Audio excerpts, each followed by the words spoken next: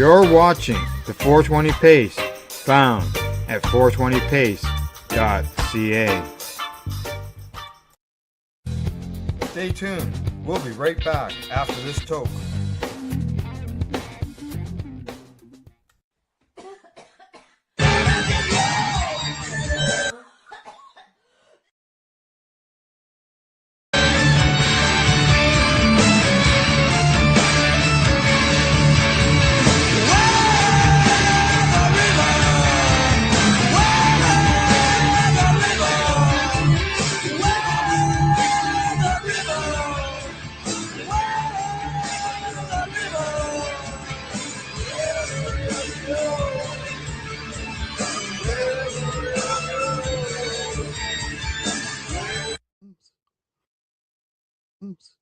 Well, my buddy poked a hole, now my weed falls deep inside.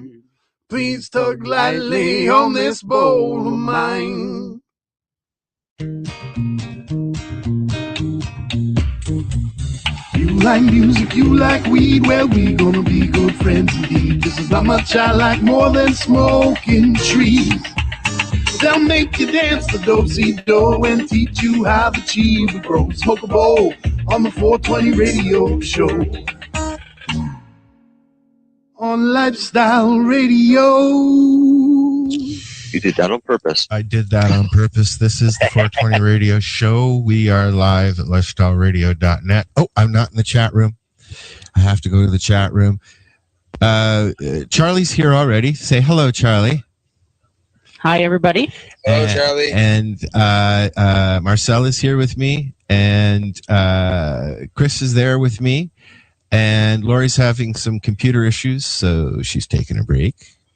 And we're going to make some phone calls. We're going to come back after we introduce the show, and we're going to talk about cannabis and pets, which right now is a really, really touchy subject with me because I just lost my pal who I kept alive for about 4 years because of cannabis. So we'll talk about that. We're going to talk to a gentleman named Jim who has a puppy who is having seizures, and we're going to try and help him out. Please keep in mind, we are not doctors, nor are we vets. We are going by experience. I know that Chris has medicated his animals. I have medicated mine. Charlie, I'm assuming that you have as well. Yes, sir. Okay. And so we're going to collectively try and help Jim figure things out with his pup and whoever else. Everybody else's. Yeah. And by that, helping others as well. We're already getting calls. So if you're trying to call in, please stop, because I'm not going to answer it until we have time to do that, because I'm sure that we're going to get a lot of questions and stuff like that. If you want to ask your questions, come on in the chat room, lifestyleradio.net or .ca. And Marcel and myself are usually in there. At least I will be in a minute. Wait for the music. Here comes the music. Watch your ears, folks. Helping others as well.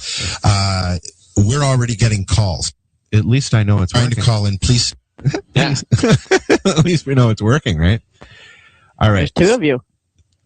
Yeah. Okay. There we go. All right. So we'll be back. I guess we'll be right back. I could have gone and done that without sitting here lagging game. We're going to listen to something called Dear Pothead. It's amusing. And then we got some music from out east, a song called Ziploc. And we'll be back. This is the 420 radio show on lifestyleradio.net. Come on in the chat room. Say hi. I want to get something off of my chest really fucking quick, okay? I've been gone because I tried to take a break from YouTube for a while to get my fucking head straight and to calm down. No, there was no zombie apocalypse. I don't think, anyway. But apparently there are people that have my address on the internet, and they're sending me things telling me I need to start smoking marijuana. It's got these, these things. I don't know if they're masks or what, They're called Grouchos, fucking Grouchos, and it's by a company called Pipe Pals. And they say I need to smoke marijuana and I need to lighten up. Well, let me tell you something right now. I don't need to lighten up. This isn't funny. This is not funny at all. You see this? This is what I think of your product right here. You see this? I don't want any of your fucking pot. I don't put poison in my system. Okay? I will never smoke marijuana. Marijuana is one of the leading causes of death in America. In fact, it could be one of the leading causes of death in the world. And if anyone argues with that, they're a fucking pathetic, sick pot smoker. You're climbing up the wrong fucking beanstalk. Let me tell you something right now, okay? I had a friend jump off of a house because he was high on marijuana. And that is the fucking, you don't mess around with shit that does that to you, okay? That is worse than meth. That's worse than heroin. That's worse than a lot of things. Like, at least they don't go jumping off of buildings. I would never do any drugs. But that's just fucking terrible, okay? Anyone that tries to legalize, like, marijuana, anyone that tries to say, oh, we gotta legalize this. Legalize pot! They're only mad because they're sick drug addicts and they need to go to a rehab facility. If anyone in your family is on pot, please try to have an intervention with them and get them to go to rehab. I convinced my friend to go to rehab for 2 months, and he's fine now. You know, because of me. So you know what? I'm so sick of seeing everyone tell me, I see in my YouTube video comments, you need to smoke marijuana. You need to chill out, bro. Bro, you need to chill out, man. You need to chill and smoke some weed. Fuck off. I don't need to smoke shit. I'm perfectly fucking calm. Okay? And no drug is going to make me I'm not going to let it change you. I'm not going to let it change me. Because the second my friend smoked pot, he was never the same again. And it's all of your fault, too. It's the media. They've convinced people that pot is okay to smoke. It's not! It's like masturbation. It's not good. Anyway, I gotta go. I'm back anyway. I'm gonna be posting videos more often now because I'm done taking my break from YouTube. You know, because my therapist told me, and I have a new therapist, by the way. Not that any of you give a shit. They told me I needed to take like a break or so. But anyway, I'm back. I'm gonna be uploading videos weekly. And also, guess what? The rap video is coming. I'm gonna be filming my rap video on top of a mountain. So, and I've got someone to help me direct it and all that, and the lyrics are ready. So y'all motherfuckers better be ready. All right. So, yeah. You guys can stop telling me to smoke pot. I'm perfectly fucking normal. Marijuana is a drug and it changes you, and it's not good. It's not natural. And anyone that argues with me is a stupid prick, and they don't understand what they're talking about. Ginger, and proud of it! This is Bubbles from the trailer park, and they're playing some fucking excellent music on lifestyleradio.ca. I hope I didn't sound too nervous there.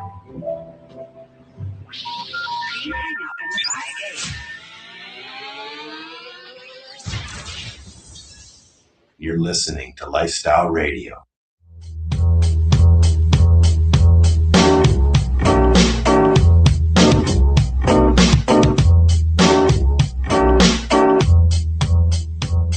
Got the game ziplock, so we keep it so fresh. So relax your mind and puff away the stress. Pop in the tape and jam, let your mind be free. I do it like no other man, I gotta be me. Yo, I drop a couple tracks, then I'm on to the next one. I'ma smoke it up like this is my last blunt. I'm itching for the money, man, down to the bone. Stay crack on the mic, dope heads while roam. So, what you smoking on? I'm smoking something strong. Kush up in the blunt, hydro in the bone. Just to let you know we just getting started. Puffing on the smelly weed, man, it's like it's gon' fart it. Joint sound good, but I'ma say fuck it. If you ask why, I'ma go and use the bucket. Got the weed lined up, yeah, blunts in the rope. Been smoking so much, you would think I was Castro. So if I die today, then I live my life. Smoke a blow a nugget, General hot knife. But yeah, man, we smoking like no water. So I hit it, then I quit it, then I pass it to my brother. Got the game ziplock, so we keep it so fresh. So relax your mind and puff away the stress. Pop Pop in the tape of jam, let your mind be free. I do it like no other, man, I gotta be me. Got the game ziplock, so we keep it so fresh. So relax your mind and puff away the stress. Pop in the tape of jam, let your mind be free. I do it like no other, man, I gotta be me. Speaker Teddy kicking like somebody died of in the trunk. Stepping out the hot box, smelling like a fucking stone. Haze on my mind, got the munchies over time for lunch. I roll it up and split it, mix it up, and then I have a blunt. I don't rap, I get high and talk.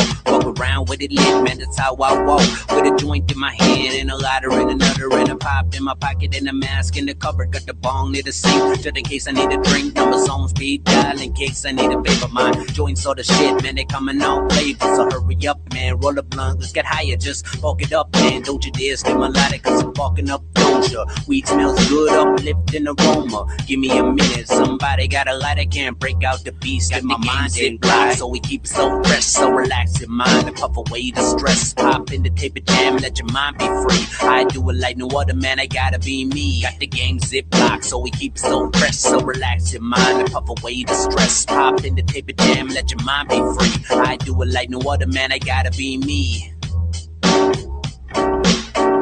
Button right now so that we don't echo and stuff like that. Hi, this is the 420 Radio Show. We're back. I'm here with Jim, Charlie, Chris, Marcel, and I'm Al. Hi, how are you? We're talking about pets and cannabis. I'm going to introduce Jim first because we're hoping that the guests that we have on the show will be able to help Jim with some suggestions on how to help his. It's a standard puppy or standard poodle, right, Jim? That is correct. He's a standard poodle. In fact, he just turned 2 years old. Beautiful dog. We also have a 5-year-old standard poodle, by the way. And the situation is really pretty sad because it was about a year ago, just before he turned 1 year old, he ended up having a seizure. And if you've ever experienced a dog having a seizure, any animal, any person having a seizure, it's the most horrific thing that you could possibly go through, to see these poor animals just struggling and suffering, or anybody for that matter. But we were very concerned at the time, and we had gone to our vet. And of course, the vet, wants to put him on hard drugs like phenobarbital or something along those lines. So we said, no, wait a minute, we're not going to do that. I have 27 years in the health and wellness industry, but I needed some alternatives to the heavy drugs out there. So I ended up going to a veterinarian that was into alternative medicine, and we started a process of elimination, basically seeing if we could change the food, giving them some herbs, things along those lines. Well, he had seizures about every 2 to 3 months, and things didn't seem to be working out real good for us. But he hadn't had a seizure since November, and this last Sunday, he walked downstairs. It was 11 o'clock in the morning. He went into this horrific seizure where he just flipped over backwards and was just totally out of it. And you have to understand, on a dog, it takes them, when they come out of a seizure, you're looking at least an hour and a half to 2 hours before they ever get themselves back to their normal state again. And they're very confused. They're thirsty. They're hungry. They don't recognize you. Nothing seems to be right. Well, with him, and by the way, his name is Baron, at 11 o'clock, he had that seizure.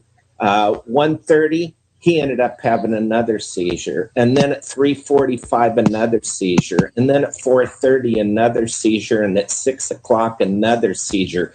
5 seizures in one day, and they call that a cluster seizure. Well, my veterinary, just so you know, who's into alternatives, had mentioned, have you ever tried raw cannabis? And I had said, no, I'd never tried that. And she had talked to me earlier about that. And there's evidently a doctor, maybe you know of the MD, his name is William Courtney, and he has a video out there that he talks about raw cannabis. But regardless, we jumped him in the car real quick. We took him to emergency clinic because we actually thought that he could die, and he probably could have. And so the first thing they did is they gave him an IV, charged us $175 before we got even into the room. By the time it was done, it was about $275. And they gave him 2 pills called chlorezepate. And these are literally drugs that are a lighter version of phenobarbital, but it is so horrific, you guys. He was running into the walls. He'd fall down the stairs. He paced all night long. He did this for 3 days, and they wanted us to go through a cycle of 6 sets of this. And I was thinking, oh my gosh, this is not only killing him, it's killing me. So obviously, I started getting on the internet the other day and started to research and do as much study as I could on the cannabis and the raw cannabis. And I happened to run across Al, which kindly came back and shared some insights and asked me to be on this show today. And obviously, my goal is to be able to provide something. I mean, the dog is so kind and so gentle, does not deserve to go through this, nor does anybody. But we would like a solution to that. Okay, Jim. Well, what he needs is high CBD. Yes, and I agree with that, and that is exactly what he needs. That my understanding is the THC in the product is not good for animals, and maybe somebody can clear that up for me. No, it's not that it's not good for animals. It's not good. It's not that it's not good. Yeah. It's just that it's not what's. No, it's just that it's not really what's necessary so much for seizures. They still need some, and children, in fact, are finding that they thought that they could do just plain CBD. That didn't work. Most of them need at least some THC mixed in there, but everybody's different. And some children only respond to the higher THC. You basically play with the ratios until you find one that works. So the baseline to start from for you is try to find a dispensary or somewhere that you can find a product you can purchase. If not, you may have to grow some and find a particular strain and make the oil yourself, because high CBD plants are not recreational. They are not what you're going to find on the street to be readily accessible. Not at all. And while you're talking, Charlie, why don't you explain who you are, and then we'll get to Ruth as well. All right.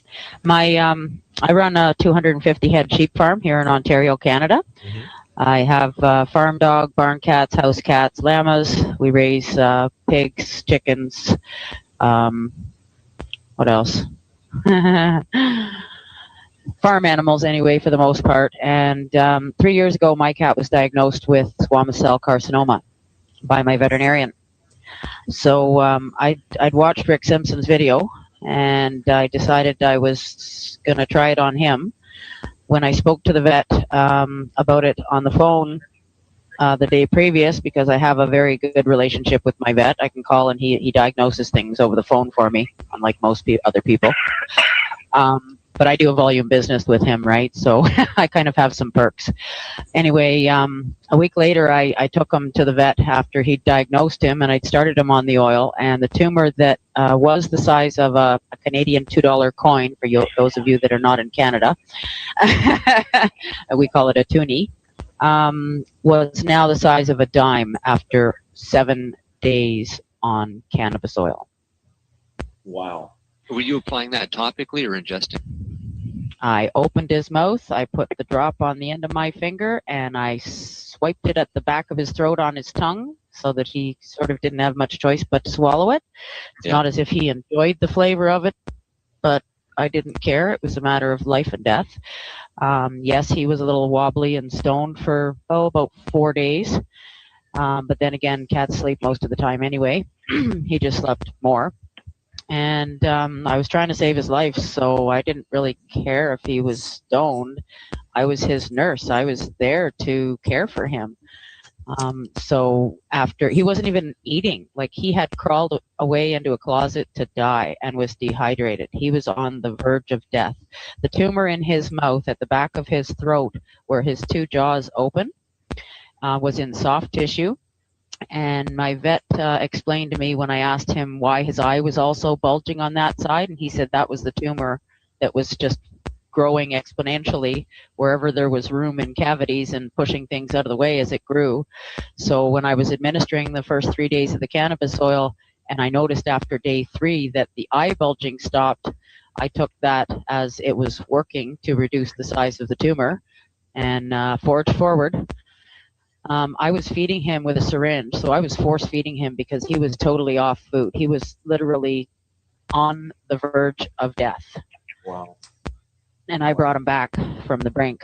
By about day 5, he finally started eating a little bit voluntarily, some cat treats we had here, and he started fighting me. When I was trying to feed him, he finally had the will, to try to fight me and say, "Stop stuffing this in my mouth." Yeah. And so I offered him a cat treat and said, "Fine, here, if you're going to eat yourself, then eat something." And he did. So I basically just bought those things by the bag. And that's what he lived on for, I don't know, a month after that. When I took him back to the vet a week later, he just didn't know what to say. Veterinarians are taught that this substance is toxic. I swear it was eradicated from the pharmacopoeia, and they don't teach anything holistic except to the holistic vets now, which are all supposedly quacks, right?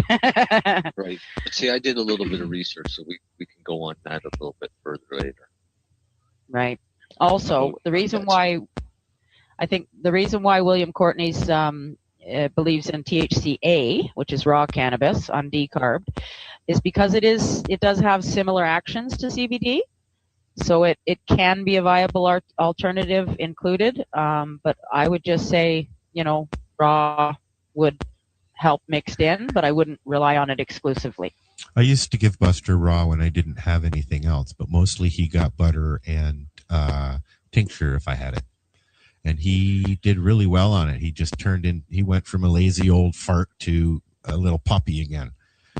It was actually quite amazing. Ruth is sitting there patiently. Yeah. So I wanted to give Ruth also a chance to tell her side of why she's here, and then we'll have a conversation and brainstorm about Jim and Baron. How's that? Okay. Yeah. Okay. Hi. I'm Ruth Wexler. I live in California. I'm an admin on the Cannabis for Pets. And, like I said, I live in California, so it's a lot easier for me to relate to and, converse about cannabis, as it were, because it's readily available. But one thing I wanted to interject in the beginning to Jim is, what can you define anything that changed in that time frame right before he had the cluster seizures, so that you can define whether it would be potentially a tumor or whether it could be vaccine related or something that he got into?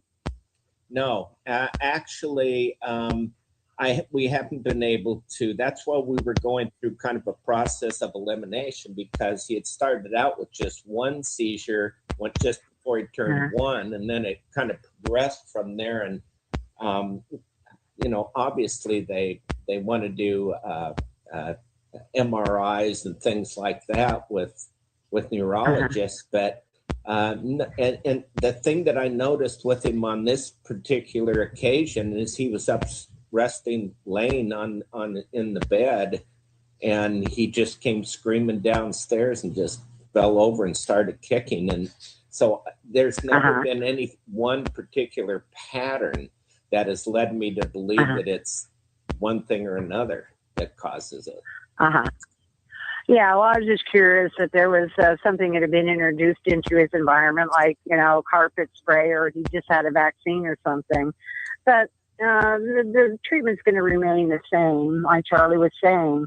And because it's neurological, any way, shape, or form, CBD from cannabis has been found to address those issues in that it reduces the neurological seizure activity in the brain,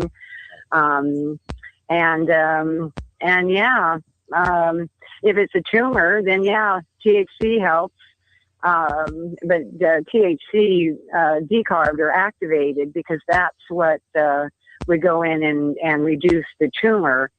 That's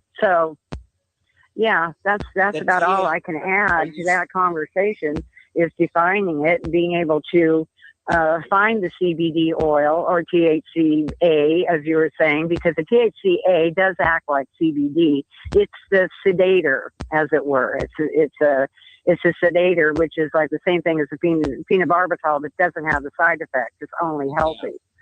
So, so that's what I have to contribute right now. Is that difficult to get? I'm sorry? I said, is that difficult to get raw cannabis? I have not tried it. I am in Oregon, and obviously the laws are a little different here. You can go to any dispensary and get raw cannabis. Marijuana, but we can't cross over into the medical marijuana side until October. Okay. Well, the thing about it is the CBD strains, because they're so in demand now, they will be over on the medical side. But there are on the recreational side, as it were, some standard strains that are bred that have a bit, but not a lot of THC or CBD in them, like Canatonic, ACDC, Harlequin. Those are hybrids, and you may be able to get those on the recreational side. Okay. Oh, good. Okay. I'd say they'd mostly be medical strains, those ones, because they don't get you very high. That's I've seen the Canatonic at some of the dispensaries around, and it's something that's, like you said, it's more readily available than the near zero THC stuff. The Canatonic has several phenotypes, right? So they don't breed through. So you do have to check the THC CBD content on that one. Would ACDC, would something like ACDC work? I mean, I know that works on children very well. Yeah, because it's still going to have a high amount of CBD. Yeah. There's not a lot of THC in it at all. Yeah, and strangely on our side, on Cannabis for Pets, I've been noticing a lot of people coming in and saying, we're using THC, and it's working well. The dog might be stoned, but it's not having seizures. So I thought I've just been recently seeing a lot of that coming in. And so you have that as well. Well, I wonder. Yeah, it just goes. Obviously it just goes to show every patient is an individual, right? And they respond differently. There is no cookie cutter. You start at one point, which is the general consensus. That's what I was sort of trying to get across, is that, generally it's sort of the CBD, high CBD, low THC that works for most seizures. But again, you have to sort of try and begin at one place and then just start playing with those ratios until you find one that works for that patient. It's no different than a human. That's right. But I find a lot of people aren't willing to settle for just any cannabis when they can't find something that's very high CBD and low THC, when even something that's got a lot of THC will still help for the seizures. You're just going to wind up with the psychoactive effects of it. You know what? I used to, if I didn't have any extracts for them, I would give him a pinch, maybe a bowl's worth in the morning, and he would go all day and he would be happy as a clam. He'd be a little bit draggy, but he wouldn't be falling all over the place. Now, saying that, I've had him for 12 years. He's always in the same room with me. He is even in the car with me when I'm smoking. So he's very, very used to being quote unquote stoned. But by the same token, when I have the oil,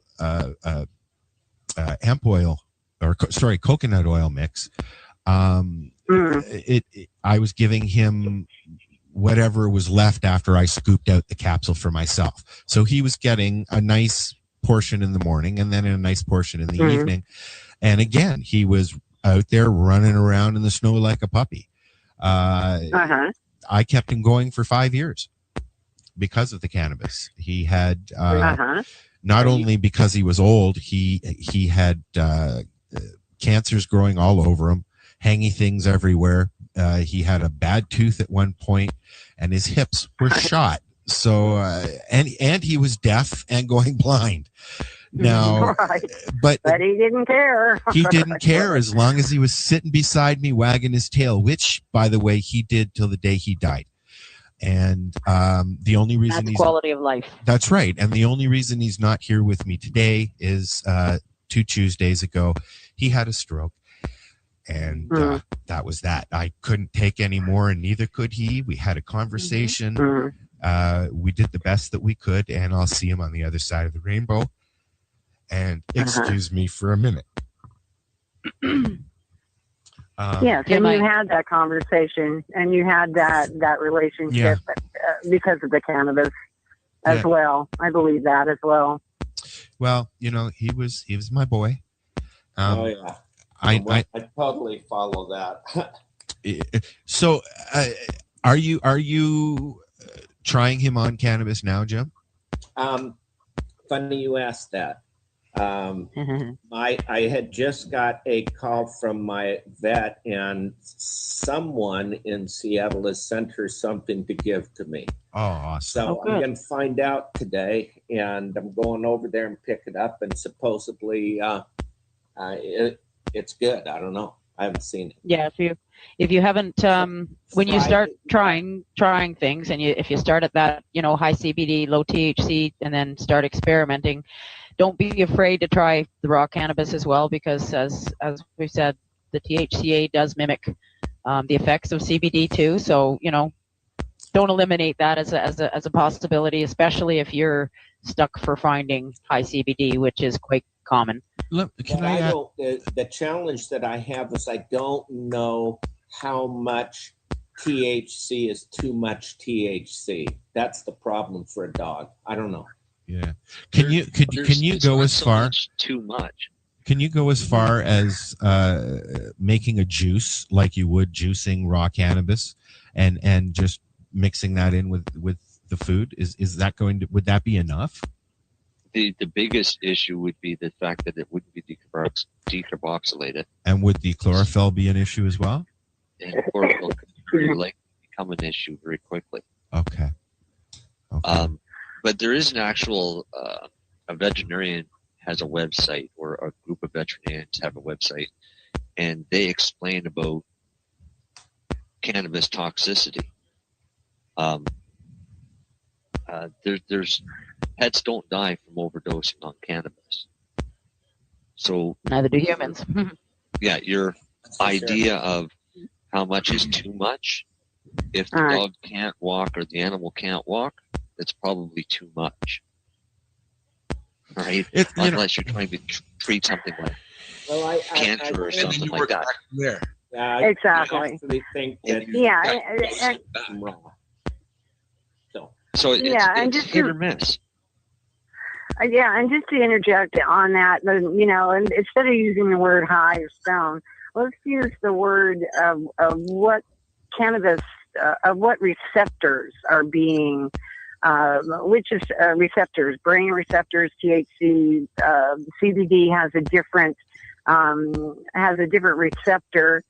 So I think a lot of time, all this hype about CBD is directed towards children, only because it's quote unquote legal hemp and all that jazz. You see what I'm saying? When the fact of the matter is seizures are a neurological disorder. The THC or THCA in this case is going to affect the brain receptor, and that's the one you're trying to address. So, how much is too much? You know, that's a dicey question. I would say, yeah, you don't want to go up into the 80-90% and just give a straight THC. Yeah. But then again, you know, maybe. But at those high doses, at that much, then that can be sedating. Yeah, well, you know what? Okay, I think it's also safe to say that if you are taking so much care of your animal that you are even thinking about using cannabis, you're going to do your research. At least I would hope you would. Right. There's not a lot of research out there. Which is why Jim is here. That's right. There's not a lot of research, and that's why we're hearing it right now. So, right. I mean, we're all talking about trial and error. You got to be careful. I would rather see my dog a little bit medicated, laying on the couch and feeling better than not being able to walk, if it's that extreme. Some people on the other side, being the devil's advocate that I am, might say that that's cruel to the animal. If the animal can't walk, why would you even want to keep it around? Well, I can barely walk. Until 3 years ago, Marcel, you could barely walk. You know, what are you gonna? It's the same argument. Some people don't feel that dogs are family and they're just animals, and others feel quite the opposite. For most people, they treat their pets better than they treat their families. So. Oh, I know, I do. Yeah. Oh yeah. Well, that's it. That's why when I was curing my cat George, he was on the brink of death. Like he needed aggressive treatment. Yeah. And the oil I had at the time was 84% THC. Yeah. I can't remember the CBD level. It was 2, 3, 6. I don't know, something around there. Yeah. And I mean, the level of THC in it isn't so much the issue as the dose for getting them high. Yes. The higher THC is a faster working product than a 3% THC or a 10% or a 30%. Clearly, you're going to have to use a higher dose to get more THC into them, right? Right. Well, if a little's good, then more must be better, right? To a point. I mean, to a point, but it's kind of like people. We don't start a cancer patient off right away at a day, because most cases will scare them off. But if the cancer patient is terminal, then we do it. Right. Because they're just going to go to sleep. That's what happens when you overdose on cannabis. You fall asleep. And you do more healing when you're asleep than you do when you're awake. Right. And the body heals when it's asleep. So. Right. So it's a win-win situation to over-medicate in a situation like that. In Jim's case, his dog isn't on the brink of death. He's trying to combat seizures. So he's got to start at a low dose and work his way up to find that happy medium where the dog's no longer having seizures and is fully functional and happy and go lucky. Which is why I prefer using oil, because if you've lab tested it and you know what the percentage is, then you know where to start with how many milligrams of that, strong oil. You can start them at a minuscule dose and gradually increase, right? Exactly. Until you get the desired result. He stops his seizures. That's the level when you stop and say, okay, I found the magic dose for him that works. This is how much he gets now every day, either once a day or 3 times a day, or however often it works for him. Are you making your own oil? Right. A 100 milligrams or 1/10 of a gram of oil will knock your dog on its ass. Mm-hmm. All right. So you've got to go below 1/10 of a gram. Oh my God! I normally mix up a 40 to 1 ratio, like you would for like a skin cream or a topical ointment or whatever, and then I put some on the end of a dog treat about the size of a pea. And my dog's 30 pounds, so I mean, it doesn't take much, and if you've got it diluted enough, you've got some room to play with how much you're scooping. I mean, you just kind of, it's easy to regulate. You just know. I would put about exactly. I would use about a half a tablespoon in the with morning. adding the THC, if it is potentially a brain tumor, you're also addressing that. That's right. My dog, I'll say, inadvertently ingested a small piece of a candy yesterday. Inadvertently? Inadvertently. It had nothing to do with this, and I'm not quite sure if it was done on purpose or done accidentally, but I thought she was sick because all she did was just lay down and sleep all day.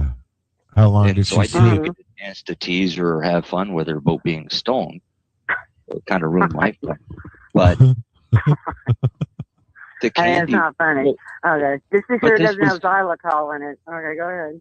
Right, but this was a candy that has 100 milligrams, and it was only a piece of that candy. So very likely she only got maybe 10 or 15 milligrams. And it was enough to make a border collie be a nice, calm, relaxed lap dog all day. Which is not what border collies are like at all. Not at all. High energy dog, boy. Yeah, well, I mean, I have I give my dog, because he's old, got arthritis, and I started him on a medium strain, pretty high THC, but it had a lot of CBD in it too. And so I give it to him at night to sleep. He comes looking for it. I give him about, came looking for I guess about a quarter teaspoon of the oil that's mixed probably 25 to 1 with coconut oil. And he comes and looks for it, and he'll stare at me till I give him his oil to go to sleep. And then in the morning, I give him when he wakes up and gets ready to go out, then I give him a higher THC oil. And he just gets out there and just runs like nothing's wrong with his legs or anything about it. Now, one thing about that is he used to have seizures, and he doesn't have those anymore at all. Wow. Okay. And I never could quite define what was causing those seizures, but it seemed to be stress related. If there was, something going on in my environment that was really stressful, and he just couldn't keep up with it, then he would just lay down and go in and have a seizure. So there's that. I had another dog that hot days, and being excited would cause him to go into seizures. Well, he wasn't treated with cannabis. That was pre-cannabis. Actually, he was the reason why I got into cannabis, because he developed he had a lot of allergies, as it were. And so kept going through the steroids and things that the vets give, and eventually developed a tumor on his spleen.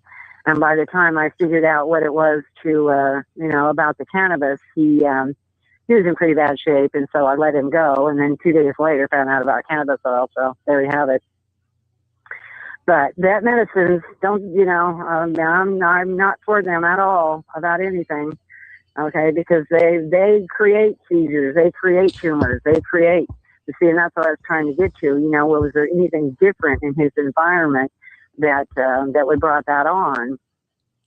So, do any of you have you ever heard of Flexidin? No. Flexidin or Flexeril? Flexidin. Flexeril. Was it maybe? No. Really? Well, anyways, it was a little bit of everything to help with his bones and his aches and pains and swelling and all that. And I can't remember, but it was $60 a bottle. I'm going to look at it now. What's that?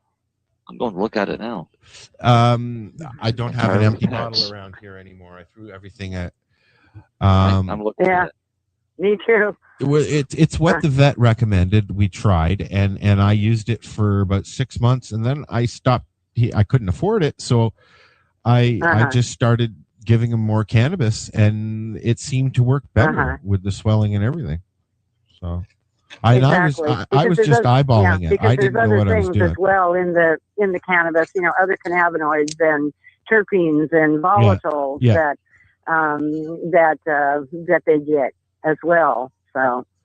Well, luckily I had it is a whole body medicine. some exactly friends who were able to get me that stuff to help him. So I mean, and that really. All right. So here's Flexidin. Yes. It's basically a supplement. Yes. It's a chewable tablet for healthy joints because it's got omega-3 yes lipids. Right, which makes sense. But if you look at the ingredients, there's glucosamine, hydrochloride, methyl sulfonol, methane, creatine monohydrate. Now he was getting acids, that ascorbic acid, and a proprietary blend. Now he was getting that, Marcel. The secret recipe part. And which on would top be of it, mixed with hemp seed oil for me. On top of everything that he was getting in that, he was also getting it in the seniors' food. So I'm wondering if having the two might have overdosed him a little bit, because he got really. What was he getting in the seniors' food? Well, he was getting basically the same stuff that Marcel just said's in the Flexidin. Oh. Because he was on the Flexidin for a couple of years. Right? Yeah, that stuff's expensive. It is, yeah. Yeah. Yeah. Well, somebody's got to somebody has to make money off of something. So well, that's why I stopped getting it. And you know, but on that subject, now, a lot less hemp expensive seed than the treatment oil. itself. That's true, was I Jim. interrupting something? No, Jim was just saying that Okay. the medicine is more expensive than the treatment itself, I think is what he said. I said prevention is less expensive than the ailment or the treatment itself. Yes. I get you. I'm a person that's gone through open heart surgery, and I can tell you that the prevention side of it's a lot less expensive. Mm-hmm. Yeah, me too. Open heart surgery. I take cannabis oil every day. Regulates my blood pressure. Would be a great source for the omega-3s. Hemp seed oil is a great source for but that's over counter. You can go down to your health food store and get hemp seed oil. See, and this is the problem with these I wasn't going to go there, but with these CBD hemp oil things, which are basically don't contain any CBDs, but they do have a lot of amino acids in them. And because they're mostly hemp seed oil. Hemp seed oil, you can go down to your health food store and get that off the shelf.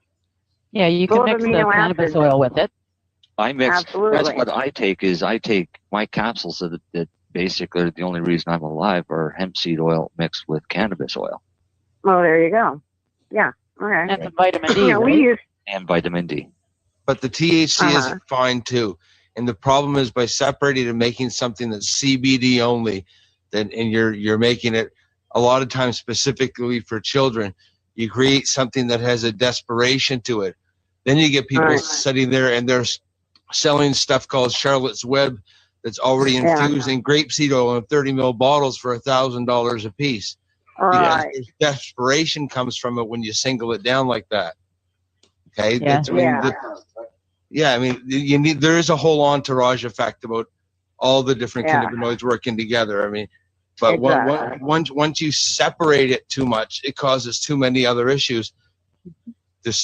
Not in the plant itself, even just in the way that people abuse the whole system. Yeah, exactly. Yes, dear. Okay. Well, we weren't going to go there, but okay. Well, I got to kick off. Every plant has some CBD thank you for in having it. me on, and I've got a lot of great information from you, and I appreciate all of that. Sorry, what was that, Jim? I was just saying I do have to leave. I've got a conference call coming up. Okay. But this has been awesome. I've learned a lot from each of you, and I certainly appreciate it. Well, please let me know how things are going with Baron, okay? I surely will. Thank you so much. Keep us up to date on them. Thank you, Jim. Okay. I'm gonna use that just to throw on a tune and have a pee, and then we're gonna come back and continue our conversation. How's that? Do you want to throw the news on at the same time? I can put the news on early, sure. Yeah, I could do that. I mean, go to a song and the news. I think Chris gave us a nice little news clip for today. So yep, we'll do that, and then we'll be back after that in a few minutes. This is the 420 Radio Show. Sounds good. If you have any questions, please come into the chat room at lifestyleradio.net and ask them. We got a bunch of people in the chat room. We'll be right back. There is. Is that your Chrissy Marcel in there?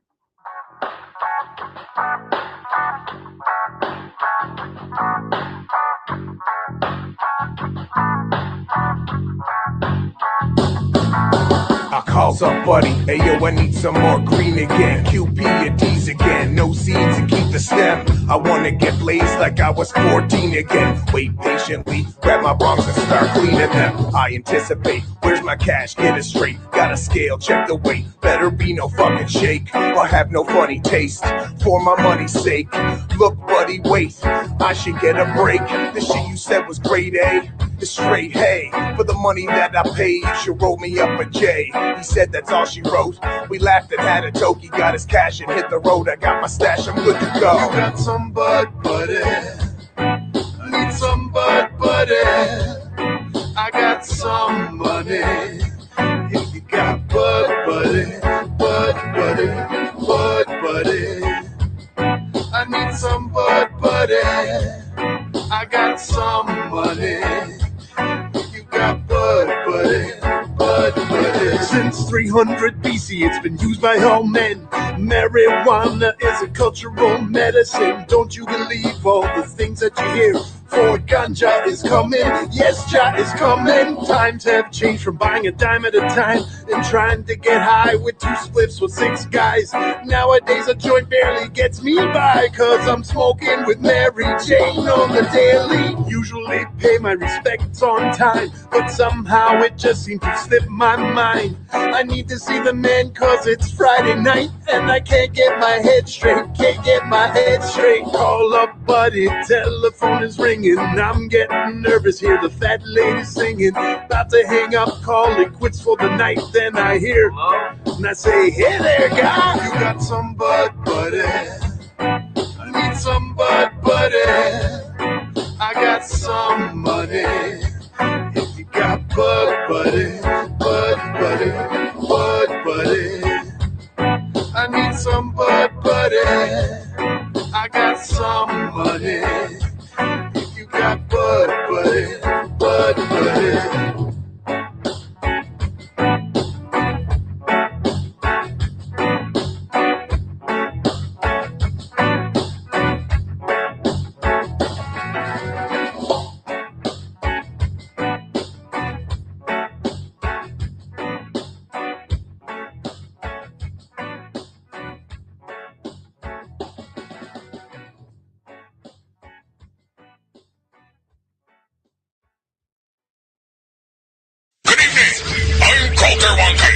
I'm already into the 420, damn it!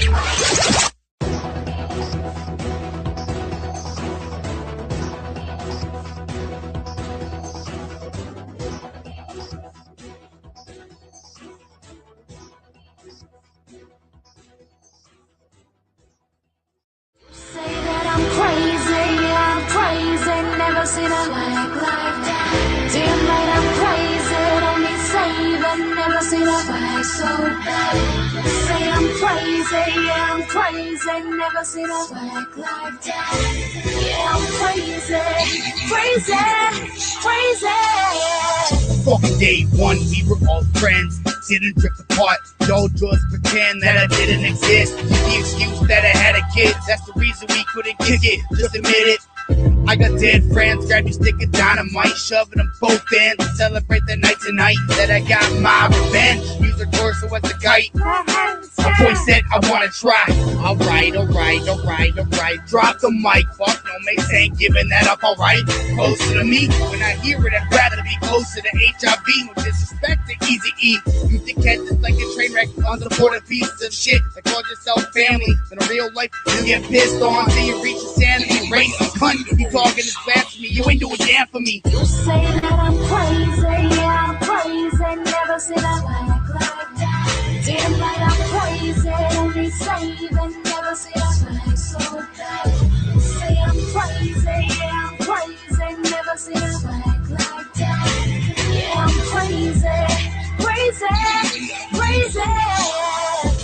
give a damn about you, even if you got gang rape, taped up and gang. I would stray my own way, say the day was a good day. In the words of Ice Cube, it's funny, cause it's good you on a Friday. Today is my day, don't piss me off while I'm drunk on the highway. I got 2 lives in the backseat, and I don't give a fuck if they die head first right into the taxi. Better back the fuck up before you get your ass beat. This bitch will get a brain smashed like me for being sassy. Don't fucking test me, see will get messy. Blood in my bestie, pouring on my testes like a new lotion. So here reinforcing, I fucking feed up in you, then I eat the abortion. You don't gotta go home and deal with all the fucking commotion. You say that I'm crazy, yeah, I'm crazy. Never seen a like that. Damn right, I'm crazy. Only saving, never seen a like so bad. You say I'm crazy, yeah, I'm crazy. Never seen a like that. Yeah, I'm crazy, crazy, crazy. You say that I'm crazy. I don't think that I'm crazy. This is just what the gods made me. They make me hate everything. When I mean that I'ma keep it calm, fuck it. I'ma rig her cock with a fucking bomb while she sucks dick. Told you that I'm not the one to fuck with, so I show my fist up the bitch's ass and used her as a puppet. Went to Universal and said, hey, that and Muppet, but they don't take chicks with dicks, so now I'm stuck with it. Fuck all the extra luggage, I can take it overseas. Only take it on the plane, throw the bitch overseas. Shit, now my hands are clean. No evidence to lock me up and throw away the key. Until they found my semen all over the crime scene. That's the last time you take a period out on me. Listen to me, airing out my dirty laundry. But this ain't Facebook, it's my life when I'm rapping, I'm facing a crook. And you overstep your boundaries, I've been called crazy ever since the government's found me. You say that I'm crazy, yeah, I'm crazy. Never seen a like that. Damn right, I'm crazy. Only saving, never seen a like so bad. You say I'm crazy, yeah, I'm crazy. Never seen a like that. Yeah, I'm crazy, crazy, crazy.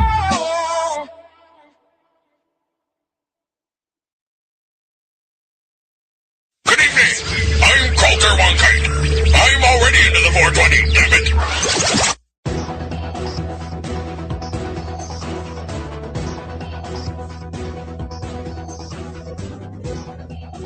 Thank you for joining me today on the 420 radio show, and this will be your 420 seconds of news with Chris Backer. Just out, there's a new film out called Wasted, a new treatment for cannabis addiction. According to CBC and David Suzuki, cannabis addiction is a growing concern for a couple of reasons. There may be more users than that of alcohol, and cannabis is now legal in 3 American states and has Canada's Liberal government plans to legalize and regulate it. And the level of THC, the active ingredient in cannabis, is now apparently so high, experts worry that cannabis smoking will have worse consequences in the future, especially for young people whose brains are still developing. Cannabis smokers who start in their teens and now smoke daily have a 25 to 50% chance of developing addiction, is what they say. We all know that that's a lie. Now a popular dietary supplement is being investigated for its ability to curb cannabis addiction. It's called NAC, N-acetylcysteine. Mike Pond and Maureen Palmer discovered it while making their film Wasted, wherein Maureen explains how it works. Acetylcysteine is a medication used to treat acetaminophen overdoses and to loosen thick mucus, such as that found in cystic fibrosis or COPD, chronic obstructive pulmonary disease. It is available by IV, by mouth, or it can be inhaled as a mist. The most commonly reported adverse effects for the IV formulations of acetylcysteine are rash, urticaria, and pruritus. Up to 18% of patients have been reported to experience anaphylaxis reactions, which are defined as rash, hypotension, wheezing, and or shortness of breath. Although acetylcysteine prevents liver damage when taken before alcohol, when taken 4 hours after alcohol, it actually made the liver damage worse in a dose-dependent fashion. Antioxidants have also been linked to lung cancer. Last year, a team of scientists from the University of Gothenburg, Sweden, reported the 2 antioxidants, vitamin E and acetylcysteine, sped up the progression of lung cancer. The results were published in this journal called Science Translation Medicine. To tie in with that is currently there's the conservative Canadian tour of lies that's crossing our great country. And what that is as the federal government ponders how to carry out a promise to legalize cannabis, this arms-length agency that studies addiction is embarking on a 4-city tour to spread warnings about the effects of the drug on young people. The Canadian Center on Substance Abuse opens the tour in Halifax last Friday with a panel of 3 experts who contributed to a report released in June that addressed the issue of cannabis use in adolescents.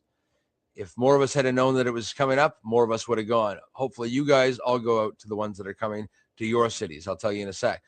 Dr. Amy Porath-Waller, the center's director of research and policy, said the aim of the tour is to start a conversation on how to protect those under 25, regardless of which direction the government decides to take with the drug.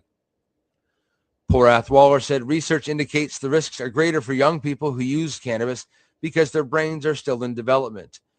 We know that it impairs cognitive functioning, and there are areas of the brain that are involved in thinking, paying attention, memory, and decision-making that are impacted by the use of this drug, she said, and it goes away once you're finished smoking it. And while there are gaps in the research, Porath-Waller said that there is evidence emerging trends such as the risk of addiction. Porath-Waller said there will be an effort to deconstruct myths around the drug, such as the belief by some that it cures cancer or improves their performance in school. We have found that there are a lot of misconceptions out there amongst youth, she said, and the future panel discussions are scheduled for February 3rd in Toronto, February 12th in Vancouver, and February 22nd in Ottawa.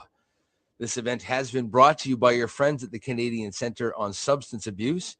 And at the CCSA website, they confirm that their board includes the federal deputy ministers of health and public safety, law enforcement, doctors, lawyers, public service personnel, correction services, and a public affairs specialist adept at advancing governmental policy priorities.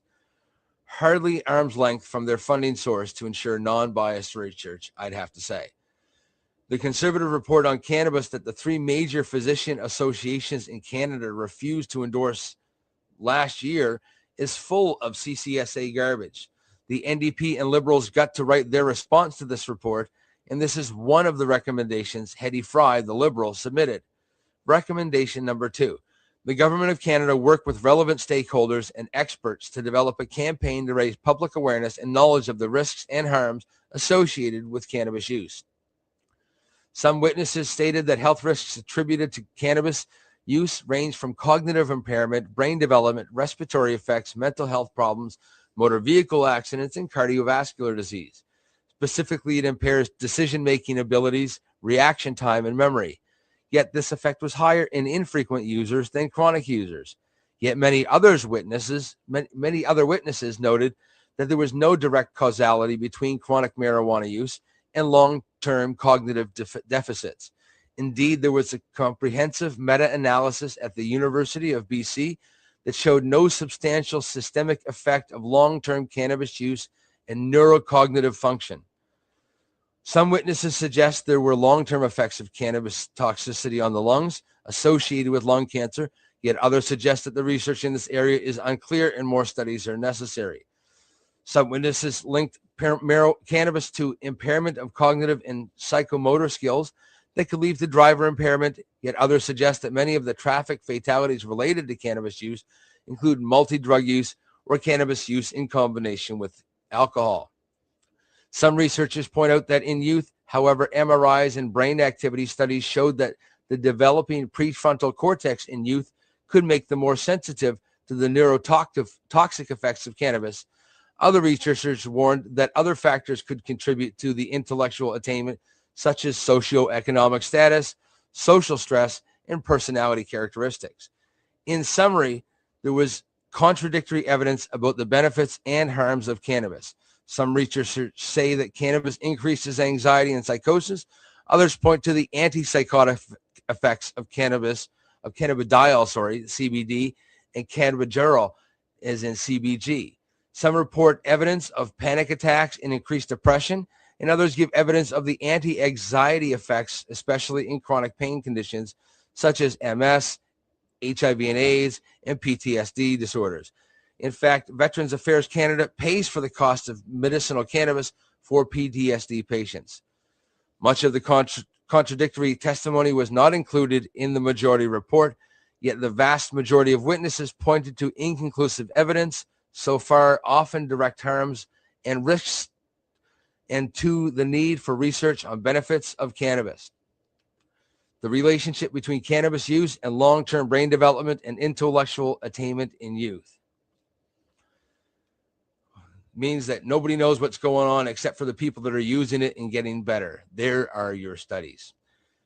Breaking news, Goodweeds Lounge in Toronto was raided yesterday by police. Goodweeds Lounge at 940 Danforth Avenue in Toronto was raided by the police after opening just 4 weeks ago. Operators Aaron Goodwin and Chris Goodwin, who were apparently supposed to be guests on this show today, have reportedly been taken into custody at the 54 Division Station. Don Briere co-owns Goodweeds along with several other dispensaries across the country and said he's waiting for more information after the pair were taken into custody Thursday during a raid by the drug squad. We've got people looking into getting them out with a lawyer as soon as possible, Briere was quoted as saying yesterday. He said he's not sure why the shop was targeted by the authorities, who have previously taken a hands-off approach to the city's dispensaries, saying they don't have the resources to police all cannabis activity. It usually only takes one complaint, Briere said. You could have hundreds of police officers walking by, but as soon as they get a complaint with, "Hi, my name is blah, and my phone number is blah, and I'm filing a complaint because I'm a blah," then they have to act upon it.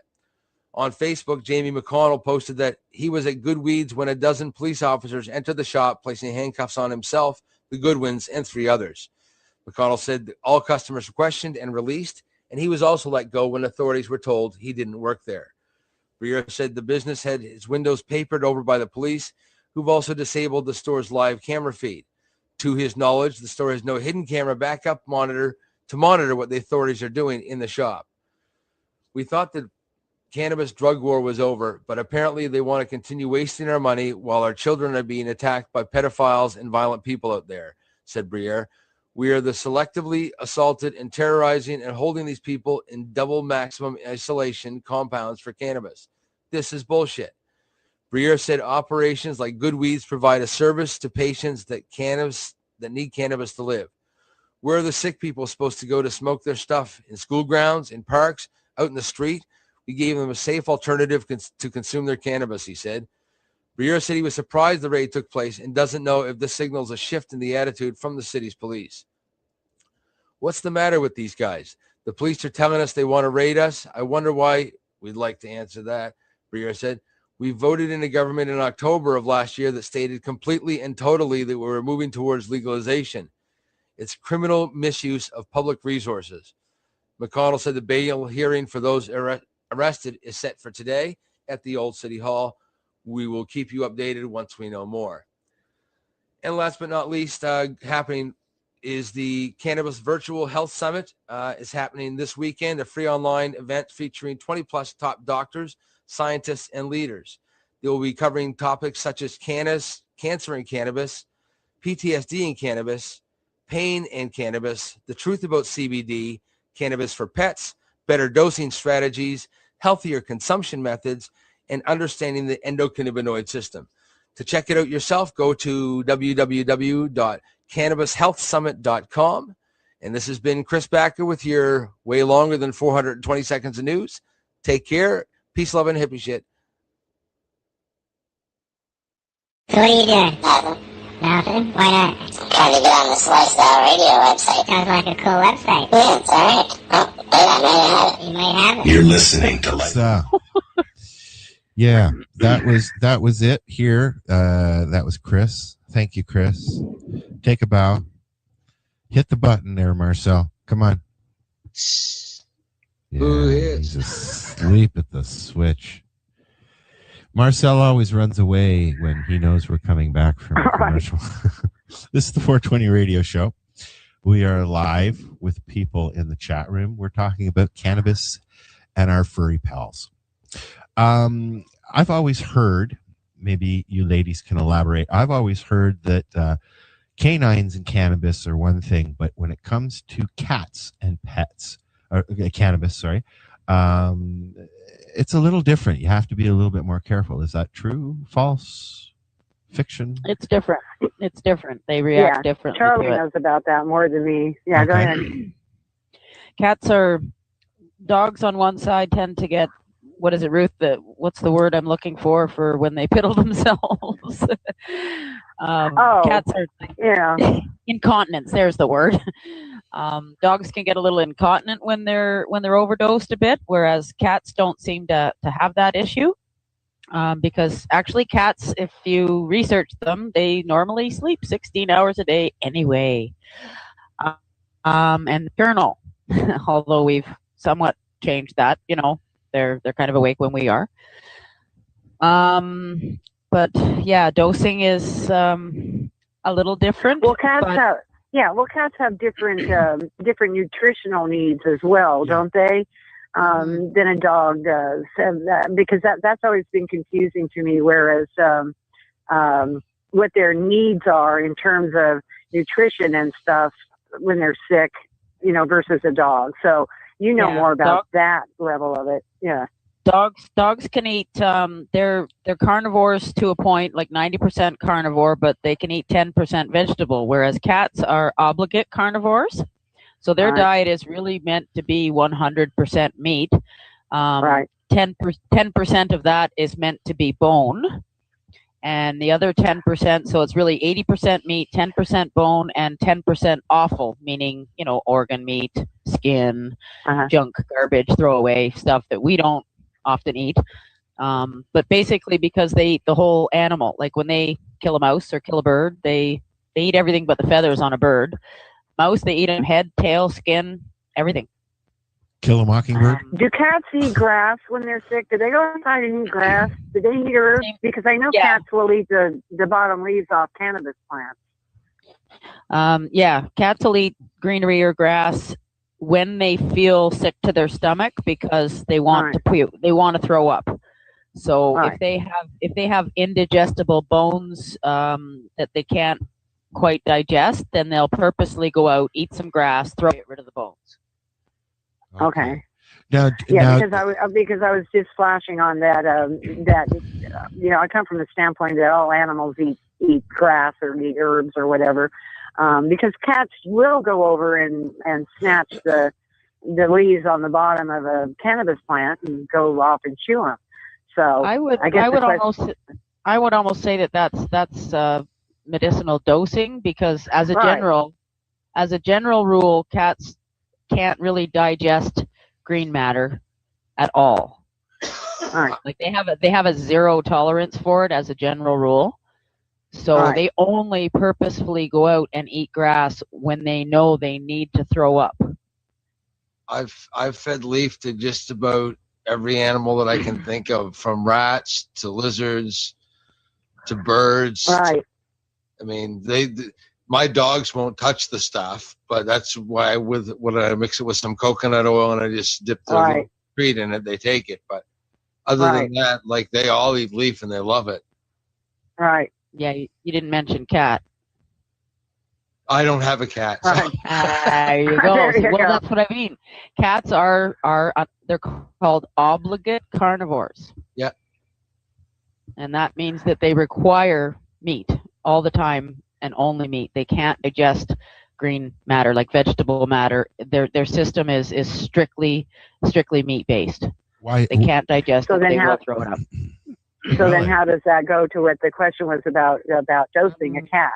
How do they get away with eating catnip even? That's green. They don't eat it. They just rub on it. Yeah, they don't really eat very much of it really at all. It's usually fairly crumbled, and they more sniff it and lick it a little bit. They want the oil. Yeah, I think because catnip's actually a mint. Catnip is not cannabis. Catnip is a mint. No. I know that. That's right. Yeah. Yeah, they purposely go out and get themselves high because we once, my husband was picking long grass outside the horse pasture and feeding it over the fence to the horses, and he came in the house, and the one cat, my God, he was making love to his knee. Oh, yeah. I said, where the hell were you? Does it really affect them that way, or is that just rumors? He was rubbing on, I guess, cannabis plants on, not cannabis, but catnip plants on his legs in amongst the grass, because it grows wild around here. It grows wild everywhere. Okay. And I asked him, I said, where the heck were you? Because and he said, I think there was some catnip plants out in the grass that I was feeding the horses and stuff. And I said, well, that explains it. I said, now you're obligated to go out and pick some of them and give them to him, because clearly he wants it. No, but does it does it give them? Well, it is in the mint family, and when you drink mint tea, it's a brain stimulant. It's a stimulant per se. But go ahead. So it gives you a euphoric and effect, one couldn't right? care less about catnip, and the other one just loves it. Really? And my dog won't eat the leaves, but what I've had to do is lock her out of my garden during flowering because she likes to lick the buds. Me too. So, yeah, well, I have some friends that are growers, and they have to put a little fence up around the plants, because the cannabis plants, because the cats will go over and eat the leaves. As far as they'll climb up a little bit and get the fresher ones, but they like the little ones at the bottom that are kind of dried out. And they'll just take them and they'll just munch on them. And all done. It's all good. Medicated. Go about their business. whatever works. Whatever works. Yeah. But a sick animal, a sick cat, then, and so the question was, well, then how do you get the cannabis in them, and how do you dose them on something that they don't necessarily want? In their food. That's how I found the easiest way to give it to Buster. Cookies.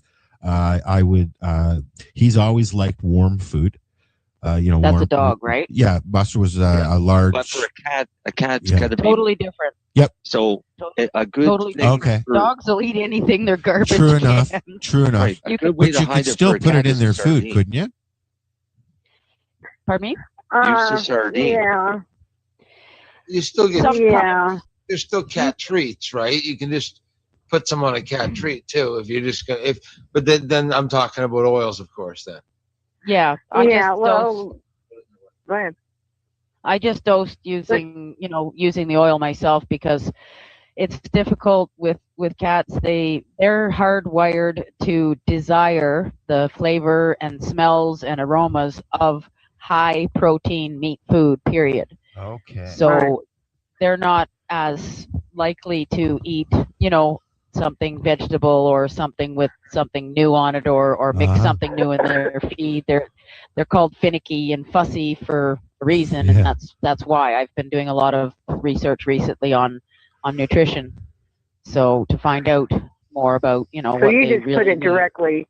You just put it directly in the cat's mouth, right?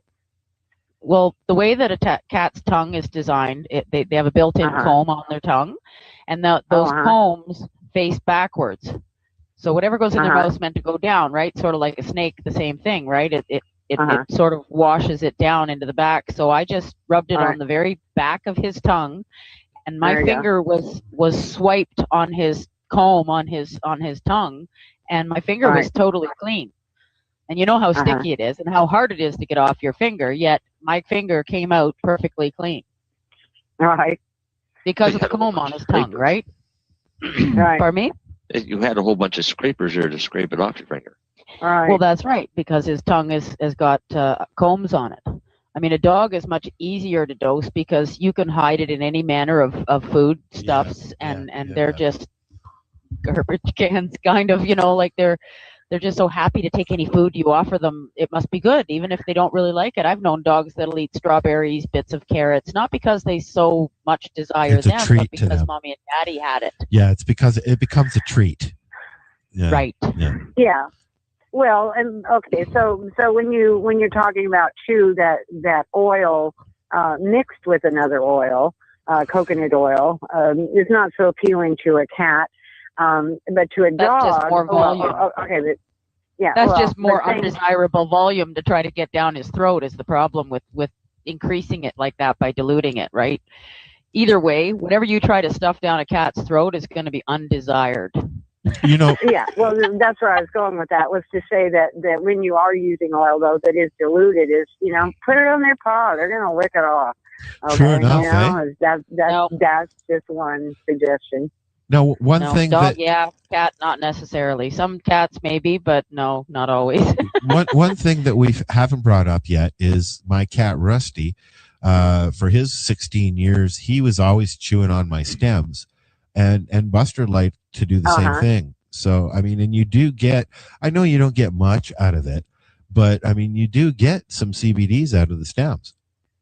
So I mean, well, you get something. You get some something. cannabinoids. Yeah, you get something. Okay. Whatever That's it is. not necessarily CBD on there. No, but it's something. I don't know where, you see what I'm saying? It's a cannabinoid that's coming up out of the leaves. Okay, so but who knows what he's getting. Regardless of what it is, he likes it. It gives him something to chew on. It's not hard on his stomach like rawhide, and it eases his pain for some reason. So I mean, I've always given my dogs and cats my stems, and they've always noshed on them and liked it. Do you do that, good. Marcel? Pardon me? Do you give your dog stems, right? Stocks. He didn't want to say his name, did you? Now you just didn't want to say that name. No, did you know what? I was thinking I was going to say my penis. You're going to call her my penis. I was going to call her my penis. Yes, because Marcel and I have a running joke about that. You see, so my penis is great after I give my penis a bath, take her out and show the neighbors. Yeah. Yeah. For about the first 6 months, we were doing that. Say that again. Pieces of the stalks when I'm out in the garden. Okay, yeah. So, but then again, you also have to watch the chlorophyll that way as well, right? Yeah, but with the stalks, I'm not so much worried about it. It's become more of a game for us where we play fetch with the stalks. Well, hey, they chew on trees. Well, that's why I play fetch with the stalk. She chews on the stalk. Yeah. Yeah. Why would you be careful with the chlorophyll? Chlorophyll's That's not an ongoing necessarily question as well. I mean, for a dog, it's quite fine because they'll eat grass and things. Right. Okay. Normally, chlorophyll will cause people to puke and get diarrhea. Yeah, or the other end. Either one with the dog. Okay. Okay. So I keep her away from that.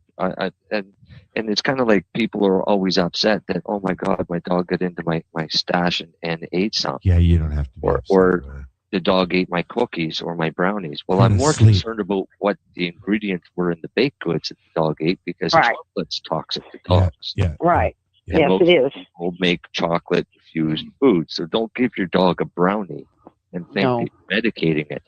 Yeah. Because you're actually doing more damage than good by doing that. Good idea. Yeah, right. Chocolate. Yes.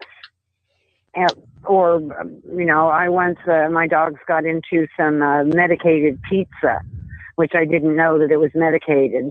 And it was really tasty. And so I gave it to them. I didn't know it was medicated.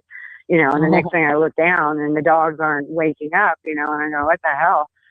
So, that was back in the day. And, took them to the vet and he said, well, have they had any cannabis? Well, I'm in California, so it wasn't that bad. But I said, well, yeah. He says, well, the cannabis isn't the issue as much as it is the cheese and the tomatoes that they've ingested, which I thought was very interesting. And so anyway, they were fine the next day, so it's all good.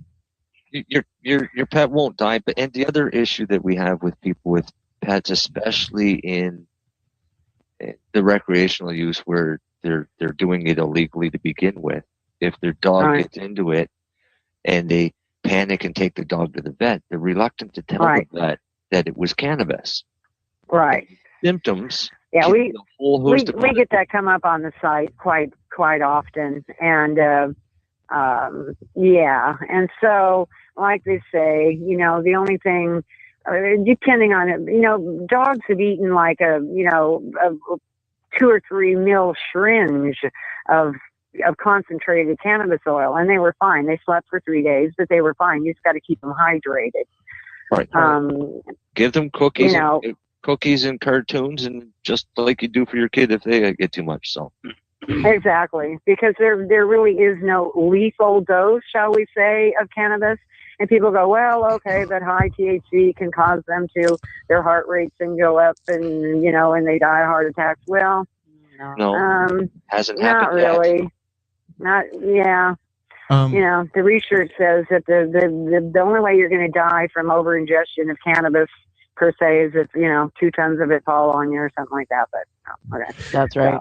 So, yeah, a human, an average 150-pound human would have to consume 1,500 pounds in 15 minutes. Oh, that'd be fun to try. Good luck though, with wouldn't that. it? That'd be fun to try. So yeah, I know a few people that would like to try. Let's. and it isn't funny when people really realize their cat's been ingested and they don't know that. And unfortunately, most vet advice, is they're going to die from the cannabis, so bring them in. That is still out there. Vets are very uninformed about it all. So anyway, there's that. Here's they'll be fine. They just need to sleep. Okay. Here's from a veterinarian's website. Yeah. If your dog gets too much, definitely if you're taking it to the vet, tell the vet what it had, because if not, it could be very expensive to you for tests and medications that aren't needed. Yeah. All right. Under treatment, what they have listed is the goal of treatment is to nurse the pet and prevent anxiety until the period of intoxication is complete. Blow some pepper in its face. Noise and other sensory stimuli should be minimized. I'm joking, Some of pets course. require sedatives or injections of fluids.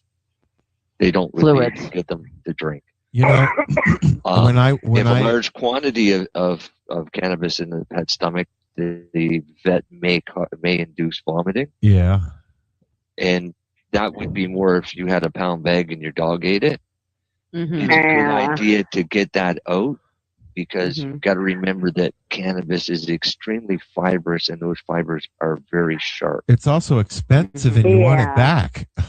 Pardon me? The only It's thing also I very disagree with expensive. that is if your dog or cat or dog is eating too much cannabis and his reflexes are off and they go to make him puke, it's very likely that they can aspirate that. So that's there is I have a dangerous. problem with that. When people come on and they go, "Oh yeah, make your dog puke." No, don't do that. No, you don't make your dog puke. Yeah.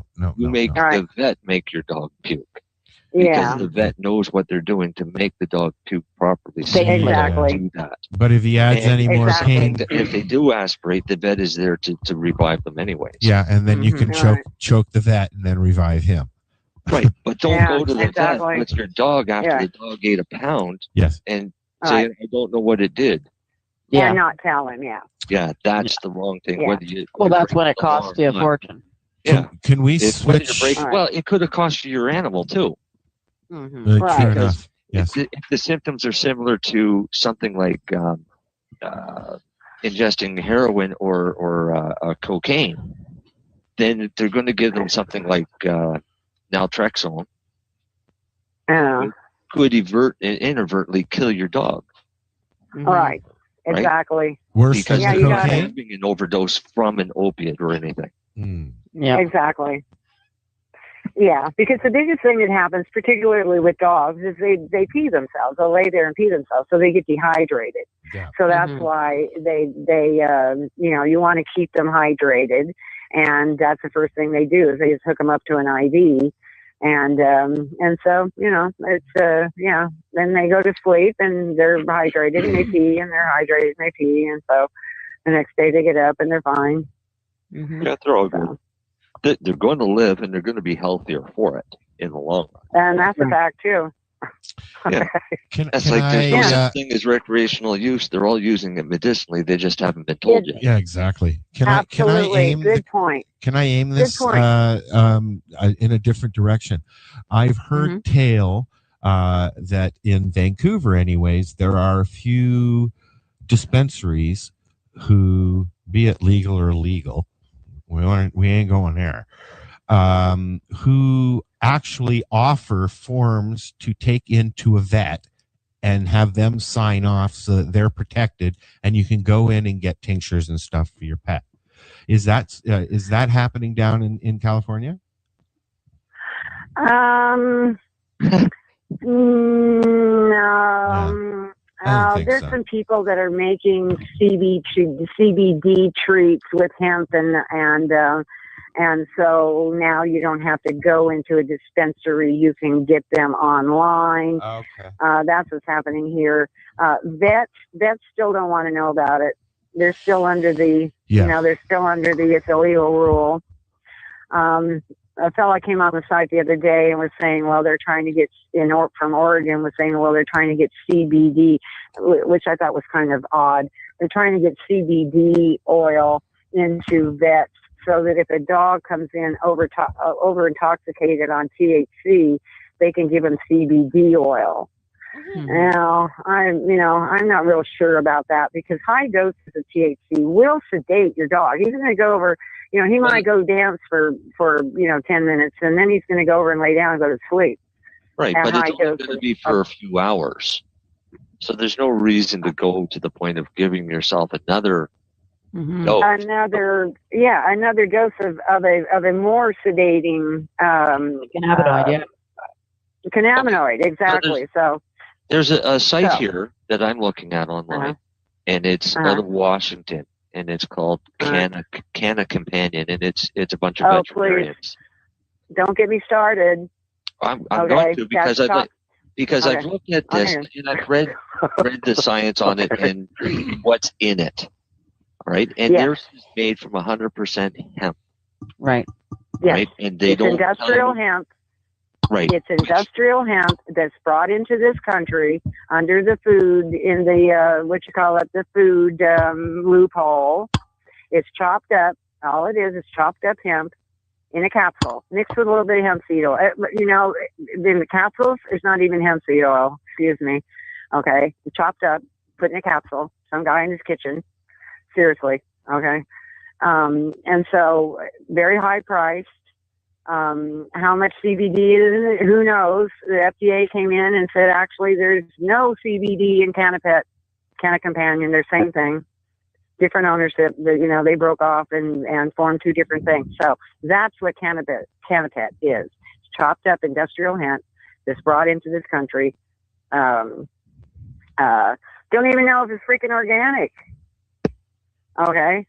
So I won't even go there with that. Too much hemp that's grown that's not really. There's nothing really organic anymore, unless it's being grown in a greenhouse organigly, because pollution in the rain is turned everything not organic anymore. So there you go. So it's just chopped up hemp, put in a capsule, sold for a ridiculously high price, using all the literature about CBD and its benefits and its this and that. Okay, then they've upped their ante, which is, well, after you've used this price, after you've used this product, then you can sign up for the super duper dose, which I think that they then add hemp seed oil to it, because it's still illegal in this country to ship CBD. It is still a controlled substance. So therefore, either the product doesn't have CBD in it, or it has so little in it. You see what I'm saying? To escape that law. That's what I'm saying. They're using the hemp food loophole. Okay, so now they're coming out with something that they're calling an oil. So like I said, I don't even want to go there. That's what it is. That it is a hemp seed oil variety of what they sell. Hemp seed oil. Hemp seed oil is great stuff. It's full of amino acids. But hemp seed oil does not have CBD in it. Oh, there are trace amounts of all of the cannabinoids except THC. And I know this in hemp seed oil? Yes. There are trace amounts of all of the cannabinoids. It's only legal to be sold because it has less than 10 parts per million of THC. Hemp seed oil. Right. I buy it here in Canada every week. Okay, so it has any hemp seed oil that you find down there in the States, Ruth, has been grown here in Canada, and they import it into the States to sell it. They just won't allow people in the U.S. to grow it yet. It's still illegal to grow in the States, Okay, isn't it? but the hemp seed oil, but you're still saying it has trace amounts in it. So you can't come on and say, you're getting you're getting 20, 30 milligrams or whatever, in a because I'm not good at all that measurement. At their website, and I don't see anywhere where they're saying that. What they're saying is that there is trace amounts of CBD and other cannabinoids in that oil product, which is in fact true. Trace amounts, but not but not what they're advertising as being. There's 20 mils. This is what I haven't seen is the advertisements, and this is why I was asking about this product. Yeah. Right? Oh, Because that's what I said. Then look at their advertising and how they're selling it.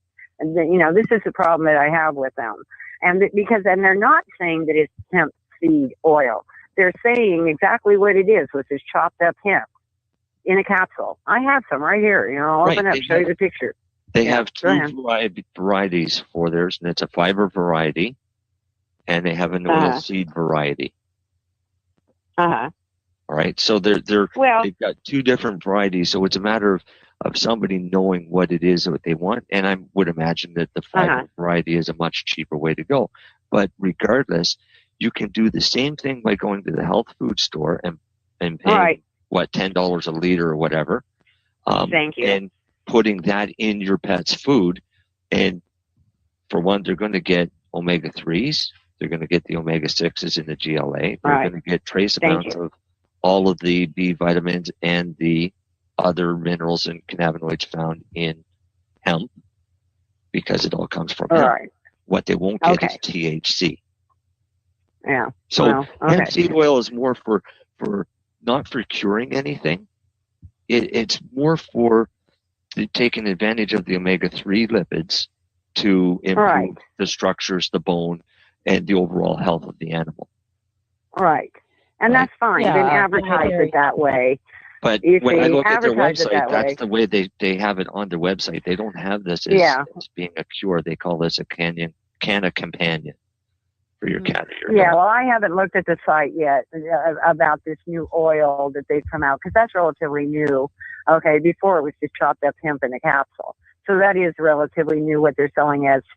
But look at the advertising. CBD oil. I'm going to go further and see if I can find what they have for pricing. So, $1 a capsule. I mean, are they advertising it as CBD oil? No. No. Okay. Not at all. Okay. All right. Not on the website.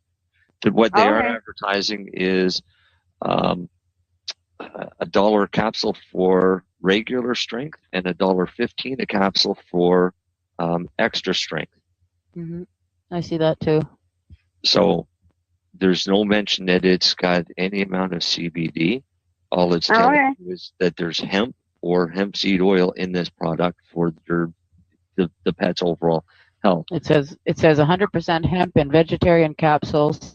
Active ingredients: phytocannabinoids, other ingredients natural to the hemp plant, terpenes, flavonoids, B vitamins, trace omega-3 and 6 fatty acids. Right. So how it and on their site it says, how can Canna Companion benefit my pet? May help joint discomfort as a result of normal daily activity. That's the omega-3s. Maintain a healthy GI tract. That's the omega-3s. Support normal neurological function. That's everything that's in it. So like I said, just what you read to me, because I've read this too. I looked at it, and said you still didn't in the beginning of it say hemp seed oil. It said hemp oil. No, actually it says. Yeah, well, no, that's the distinction. Page. Yeah. Oh no. It says hemp seed oil on their front page. Oh, okay. All right. Well, that's fine. But like you say, just go down to your health food store and buy by the bottle. Yeah, it's a lot cheaper, and you can give your dog a lot more. Yeah. Okay. But if you want CBD, you see what I'm saying? Then you're going to have to extract it from the plant. Right. If you're trying to medicate, then you've got to use actual medicinal cannabis plants, and you need the THC with it. Thank you. Yes. You're welcome. Okay. Okay. I agree with you totally. Or you can do it, or if you would do one straight CBD, you're still going to have to do the extraction from the plant. Right. Okay. You can do a CO2 extraction, of CBD out of the plant. But you can grow hemp and extract CBD because we have hemp here in Canada that runs around 5 to 6% CBD with no THC. So you can do your extractions for CBD off of industrial hemp if you just want CBD. Yeah, I understand most of it's in the root, isn't it? No. On the crystals, when the trichomes form, the very first cannabinoid to form in that little ball is CBD. When it turns milky, it's THC. And when it starts to turn amber, it's CBD, THC, and CBN. So you can harvest early to get higher CBDs than THC. So you can, if you know how to grow, you can manipulate your harvest to give you what you need for an end product. Okay, so now that's a hemp that flowers? Yes. Because it's my understanding industrial hemp doesn't flower. Only if you're growing males for fiber, but if you're growing seeds for oil, then it has to flower. Okay, well that's interesting. You see what I'm trying to get to? Because the stuff that the stuff that they're importing is the industrial hemp that doesn't have that benefit. It depends on what kind of industrial hemp. Is it fiber hemp, which is basically male sativas, because they can get fiber that's 20 feet long off of that plant, whereas you get an inch fiber off of a cotton. So this is what they use for ropes and sails and things like that. But females are no different than cannabis plants. They flower and they produce seeds. They just don't produce THC. Oh, interesting. Okay, well, I've learned something, so fine. Yeah, there's the world of what hemp actually is. Hemp is still like cannabis I say, without the THC. Like I say, all I know, truthfully, I'm not following the story on all that, but truthfully, back in the, like I said, the first thing I gave my dog was Canapet. Okay, and when I got it, I gave it to him. Didn't do a damn thing for his tumor. It sedated him a bit. And so one day I opened it up and I said, well, I wonder what's in this. And it was this chopped up hemp. Okay. So when I went back and very expensive, I might add. So I think that's what griped me in the beginning was, because they're all out there about, the CBD and this is that and this and the other thing. You see what I'm saying? And I'm looking at this stuff and going, there can't possibly be the amount of CBD that they're saying is in it. You see, in this little capsule of chopped up hemp. That's all. Nancy. I'll just leave it at that. Nancy in the chat room. Nancy. Because if you even some of the other hemp sellers, if you look at their thing, they will say, they're selling it as sativa. Yeah, well, cannabis or hemp is a sativa L. Industrial hemp, I believe, is sativa L, right? Yeah. The fibrous one. Sativa is for fiber because of the very long, tall plants that it grows. You get the best longest fiber out of it. Right, but if you're advertising it as being in other words, it has a lot more CBD and some THC in it because it's sativa. Right. You see. Okay. Yeah. All right. So all right. Anyway, I don't like Canapet.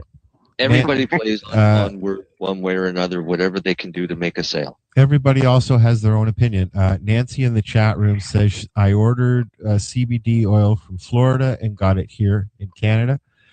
Funny thing is, hemp is shipped from Canada to Florida, and then they send it back. And it's advertised as CBD, and the company's name is Holistic Hope. So they're selling CBD oil that they're getting from hemp. Yes. That's right, because we're the only, the nearby country. That, like I said, that's the only place China and France are the only other ones that grow enough to make production, and both of those are growing more for fiber than anything. Yeah. We have a hemp farm 20 minutes from our house here, the first one in Canada, Hempola Farms. Yeah. They're huge too now, eh? Yep. We've had hemp farms here in Nova Scotia, but the problem is the regulations in the market doesn't warrant doing the work to grow it. Because they've overly taxed it. Yeah, it's overtaxed. Plus, I mean, the application to be able to grow it's kind of ludicrous, and all the regulations they have that you've got to be so far away from any schools and things like that, which is all stupid. Mm-hmm. Yeah, they basically over-regulated it so badly that it's not competing with the pulp and paper industry. Exactly, and the thing is the people that are growing it have a very small market to be able to sell that too, and we don't have anybody in Canada that's using fiber, other than somebody I guess now is making hemp fiber cat litter. I got a question. Sorry, I'm just going to interrupt for a second. Okay. I've got a question, a very pertinent question from Jack Shit on Twitter. Okay, he's a regular listener. Do pets have an endocannabinoid system? Definitely. Every mammal has all mammals. All do. vertebrates. Okay. Yep. All vertebrates. Okay. Cats, dogs, And sheep, cannabinoids. horses, everybody. Yeah. The original cannabinoids that you get in your system come from mother's milk.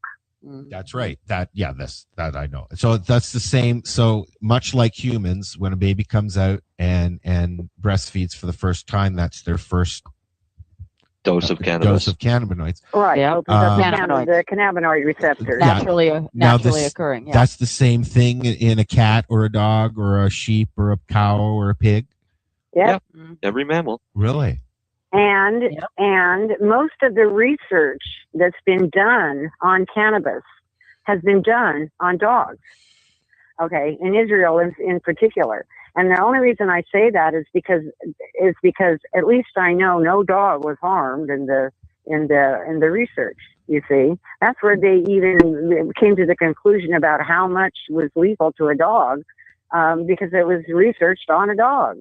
Well, see, I like dogs, so all of my products are only researched on humans. All right. Well, there you go. If I make a new product, and I'll find humans to test it. I won't test it on the dog.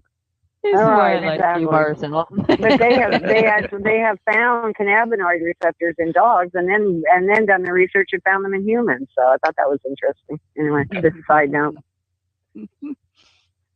We all need cannabis. Yeah, the cannabinoid endocannabinoid system is basically the immune system. That's right. And the reason we get into trouble is because everything that we do closes those receptors or blocks them. Opiates block the cannabinoid receptor. It doesn't open it. So anyway, yeah. So the endocannabinoid is actually the immune system. So we have to keep our immune systems clear. And when you keep your immune system by opening up the cannabinoid receptors, just my own personal story. If I smoke some pot, I know exactly whether it's indica or sativa, because the sativa will go right straight to my head, and I'll have happy days and go dancing and la la la. Okay, if it's an indica and it's got a lot of CBD in it, it'll go straight to my stomach, and I will remember every bad thing that I've eaten since I was born, practically. Okay, so that's have I got a strain for you to try? That 18% THC and 17% CBD. Yeah. So I'm thinking that one might kind of really give you nightmares. Marcel. Oh well, no. The last one that I did like that was a Harlequin, and it was. Oh yeah, my system was going both ways. All the receptors opened up and said, "Gosh, you remember that hamburger you had in 1972? Well, we're still trying to get rid of it." Okay, kind of thing. Would that be considered a 50-50? That's what happens, and that's why when you start dosing a dog that is sick, the first thing you want to do is go in and change his diet away from the things that are creating the disease. Yeah. So that the cannabinoid receptors can open up and function, and not have to compete with bad food and vaccines and pesticides and whatever else the dog is dealing with.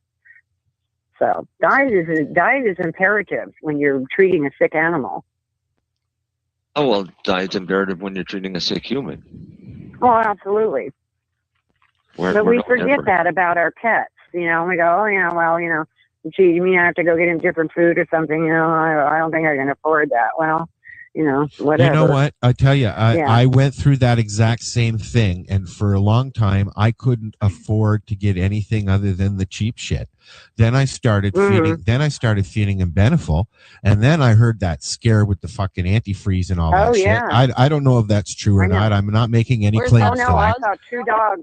Okay. I saw 2 dogs get very sick on that. That's where I'm going. Okay. I mean, he started getting lumps. Yeah. He started getting growing things and stuff like that. I took him off that food, but I was still only spending, you know, $20-$30 a month on relatively what I thought was good food.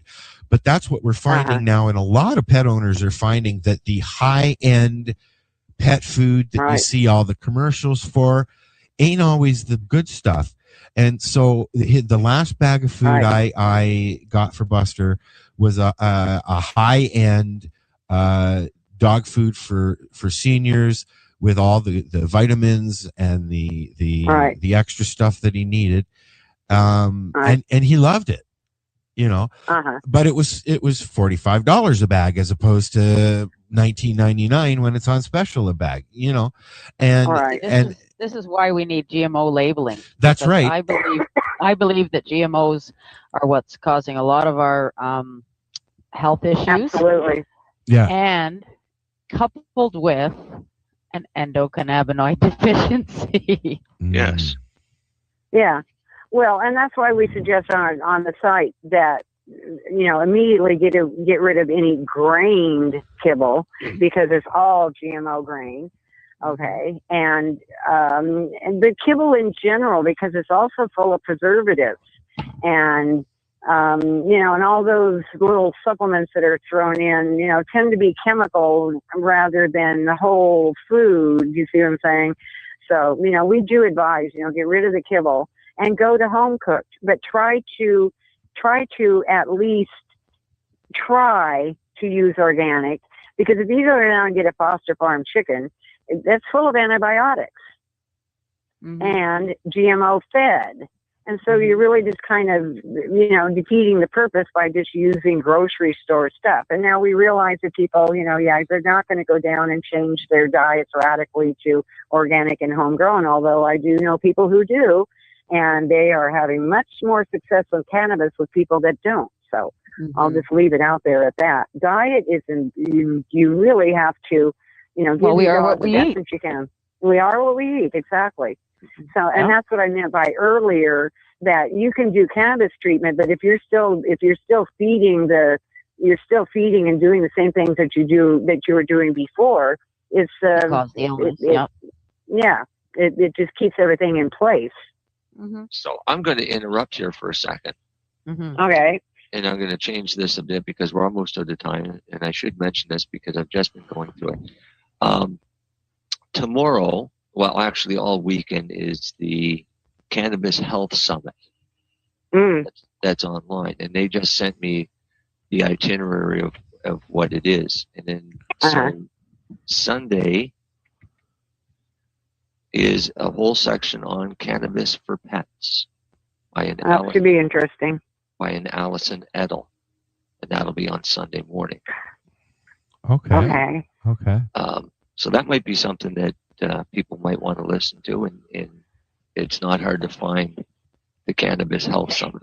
No, I'm sure we'll be posting. That rings a bell. I think she's big into diet and all that. I think we're going to post all that stuff on the wall later so that everybody can do that. And I also just quickly want to mention next week we're going to be chatting with two of the ladies at the National Cannabis Patients Wall. And they are doing something up here too as well, I believe. So we'll talk with them next week. Dana? Excellent. I don't think I do know Dana, yes, but I think that it's two of her admins that are going to be joining us. Not sure exactly who's going to be with us, but it'll be a couple of ladies and possibly Dale from there. So we'll do our normal closing routine since we're running out of time as it is. So we'll give Charlie and Ruth a chance to tell people how they can get a hold of them if they have questions or anything regarding their pets, because I know both of them are very active on Facebook with the groups. Yeah. So let's hear it from you, Charlie. Give us your spiel. I guess find me on Facebook, Charlie Renault. I'm admin and one of the founders of Cannabis for Pets as well as I think I'm admin on more than a couple of dozen other cannabis-related sites as well. I don't know what else to do. I can't very well give out my phone number online or anything like that, or my farm webpage. That's for business. But the easiest way for them to have questions about their pets is through the Cannabis for Pets Facebook. Yes. Yeah. Yeah, That's through for there, both of you. and you can PM me privately as well. I do a lot of consulting privately, one-on-one, more than I look to be doing publicly so much. I know that feeling. Yeah, it's I do a lot of one-on-one counseling and hand-holding, and when they need that support. That's why I do the show, so that we can reach more people at once. And then yeah, they just want to make sure they're doing everything right, and little tweaks here and little tweaks there sometimes, and that kind of thing. When I posted that we were going to do this show, it may have been a little bit selfish of me because of Buster dying so soon, but I wanted to talk about it because it's something that we always talk about on the show, and I've been doing for so many years, like yourself. But then when I mentioned we were going to do that, Jim messaged me and he said he had some concerns. He didn't want to just jump in. He wanted to be sure. He doesn't want to hurt his friend, yada, yada, yada. And then I realized that as Marcel said, we were getting more response from that particular post than we do when we ask for patients to come on the show. Oh, definitely. I mean, I got a ton of people that were telling me that they treat their dog with organic infused coconut, combination of THC and CBD for depression and anxiety and joint pain. Other ones that have cured their animals of cancer. So it was easy to get people to come onto the show. It's hard to get somebody to come on and talk about curing their own cancer. Oh, that's so good to hear. This is Ruth talking. That's so good to hear, and I hope Jim was inspired. And for Buster, my sentiment is cannabis heals mentally. Cannabis heals physically, mentally, and spiritually. Yes. And that's good. That's a good thing. Yeah. Doesn't harm, only heals. Yep. Yeah, and like I said, does not harm, only heals. And I wouldn't have had the pleasure of spending an extra few years with my buddy if I had not taken that chance. Now, saying that, exactly. There because isn't. Not in particular with cancer, not all cancers are totally gone, shall we say? No, he never even went into remission or anything. I had one round of hangy things pulled off of him, and a bad tooth taken out, and then he was on cannabis, whatever I could give him, and it worked. Now I've just noticed that there's a lot of people talking about this now. There's again, the summit is going to be spending what you say all Sunday, Marcel. Saturday and Sunday, isn't it? It's on both days, but the pet one is on Sunday morning. Awesome. Okay. Well, I just might have to listen to that. If you do have a pet and you are thinking about using cannabis, you do have to be careful. You do. If you need more information, find one of these ladies. Find us. We're always looking for stuff to talk about. So I think the next time we do this subject, I'm going to try and actually get a vet on.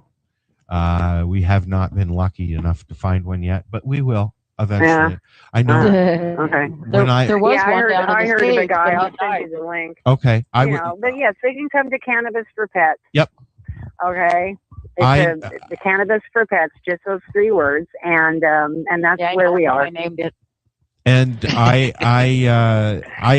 kept bringing up cannabis to the vets every time I went. They knew that I was using cannabis with him, and they didn't have a problem with it.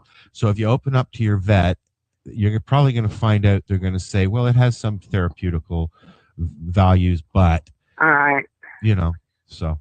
My vet, I've never discussed it with my vet, but if she can't figure it out by the dog's name, then she probably got a problem anyway. Well, ask questions, get the answers where you have to. Vets tend to be versed in the CBD of it, versus the THC. But I did just hear there's a fellow in Colorado, I guess, who's written a book, and I can't think of his name right now, but a fellow in Colorado, a vet, who is a holistic vet. And so I'm going to have to look into that. I'll send you the link. Mm-hmm. Sure. All right.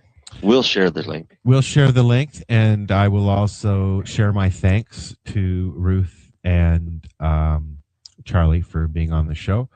Hopefully Lori's computer will get fixed soon.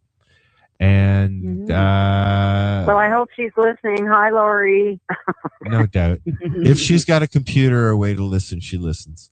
Everybody in the chat room, thank you very much. We're going to say goodnight and listen to some Tubby Love. Come back to the garden. This is the 420 Radio Show. We'll be back next week. Good night.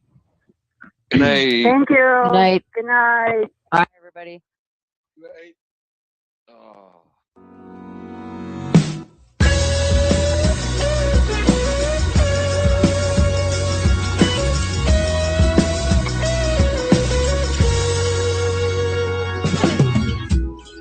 Every man must leave the garden. Every woman must leave. And every man will be forsaken. And every woman must bleed. But everything will be forgiven when you get back home. Everything that once was broken is now completely whole. Completely whole. Completely whole. Completely whole. Completely whole. Yeah, completely whole. Completely whole. So come back home. So come back home. So come back home. Come back home. Now that I learned a lesson, I cultivate the message, capturing the essence of the present moment in perfection. Well, love is so alive. Jah got my every stride, living in the garden with the children of the Most High. I will climb the mountain and I will sing the song. I will find the silence and I will sing along. But love will always guide us right back to where we are. We were never God, so come back home. So come back home. So come back home. So come back home.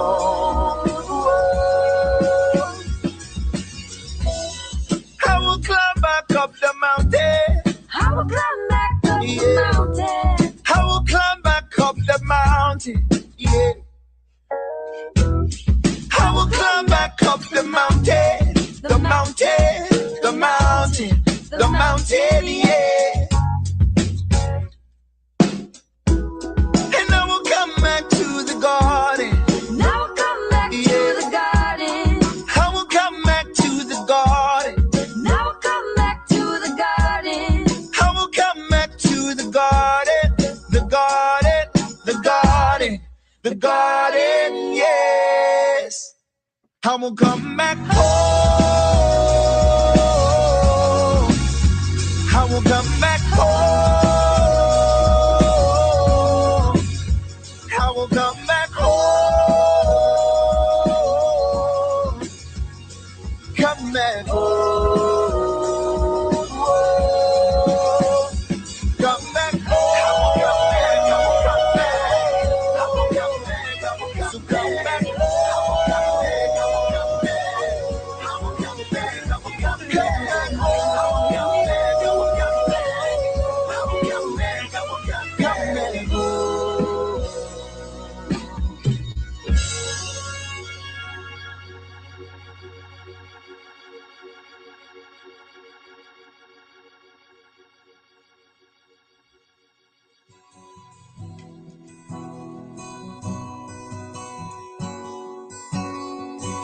I will come back home.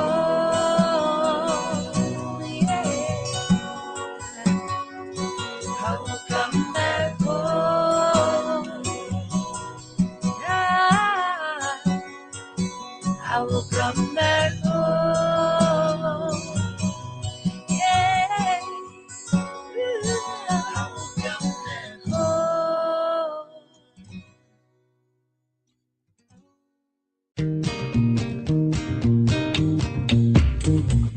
You like music, you like weed, well, we gonna be good friends indeed. This is not much I like more than smoking trees.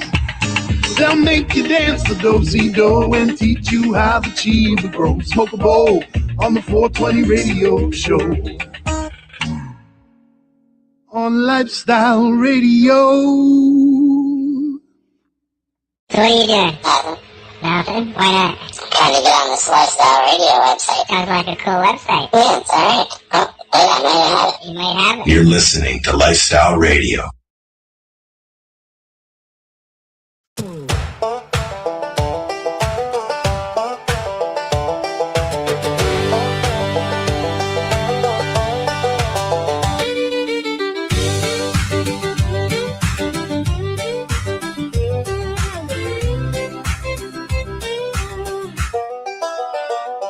Twist up another rollie, pass it down the road, ash in the mason jar, bare feet on the floor. Your grin says trouble, mine says let it go. Bluegrass in the moonlight, dust on my jeans, your hand on the table, my heart on the beat. We got all night and not much in between. Take a little drag now, hold it like a prayer. One more for the road, babe. Meet me halfway there. Puff, puff, pass it along the line. Puff, puff, pass it along the line. One more laugh, one more time. Puff, puff, pass it along the line. Boots by the doorway, bottle on ice. Your name on my tongue tastes sweet and wild. This old room still buzzes when you get this high. Take a little drag now, hold it like a prayer. One more for the road, babe. Meet me halfway there. Puff, puff, pass it along the line. Puff, puff, pass it along the line. One more laugh, one more time. Puff, puff, pass it along the line.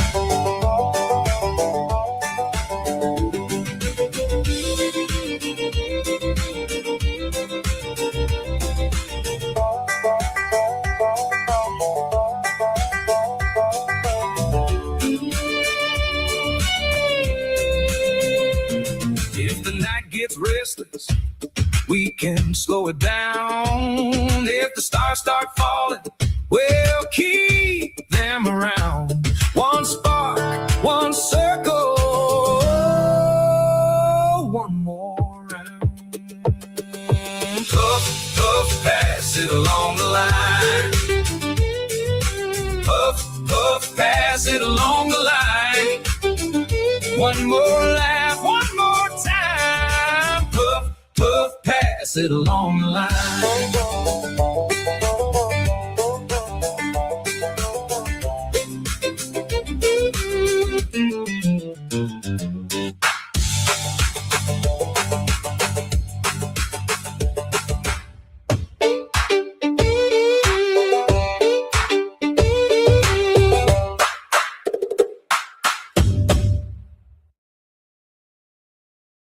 You're listening to the Pace Radio Network here at paceradio.net.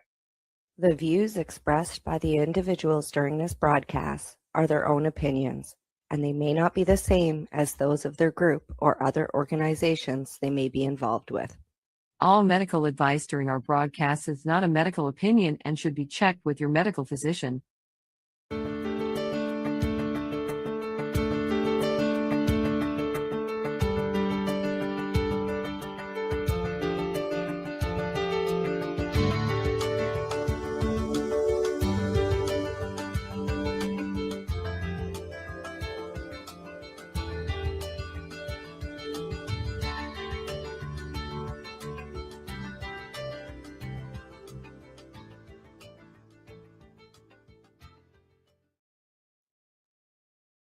Hello, everyone, and welcome to VAC Roundtable number 90.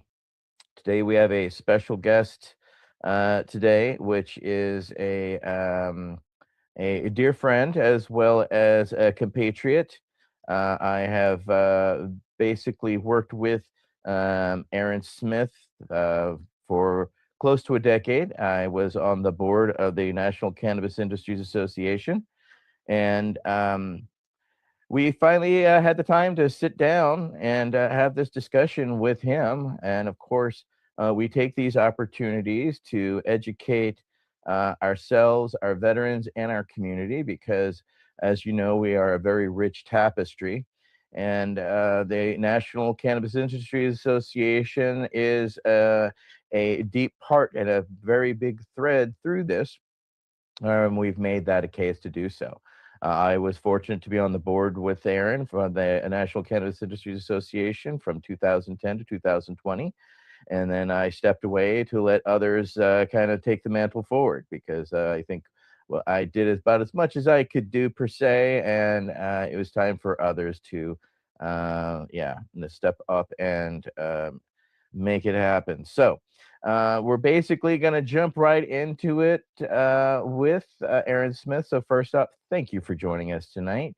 As we now go to our speaker view. So right out the gate, this is kind of a multi-textured question because, how did you originally come to cannabis is one, of course, of, how did you originally hear about it? When did you first get turned on? And the most important is, when did you realize it was going to be your life's work?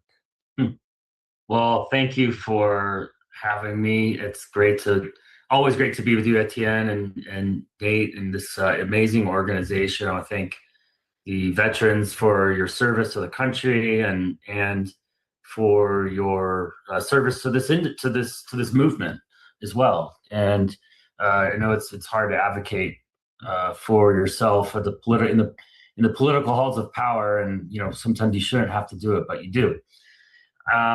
To answer your question, I've been involved in cannabis reform my whole adult life. I started in college. I got busted for very small amount of cannabis, but jerked around for that from the police. I was very much a ideologically libertarian kind of idealist in my my early 20s and late teens, and I actually came across a mutual friend of ours, Chris Conrad and Mickey Norris. Were the first people that introduced me to the cannabis movement. I think it was a book signing in the town of Sebastopol, California, I think, out in Sonoma County, where I'm from. And that's kind of when I discovered that there was this whole movement underway, and I started attending normal conferences and met some folks. And it was in 2010 when I was really fortunate enough to make it a career. I met the Marijuana Policy Project, some of the leadership there at the time. I was running they were looking for somebody in California to do their political work, and I wrote a grant and got awarded that, and the rest was history. I started doing work for medical cannabis in California, and then kind of shifted into adult use advocacy. And there was Proposition 19, which was on the ballot in 2010. Fortunately, I didn't pass that till a little later, but I was involved in that. And then in 2010, also created NCIA because the co-founder, the late great Steve Fox, and I saw the need to provide the industry a voice, because we were, that's the emerging industry didn't have a voice, and we kind of filled that spot and have grown to where we are today. And it's an honor. Yes, sir. And it's been an honor to work alongside you and also see the growth of the Cannabis Industry Association itself, because it was definitely a risk when starting off because of how young the movement, at least the industry, was. But the key insight is you also saw the ancillary businesses, not just the cannabis businesses, but there's lots of other businesses that touch specifically. And you know that if you have a bank account or not, especially if you have a bank account in this industry still. So we'll go on to our next question, which will be Council Member Landau. Nate, you're up. Hey, Aaron, it's always good to see you. I've seen you in the nation's capital and a bunch of cities in California, so it's always a pleasure to meet with you. You always have great insights. And my question to you is, how has the national conversation around cannabis evolved since you founded NCIA, and where do you see the most significant shifts still needed, especially at the federal level? Thank you. Yeah, thanks, Nate. Always good to be with you too. It's shifted dramatically. When you look at the progress that has been made, it's pretty significant compared to almost any other movement in the country. And when I started NCIA, there were, I think, 2 members of Congress that were willing to support cannabis reform at the time. It was Ron Paul, a libertarian, Rand Paul, Senator Rand Paul's father, libertarian from Texas, and Barney Frank from Massachusetts. I think those were the 2 members of Congress that were willing to say that they supported legalization. And you fast forward to today, and at that time it was like we couldn't even get meetings really to talk about the issue in Congress. And when we did, it was just a struggle to be taken seriously. Like, there was a lot of laughing and snickering and eye rolling. And fast forward to today, I think that it's safe to say we probably have a majority of Congress or at least on the House side, that supports legalization, even this current Republican-controlled Congress, because just about almost every Democratic member supports legalization, save but maybe 1 or 2, and a good number of Republicans as well. And we're starting to find that the issue is no longer. We have the current president has supported the initiative in Florida that he said he voted for, has said that he supports banking reform, he supports rescheduling.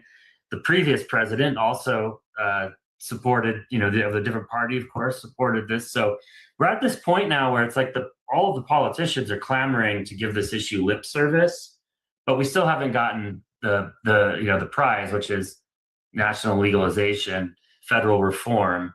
And the impediment to that progress, though, is less about the political controversy surrounding cannabis and more about just general political dysfunction in this country that every movement is a victim of and frustrated. Every American probably who's paying attention is frustrated by.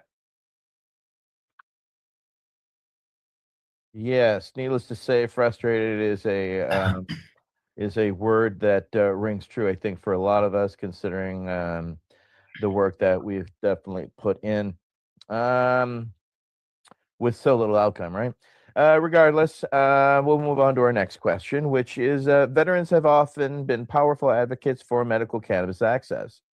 How has the NCIA worked with veterans over the years, and what more can be done to elevate their voice in policy making? Yeah, that's a great question. I think that veterans have been the tip of the spear, so to speak, on this issue and many others, because it's very difficult, I think, for any reasonable person in this country to say or think that somebody who who sacrificed their health and well-being for the country, whether it be PTSD or other maladies, somebody who did that should have every right to treat themselves in any way that works for them under their doctor's care. I mean, nobody at this point. I don't think they poll on this issue because it's probably in the 99 somewhat percent range of Americans that believe that. It's so, and that's why I think that we're seeing so much progress on psychedelics, for example. Not an issue NCIA works on, but I think it's an adjacent issue, and there's a lot of great work happening in that movement as well. That's being led by veterans, and in terms of how we've worked together, it's making sure veterans have done a great job at elevating this issue into the national conversation because of what I just outlined. And many elected officials will not listen to a cannabis business, but will listen to an organization like yours because because of the values that they have around, and I'm talking about Republicans for the most part. And so that's one way we've always kind of collaborated on messaging.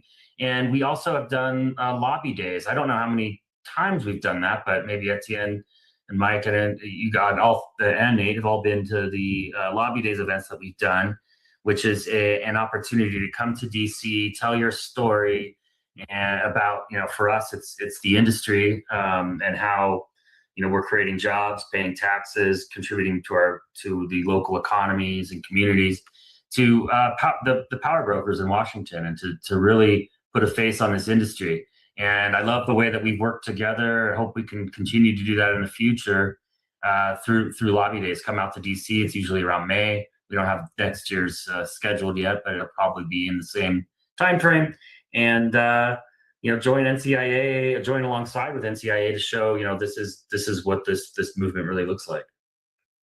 And that's one of the things that I credit the NCAA of doing is it takes people right off the street, trains you how to actually go to your representative or senator's offices, not just yours. You go to multiple ones. So you travel with a group of people, and then you go in and you tell your story.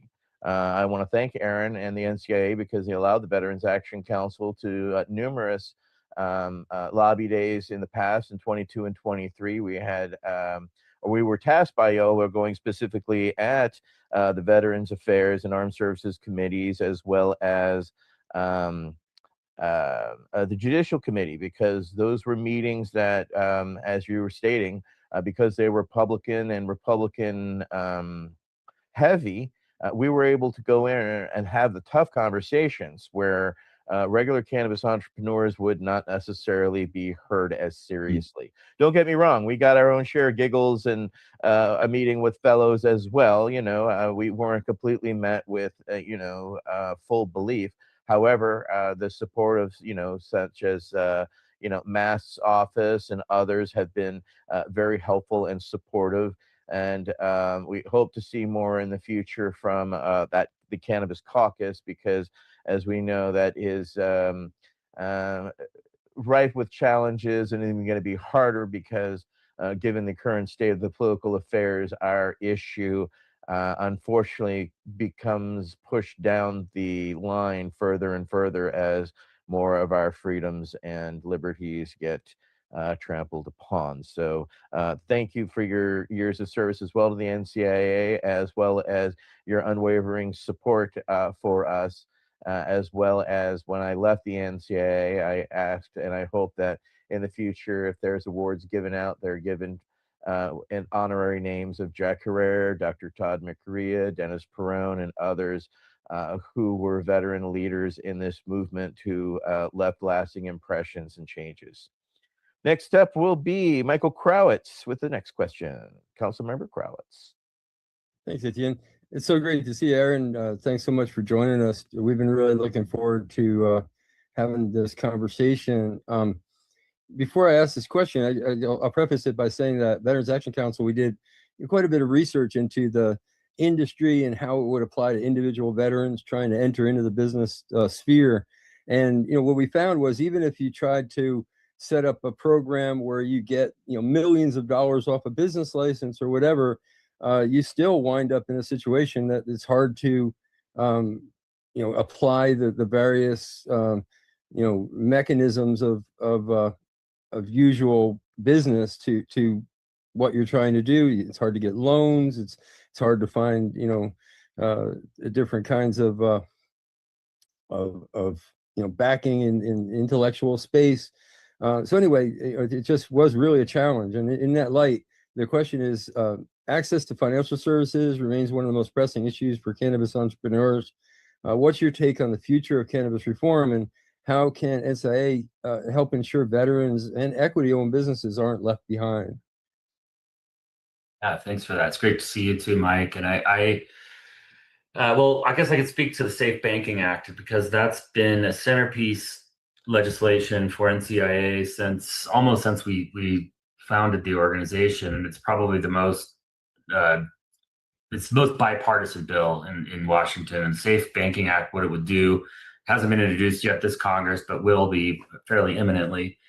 What that legislation does is it just normalizes financial services for the industry, allows banks to do business with the industry without fear of sanctions from the Department of Treasury or running afoul of money laundering laws. And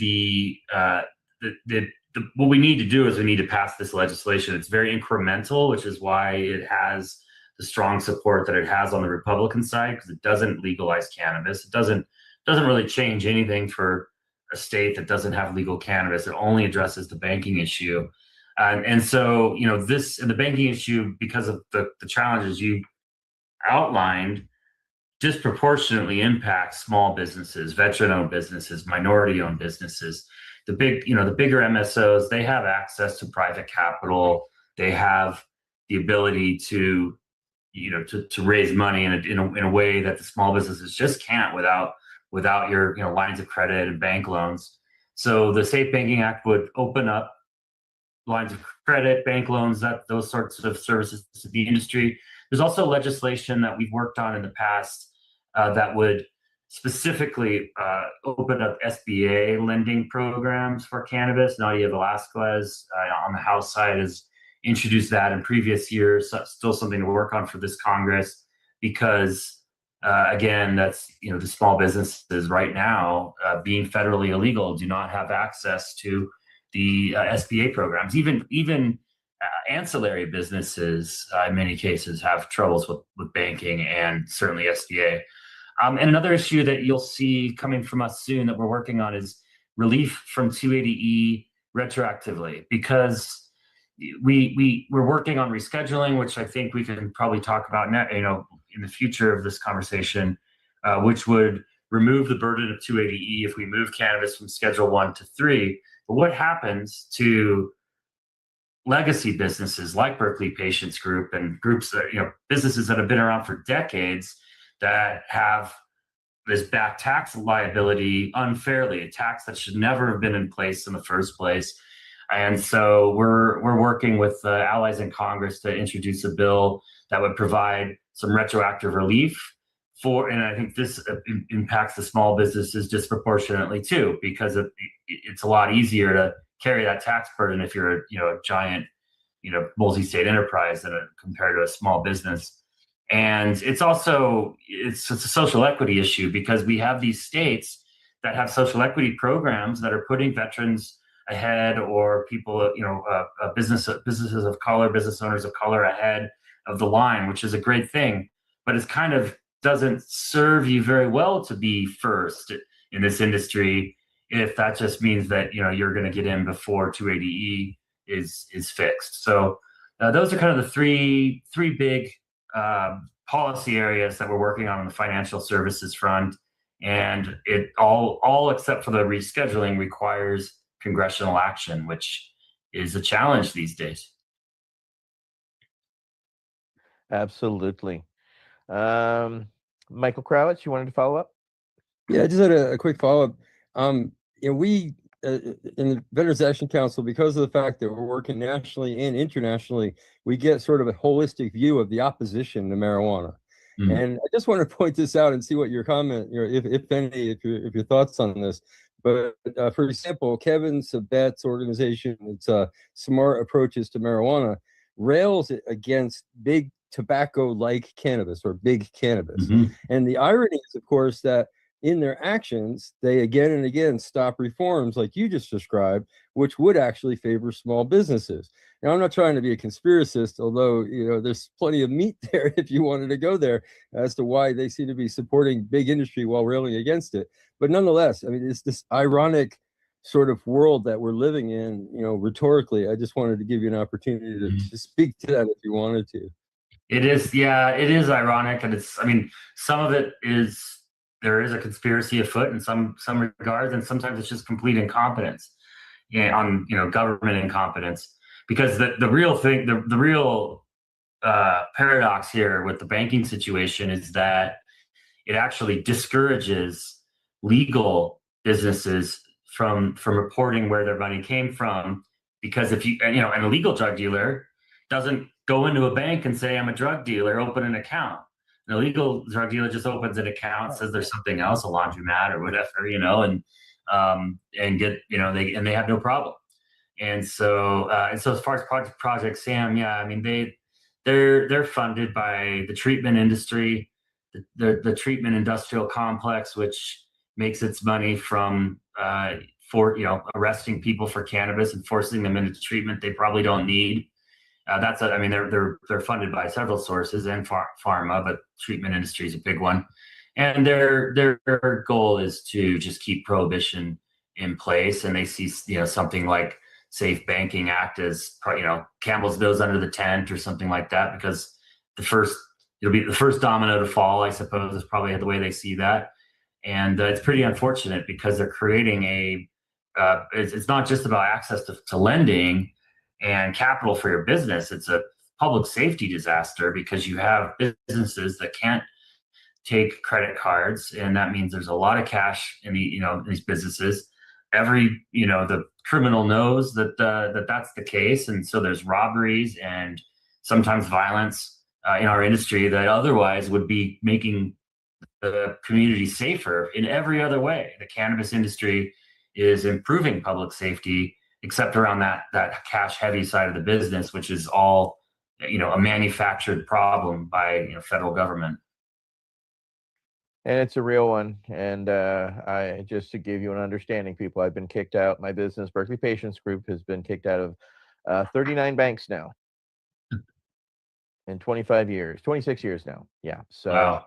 That's how absolutely perilous it is. Yeah, I actually sat down one day and counted them, and actually came to that number. And that's to say it's been a frustration because of not only that it's done, it's how it's done. It's done very maliciously, like the day before payroll is due, right? And you're supposed to have your money in the bank account ready for that, and they send you the check for your entire amount and saying go away.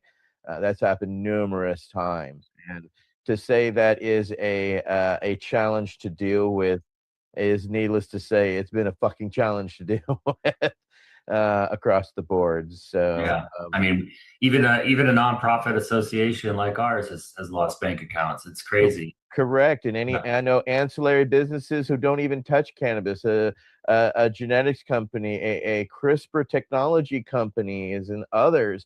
I mean, we just saw a whole bunch of businesses that won at the California State Fair get completely wiped off of Instagram and social media. So yeah. It's very much still a problem due to the scheduling of where cannabis is, and we were hoping to see descheduling be moving along, but unfortunately we're at a stagnation point. So yeah, we hope to see that move shortly, or at least any word in DC on that? Well, on Monday, the Senate is confirming the DEA administrator Cole. It's expected to be confirmed. So that kind of is the first step that needs to happen in order to get the rescheduling process back on track. And so for those who don't know, the Biden administration began a process a few years ago that would, of what that had been leading toward a recommendation to move cannabis from Schedule 1 to 3, which is taking it from a drug like a drug like LSD and heroin and putting it in a category alongside other anabolic steroids, for example, ketamine. Those are Schedule III drugs. Other very highly controlled, yet have medical value, and that's been recognized by federal law. That process got really mucked up through a number of reasons, and it was dragged out beyond the inauguration day of President Trump, which kind of created this even further delay, because now you've got a transition in the DEA, and we only not until Monday haven't even had a DEA administrator in place. So I'm hopeful, though, that and from everything we've heard from the incoming DEA administrator, is that this is a priority to at least, he has not made any statement on which direction they're going to go, but that at least picking the process back up is a priority. Thankfully, the president has made very clear that he supports rescheduling, and even beyond that. And one thing that's seems to hold true with this administration is all of the political appointees are bound to follow the will of the administration, the president. They kind of all walk in lockstep. So in this case, I think that's good for us, because even though Terry Cole, has a background as somebody who hates cannabis, as would almost any candidate for the DEA head would be in that position. He's reporting to a president that that is on record for doing the right thing, at least on this issue. Well, we shall see. I mean, we really want to see. I mean, because rescheduling at least would change one of the hallmarks or one of the pillars of NCIA, which is 280E, which, of course, to most people are not aware of 280E. But as somebody who just went through a 7-year fight against the IRS, it is very expensive, not very fun, and I highly don't recommend it. But you don't really get a choice, because the IRS comes at you. Whereas if we're able to get it out of Schedule 1 or 2, then the 280E would naturally go away. So that's the hope. So next up will be Council Member Landau. You're with our next question. Hey, Aaron, looking back at your 15 years of leading NCIA, what do you consider your proudest accomplishment, and what was the biggest challenge you had to overcome during that time? Thank you. That's a good question. It's hard to point to one thing, but as I said before, this is a long game, and just the fact that we're in a place right now where the sitting president and the previous president from the other party both support cannabis rescheduling and some level of federal reform it's a huge accomplishment for not just NCIA, but for this movement to even be in this position that we're in right now. And it was a great, I'm very proud that NCIA was the only association that was tapped to represent the industry in the DEA's rescheduling hearings, which we hope to see get back on track later this year. As far as the challenge, I think the challenge is that this industry, for whatever reason, is not as politically active as one would think it should be, considering people who work in this industry are facing risk of arrest, prosecution, having all of their properties seized because this is a federally illegal product. Yet the industry puts very little money into cannabis reform, and so that's a huge challenge, and it's something I'm very worried about as we look forward. Is that the industry is taking its foot off the gas right now, and organizations like ours are downsizing. There's less lobbyists. There's less lobbyists in Sacramento. There's less lobbyists in DC working on this issue. When at a time when there should be more, and we should be putting more resources into political reform. And if somebody starts a business in cannabis, for example, they invest sometimes their whole life savings into a business that is federally illegal, but then don't even put a dime into the work to change that federal law. They just so I would see that as not even an investment in their business. It's like a gamble. It's like, I'm going to start a business and gamble on NCIA's succeeding so that I can then make money. And it's crazy to think that way. And that's something that's a challenge. And I think that this industry is very new, but as the industry matures, I hope to see more investment in reform. Even after cannabis is legal, the industry needs to be politically engaged, and just as every other industry is.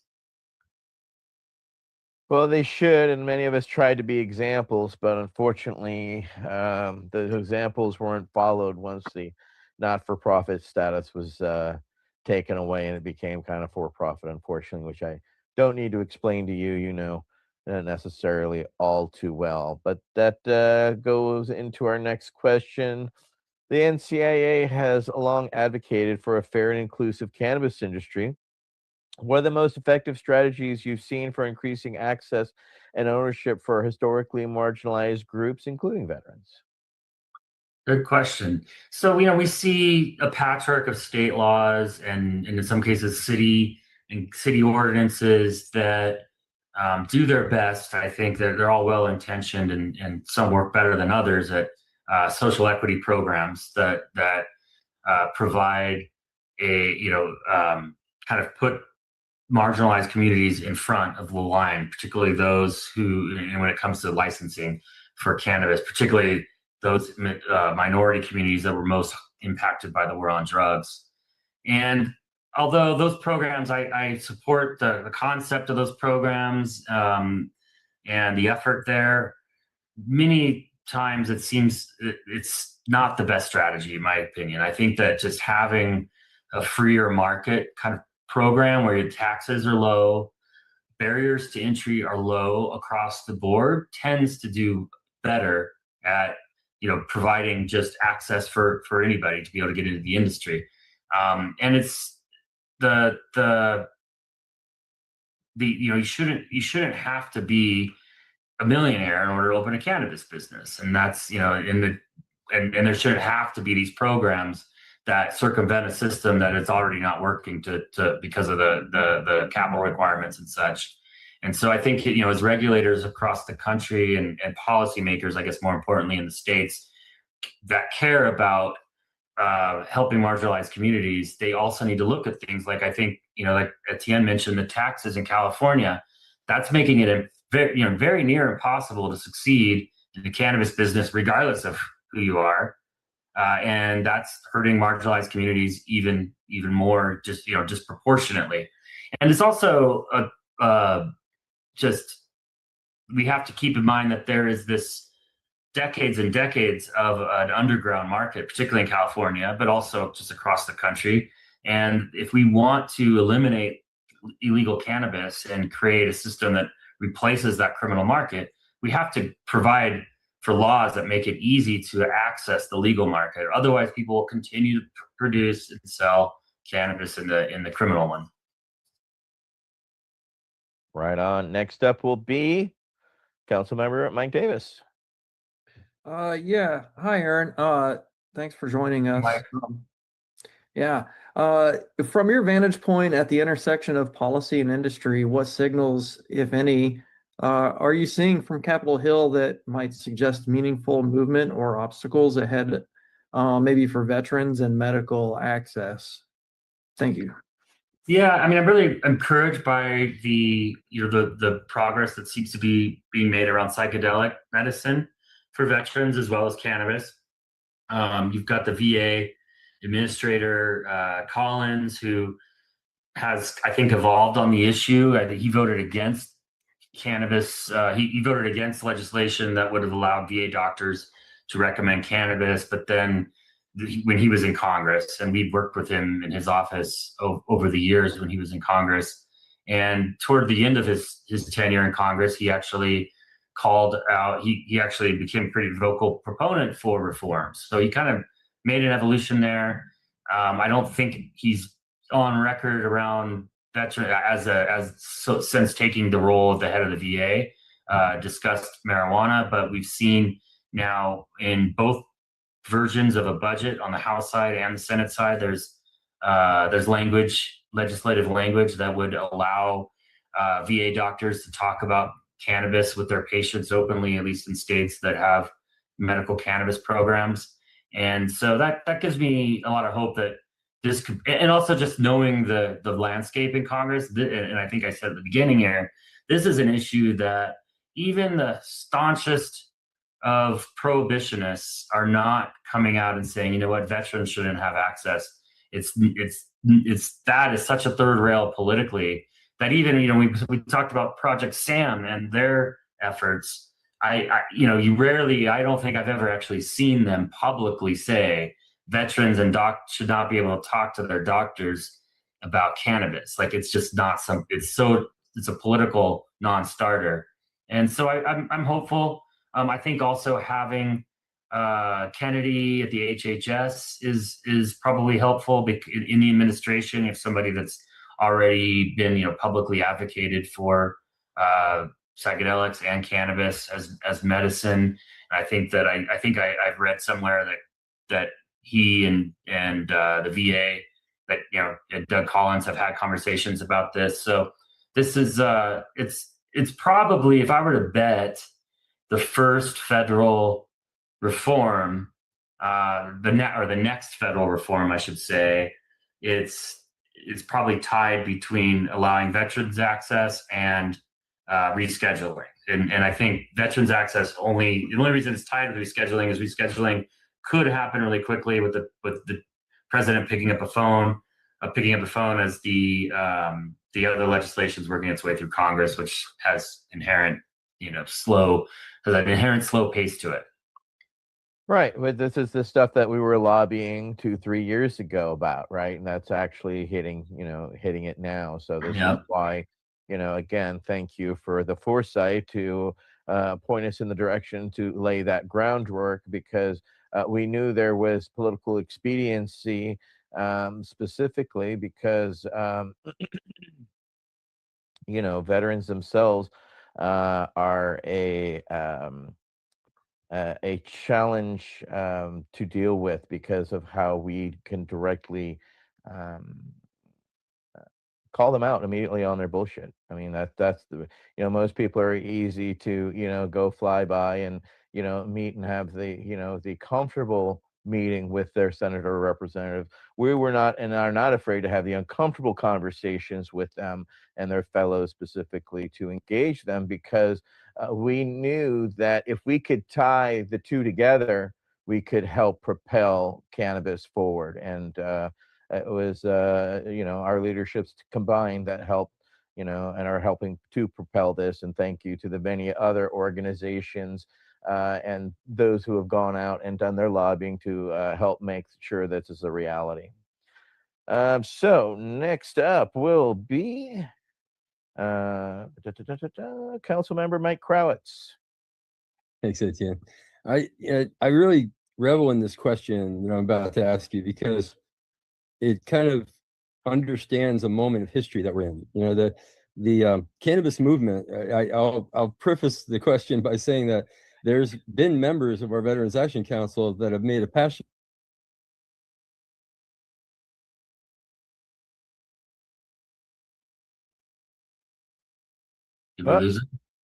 I think we got a freeze. There's storms in Virginia, unfortunately. So, as you know, you're there in or where are you in DC? I'm actually in Denver right now. Oh, okay. Storms here as well. Oh, yeah. All right. Let's give it a second. If not, I'll go into Mike's question. I'll give it just 1 second. Let's see. Sometimes it moved. Got it. Just 1 second. Oh, no, we lost him for a second. Okay, well, he'll be back. Well, I will ask the question. So, and this one was crafted by him. So, what role should the movement play moving forward? All right. And what should it avoid to be most effective and helpful, right? We don't want to step on our own toes and get in our own way. And don't get me wrong, we've inadvertently done that in the past. So we've learned from this. So as a ongoing leader, how do you see it? Yeah, I mean, I think that being out, never giving up, being out there, being visible, showing up at congressional and events where you've got members of Congress or state legislators, talking to them, introducing yourself, talking about the issue, just constantly keeping that message and keeping that drumbeat going. But we're putting a human face on this issue. And even if you're in a state or a district where, you know, your member of Congress is fully on board and, you know, you feel like that, you know, they already understand this issue, it's still important to continue to really show up because there's just so much noise. You know, if you're a member of Congress, you're dealing with 50 different things in a given day, policy areas, and there's hundreds and hundreds of lobbyists, you know, coming at you from all directions. And so it's important that we're constantly keeping the drumbeat. And, you know, as far as what to not do, don't sit back and just think that, you know, that change is going to happen on its own, but also don't. We need to make sure that we're not letting the enemy be the perfect be the enemy of the good, because that's something that I think a lot of movements fall prey to, where they think, well, let's just try to get this perfect piece of legislation that covers every facet of the issue and try to push that through. But what ends up happening is that nothing progresses, because there needs to be, you know, we need a bill that appeals to both Republicans and Democrats, and that's probably not going to be the perfect bill. It's going to be a compromise bill or something like, which I think kind of, you know, will lead it on to the next question, something like rescheduling rather than descheduling first. Yes, absolutely. And what I wanted to say before was we believe that the VAC pushes politicians and industry to see veterans as a policy pressure multiplier. We're not just a feel-good story. We're a strategic lever that can de-risk cannabis access politically, right? And so that's something that we will be working and continuing on. Next up will be Council Member Nate Landau. Councilmember Landau. Is the industry prepared for rescheduling, other federal rescheduling, or legalization? Thank you. So that's a good question, because it's important to know that rescheduling does not legalize the industry that as we know it today. Rescheduling cannabis from Schedule 1 to 2 to 3 to 4 to 5, whatever, anything in the schedule, in the Controlled Substances Act list of scheduled drugs, can only be dispensed through pharmacies. FDA approved. They're subject to the FDA approval process, which is a multi-million-dollar process, and then can only be dispensed to patients who have had prescriptions for the product, and then dispensed through pharmacies. That's not what's happening. Most people now, you know, half the states almost have adult use cannabis, so cannabis is being sold legally to anyone over 21. Even the medical states, these aren't FDA approved products, and they're not going to be. So it's important to know that rescheduling does not solve all of the industry's problems, but it would be a step in the right direction. Moving it to 3 or lower would remove 280E, which would be a boon for the industry. And I think that it's a step toward descheduling, and that's what NCIA has always advocated for, which is removing cannabis from the Controlled Substances Act altogether, and then creating another federal regulatory framework for cannabis that, you know, that's more comparable to, say, alcohol, so that it's a legal but controlled product. But I'd be very surprised if we go from where we're at now to just descheduling and regulating. It seems unlikely, but it could happen. I think that rescheduling is a step toward that. And then once that happens, politically it's easier. Well, we did this and the sky didn't fall. It's easier to go a little bit further. And an interesting twist or wrinkle was added this week, right? With one of the bills regarding the hemp bill now adding a year to sunset, right? So that's we were wondering how they were going to attempt to put Pandora, cram her back into a very, very fine box that she had been in for very many decades and has very much exploded to the point where not only is the taxation a problem, but I've got Total Wines and More and Bevmo selling THC drinks, and they're selling them for much cheaper than I have at my dispensary. And, you know, that's the market and what the market wants. So now that is going to be reeled back in, we were curious how they were going to do that. And even a year is going to be challenging to wind down something like that. So, how do you view that? I know that I didn't include this in the question. However, it's it's a litmus for where the boat is steering, or at least headed in directions now at this. So, what were your thoughts on that? So, I mean, this is controversial within the industry. My position is it's nuanced, but I really believe that this hemp legalization needs to be, it was probably done by accident from Congress and the Farm Bill. They made hemp legal, and then that ended up leading to THC products derived from hemp that are now federally legal. And there's a lack of parity between the states, the state regulated license system, and this much less, if at all, regulated hemp system or hemp products. But I think that we need to use this as an opportunity. Congress essentially legalized THC. Let's go back and regulate it so that there's parity, and then there should be federal regulations on these hemp products, not just go back to prohibition. And so I was very concerned that we were going to see this roll back to prohibition and just outlaw these products outright again. And so putting the 1 year kind of time freeze on it, I think gives us opportunity to negotiate for regulations instead of prohibition, so these products can continue. And while I know that it's certainly frustrating for the state licensed operators to have these hemp products out there, ultimately having THC beverages in the Total Wine is a very good thing for the cannabis industry. It's providing access to a safer product to people that would probably never walk into a dispensary. A lot of people that are going to go to a liquor store, a grocery store, that probably wouldn't think to go into a dispensary because they're not regular consumers, are now exposed to low dose cannabis products, at least in some states, that they can choose instead of the much more dangerous alcohol product, on the shelf right next door. And I think that ultimately that will be more consumers is better for public health. It's certainly as long as it means alcohol is continuing to go down. But I think it's be good for the industry too, because ultimately that new consumer base will go into the licensed market as they look for other products, right? So I think that's I spent some time in Minnesota where you can go to a brewery and you get beer or cannabis right in the same place. It's amazing. And so I think that is probably the future.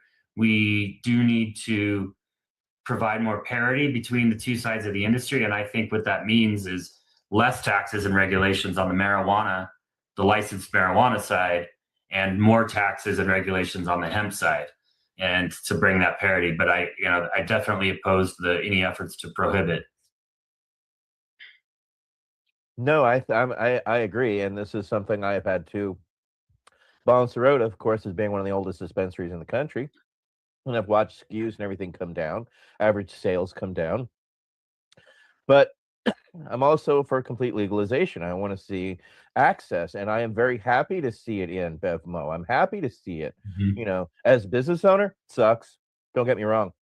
Yeah. However, as a policy, I completely agree, is that it's given easy entry points for the average consumer to try something that is also along the lines of what they like, which is beer.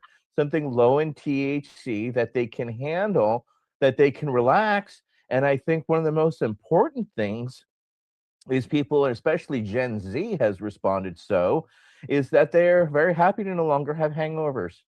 And by no longer having these hangovers, they can perform and not lose a day or two a week because they binge drink, and they're getting back another day of their lives, and they're realizing, hey, this isn't so bad.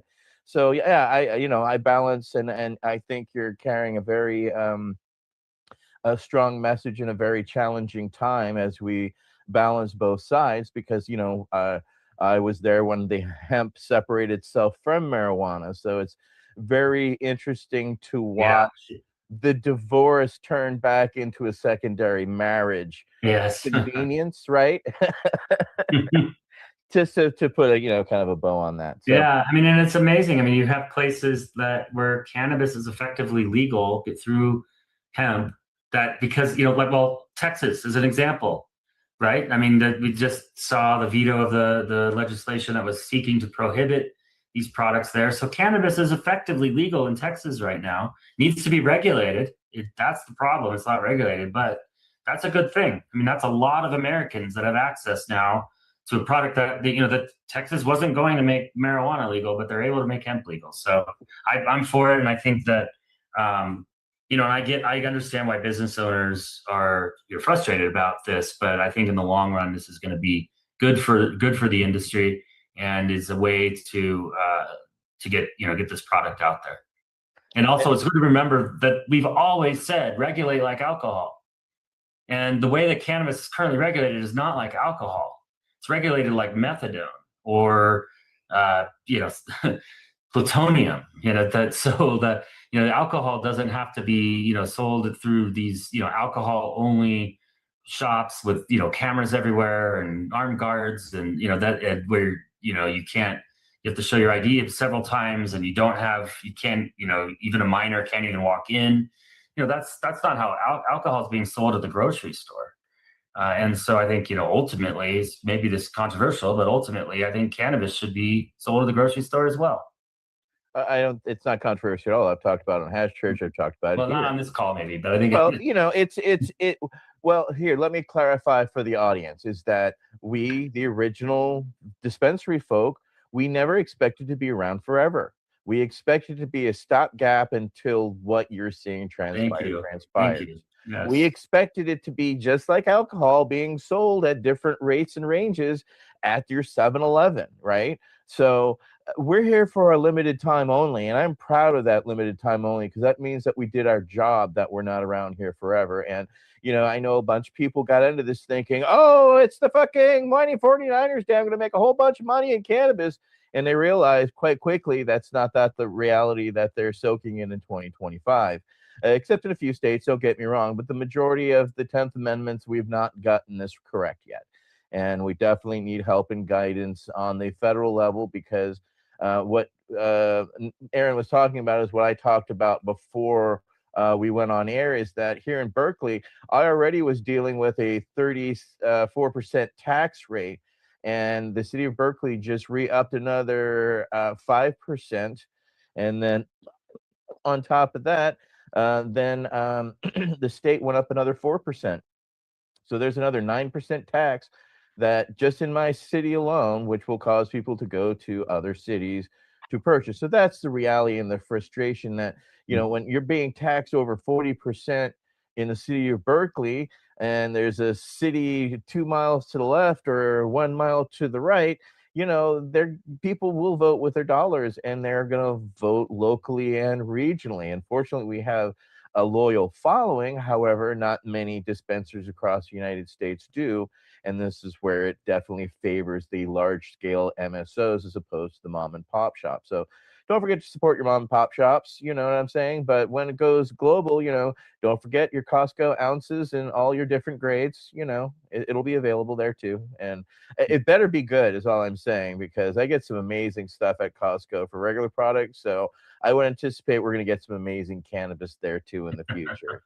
Right. Don't get me wrong. I expect some Walmart mids. Don't get me wrong. However, I do expect some, decently run nice stuff in the future. So with that in mind, Mike Krause, unfortunately, went to ask his question, and electricity went out due to lightning striking near him. He is back with us.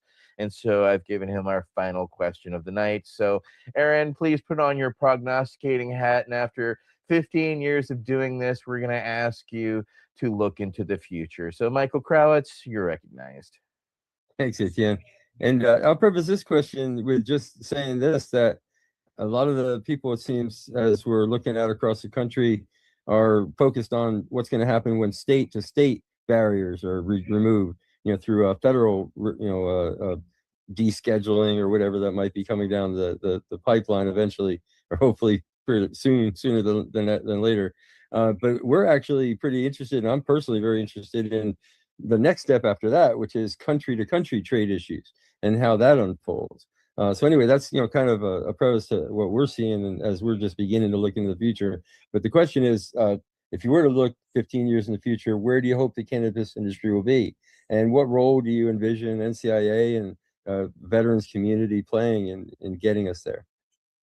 Yeah, well, I mean, it kind of goes back to what we were talking about before. Is I think we're actually on track to really, and I hope in 15 years it will truly be more like alcohol, where these products, probably beverages, are going to play a big role in it, because that's it's very comparable, obviously, to alcohol. But I think what I mean by that is that adults across the country be able to access THC products through regulated but normally regulated systems, not this current system that we have today, and that you will have interstate and international commerce. I think you're probably going to see a lot of cannabis coming in from Mexico for extraction, and the Walmart mids that Etienne predicted. And but then you're also going to see California and Oregon, and these places that have been growing amazing cannabis for generations, being able to export across the country and the world, and having interstate and international commerce in this product, and just have it be normalized. I think alcohol use will probably continue to decline as cannabis becomes a better alternative, and it will have a 50-state program. So that's my I really do think that we'll get there, because we're at 70-something% support for legalization right now. It's just a matter of time that translates into that policy shift that we need. So do you see it on a policy level by enough politicians finally passing legislation that will, or do you see it as a possible court case in the future that forces a change, i.e. what happened in Canada, right? You saw a whole bunch of lawsuits against combined into one that changed the actual based off the Constitution there, right? So there are different legal routes, right? We could even go a constitutional challenge. We investigated that. We have 2 routes. The problem is that it takes a solid decade, right? And on top of that, millions of dollars and lots of lawyers. So what way do you see the change happening? Do you see it as strictly legislative, or do you see some sort of politician as a president, possibly charismatically changing it? We've seen, Trump dangle it from time to time with no actual bite, so we're treating it that way. But is there a brave enough politician in the future or coming through the ranks currently that you see leading this issue? Because I don't see them currently within the cannabis caucus at this time. Well, I mean, the issue at this time is there's so many competing priorities, and there always will be. But that's I think why we're not seeing a lot of action in Congress, because they've just had their big beautiful bill that was the president's priority. So I think we're going to see more cannabis legislation in Congress swirling around soon. But I think what's going to happen is probably a combination of both of the things you said there. One would be, first, we're going to see rescheduling. I think that would be my prediction, and hopefully that's within the year. That's all administrative and can happen with a stroke of a pen. Now, descheduling could happen with a stroke of a pen. I don't think it's likely, though. I think that's more likely to go through Congress. I think, and certainly the regulations that would, the federal regulatory framework would have to go through Congress. That wouldn't be just, one president couldn't just come up with that overnight. And so I think we're going to see an incremental approach. Probably going to see a Veterans Access bill passed, and rescheduling. That doesn't solve all the problems, but that builds momentum towards then things like safe banking, so the banking issue gets addressed, and then from there to descheduling and regulation. And it's an incremental approach. Yeah, a lot of people want, and they think it's all going to happen in one fell swoop. And it's a constant reminder that we didn't lose all of our rights all at once. We're not going to get them all back at once. And once people understand that perspective, it helps. It's kind of like the same thing about activism. They think activism is, Normandy storming the beach every day, when it's a long, slow, starting off at a walk and you're doing a marathon, right? And you can't storm the beach every day or you're just going to be exhausted. So it's just, again, strategies. Mike, you have some follow-up. Yeah, hey Aaron, I was just thinking about something. You mentioned and it happens, like it's just DC, it's the Beltway, and there's other priorities, right? Like the big beautiful bill and all that other stuff, and everybody's busy and everything else. But it does have me wondering, like, how many people, do talk about cannabis and just talk about it, representatives, congressmen, people, just discuss it in general. Talk about either smoking it or, different types of cannabis, or, we're cannabis nerds. That's all we do. Mhm. That's all we do is talk about cannabis and things like that. And, rosin and hash and, just whatever. Right. And, it just kind of, we're always trying to educate people, on things and stuff. And, we're pretty well, obviously educated in what we do. And it makes me wonder, how interested and how, educated they are, if that's something, if it gets on their mind, right, and gets people more thinking about, the things like you were saying, hey, put a name to a face type of thing. If that might maybe potentially stir up, Yeah, things like you're saying, in 10 to 15 years, this is where you want it to see it go. Yeah, I mean, they're not talking about it, I think, like we are, but they, especially representatives in Congress that represent states that have an industry, they're all very familiarized with it. They're not deeply, but and how much money there is to be made off of cannabis and that sort of thing, Yeah. It's just that the issue is that there are they're generalists. So they're working, they're going to be maybe working on a cannabis issue, but then they're going to have to be focused on, some other foreign policy or whatever it is. And so there's so many competing priorities, but they are, it is being talked about at the highest levels all the way up to the White House. And that's something that, should be encouraging, because it used to be, when we started NCIA, again, there was hardly anyone even willing to talk about it, much less, say that they supported it. Well, I think that's going to wrap us up. Thank you. It's very been a pleasure. Aaron, it is always an honor to spend time and space with you, as well as it's a honor to share mind space with you. You're always such a clear and concise leader. It's no wonder you've been able to lead the NCAA through very challenging times, especially COVID, which is an exceedingly challenging time for all of us. I would, of course, be remiss without thanking all of our VAC council members, Nate Landau, Michael Crowitz, Michael Davis, and myself, Etienne Fontan, and of course, our special guest, Aaron Smith. This has been our VAC Roundtable number 90. Aaron Thank you. Smith, you have a great rest of your day and weekend, everybody. The Veterans Action Council is a Pace Radio Network content provider.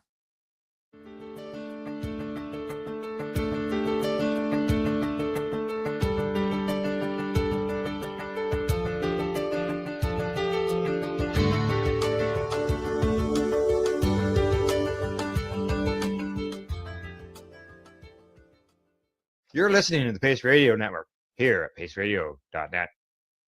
The opinions of the individuals during this broadcast are their own and may not be the opinions of their group or other organizations they may be involved with. All medical advice during our broadcast is not a medical opinion and should be checked with your medical physician. Enjoy the buzz of legalization with Campbellford Lifestyle Shop. From lights to plant nutrients, books, consumption accessories, and more, we've got all your basics to grow or consume cannabis. Visit our info center or take a look at our piercing services and body jewelry, now available in-store through Campbellford Lifestyle Shop, 17 Bridge Street West, Campbellford. Limestone City Hydroponics is Kingston, Ontario's hydroponics shop. Take your growing to the next level and create the optimal environment with a tent kit, or maximize your yield with an ebb and flow flood table kit. Either way, Limestone City Hydroponics has more sizes and options to fit your needs. Are you looking for the power of the sun that adapts to your budget? Then look no further, as they have professional grow lighting. They have indoor grow systems that are easy and cost effective, with many options to fit your living space and lifestyle. Cultivate your growing potential. We have everything you need to succeed. And if you can't make it to the store, they offer local delivery to the greater Kingston area. Remember, when you're looking for experts to help you grow, then look no further than the locally owned Limestone City Hydroponics, 105 Sunderland Drive in Kingston, Ontario. Call them at 613-548-0420. We are people advocating cannabis education here at Pace Radio.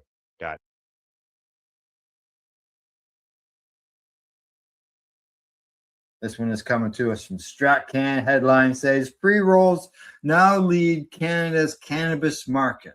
Now, as Canada's legal cannabis market has matured and stabilized, producers and retailers have adjusted their product mix to meet the needs of every consumer and keep their brands at the top of the sales charts. But one category in particular has quietly and consistently separated itself from the rest due to its ready-to-use convenient format: the humble pre-roll. Now, according to cannabis analytics firm Headset, which tracks 4 Canadian provincial markets, pre-rolls officially became Canada's largest cannabis category in 2025, overtaking flower for the first time in the country's legal market history. Now, at $1.43 billion in sales across 77 million units sold, this isn't a trending product format worth watching. It's the category worth building around, they say.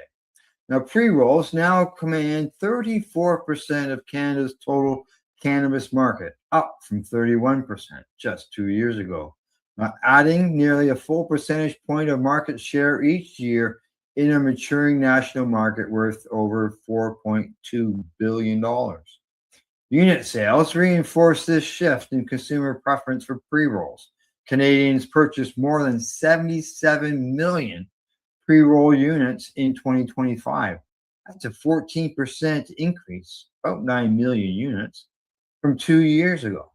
Consumers are trading in flower for pre-rolls because of the convenience, consistency, portability, and price point, allowing consumers to test new brands and strains without breaking the bank.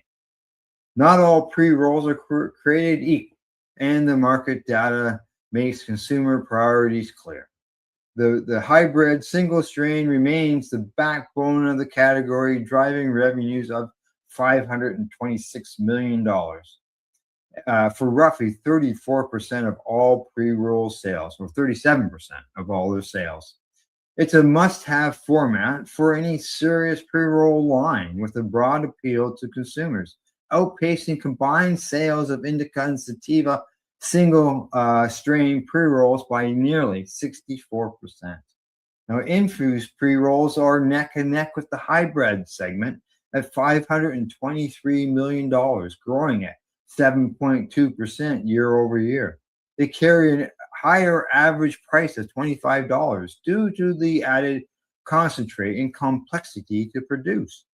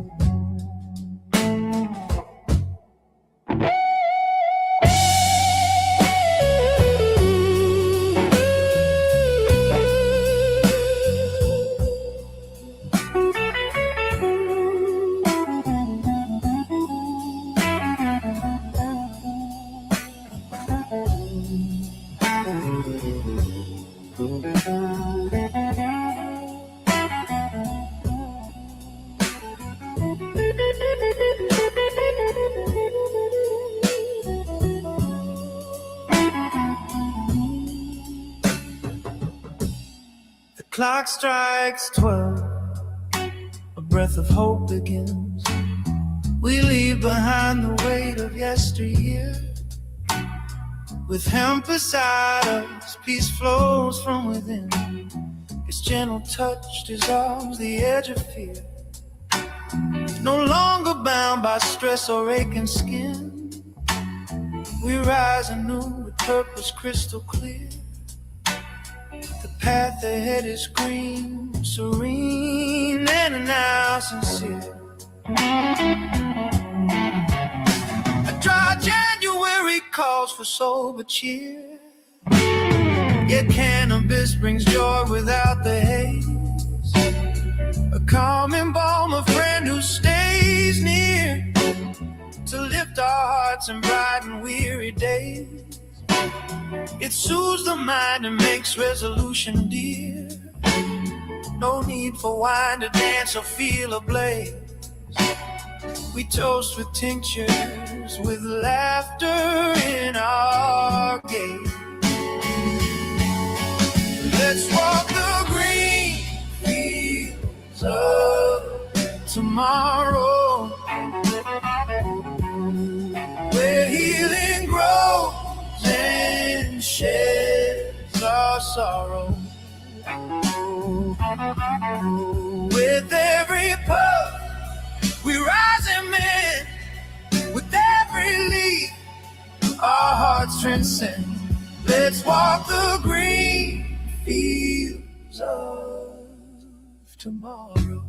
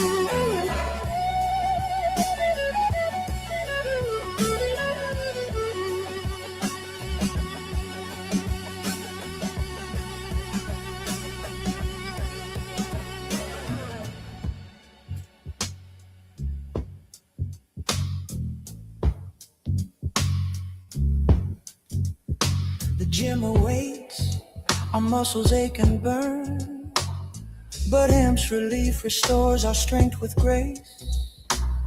Recovery comes with every herbal turn. A balm for joints puts a smile upon the face. We learn to rest, to breathe, to slowly earn the gains we seek, not just the frantic pace. We find our rhythm in a kinder space.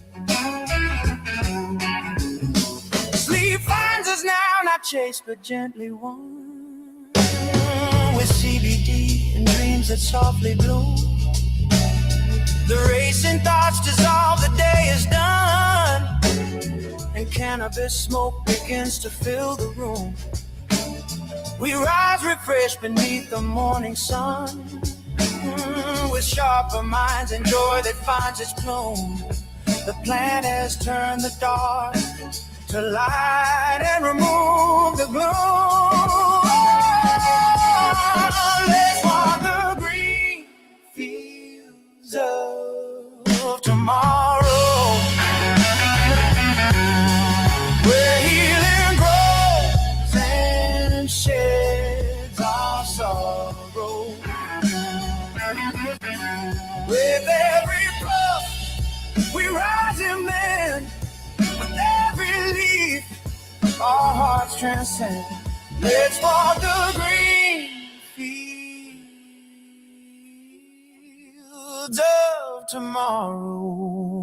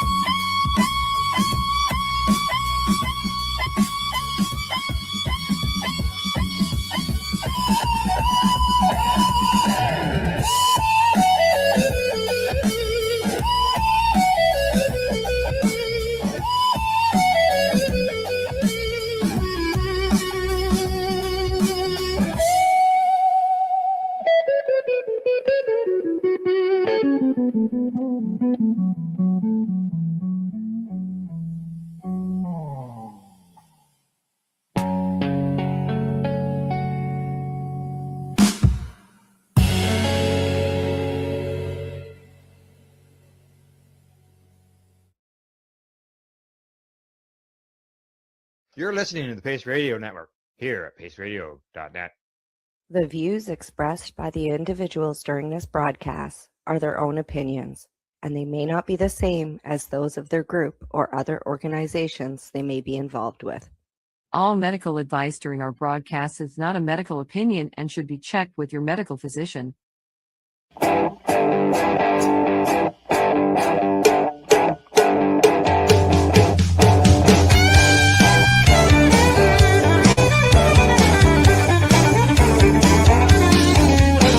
I woke up this morning with a crack in my head.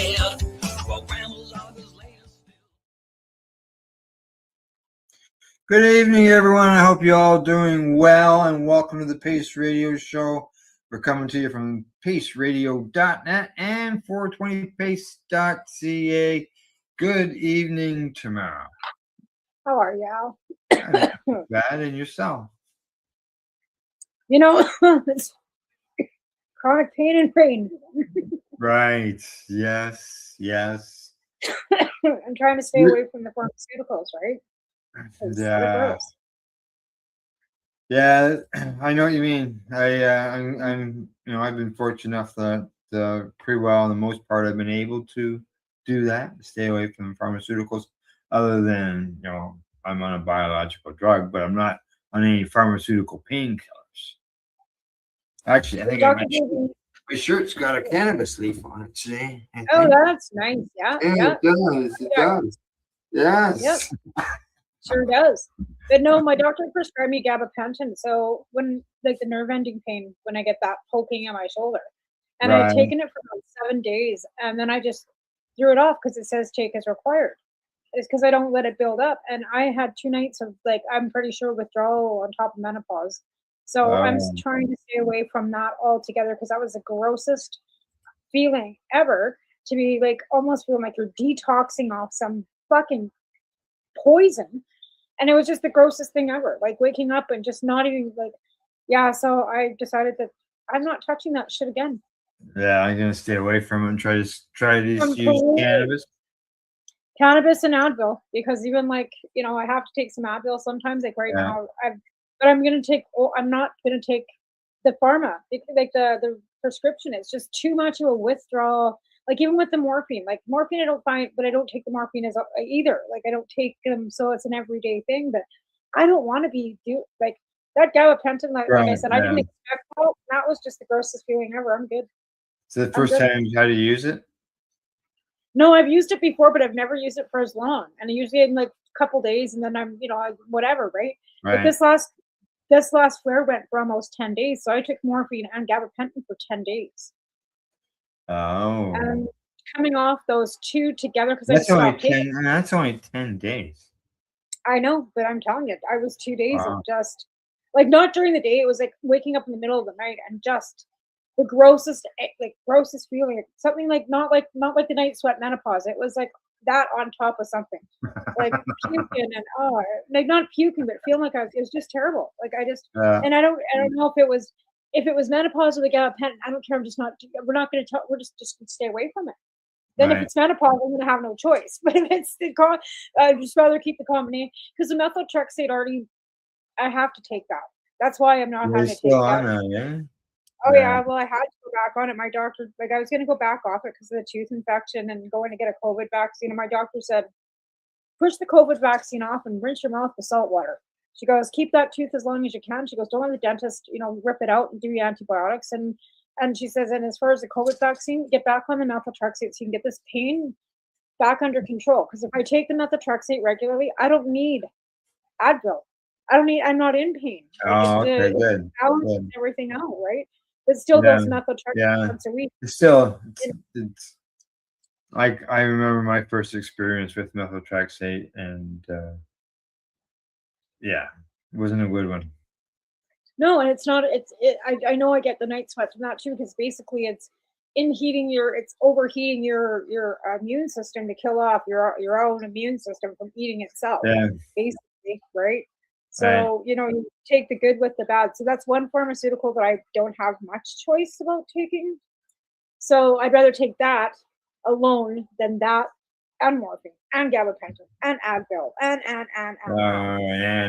Yeah. And then you end up on stuff you end up on something in order to combat the pharmaceutical drug. Well, exactly. Like then you're taking this to take yourself off that, and you're weaning off this to get off. Like I said, I've got a pile of pills over here, and like I said, the last 6 months, year, I've been kind of trying to balance everything out with pharmaceuticals, right? I think that was the answer to all my problems, and it's not. Actually tonight I do have a report on cannabis and how cannabis provides improvements for people with pain for rheumatoid arthritis and osteoporosis. Well, the thing is, the difference between osteo and rheumatoid arthritis is osteo is like injury related overusage of the joint, where rheumatoid is an autoimmune dysfunction, right?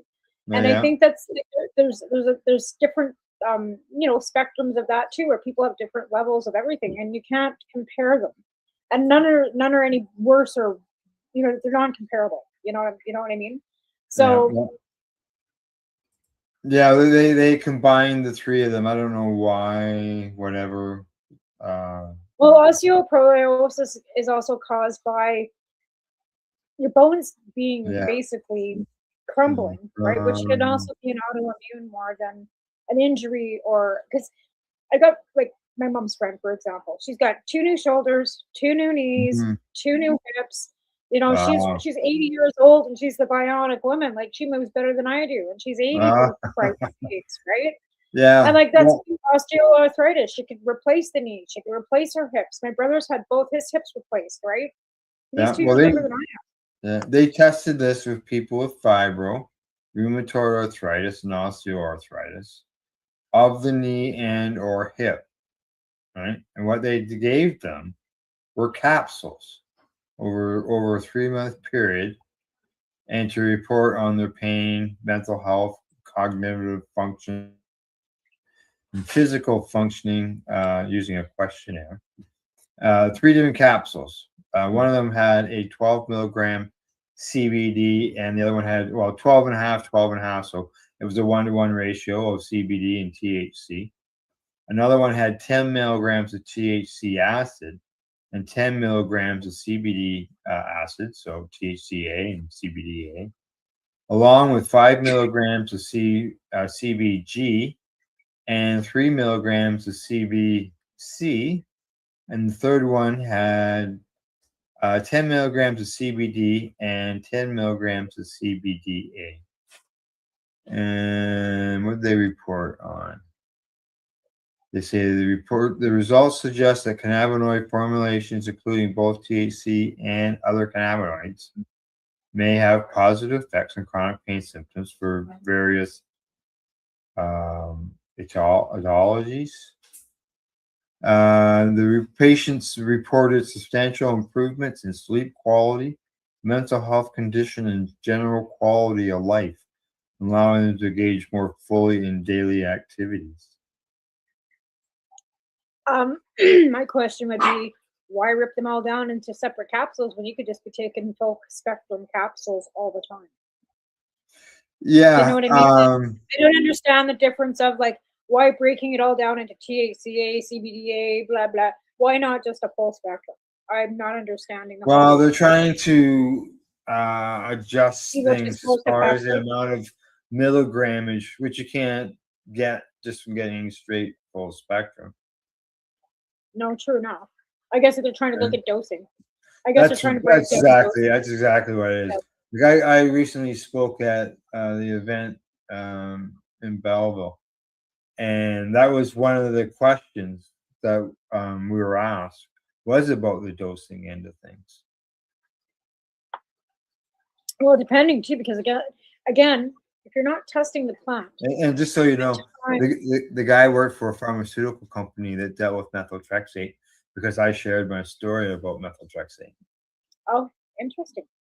Yeah. Well, like I said, it's hard, and the thing is with dosing too, like, you know, every plant has its different level, right? So Correct, every yeah. plant has to be tested, and everything has to be put through a lab, and it's just so And complicated. we know that, you know, these other cannabinoids have benefits, but there's not a lot of them in some of the plants, in a lot of the plants. No. Right? Like, Well, you the know, thing is, CBD. I've been looking more at terpene levels and rather than Yeah. THC levels. You know what I mean? And I'm Yeah. finding that the higher the terpene level, the more effective the cannabinoid therapy for myself is. Yeah, like when I go looking for a vape cart, that's what I do. Is I look for the Live terpenes. resin on. Yeah. Yeah, live resin. I look at the terpenes. I haven't got a clue what this one here. I haven't got a clue what the THC level is on.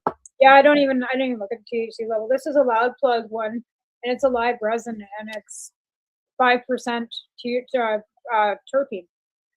And the cannabis we picked up today, 4%.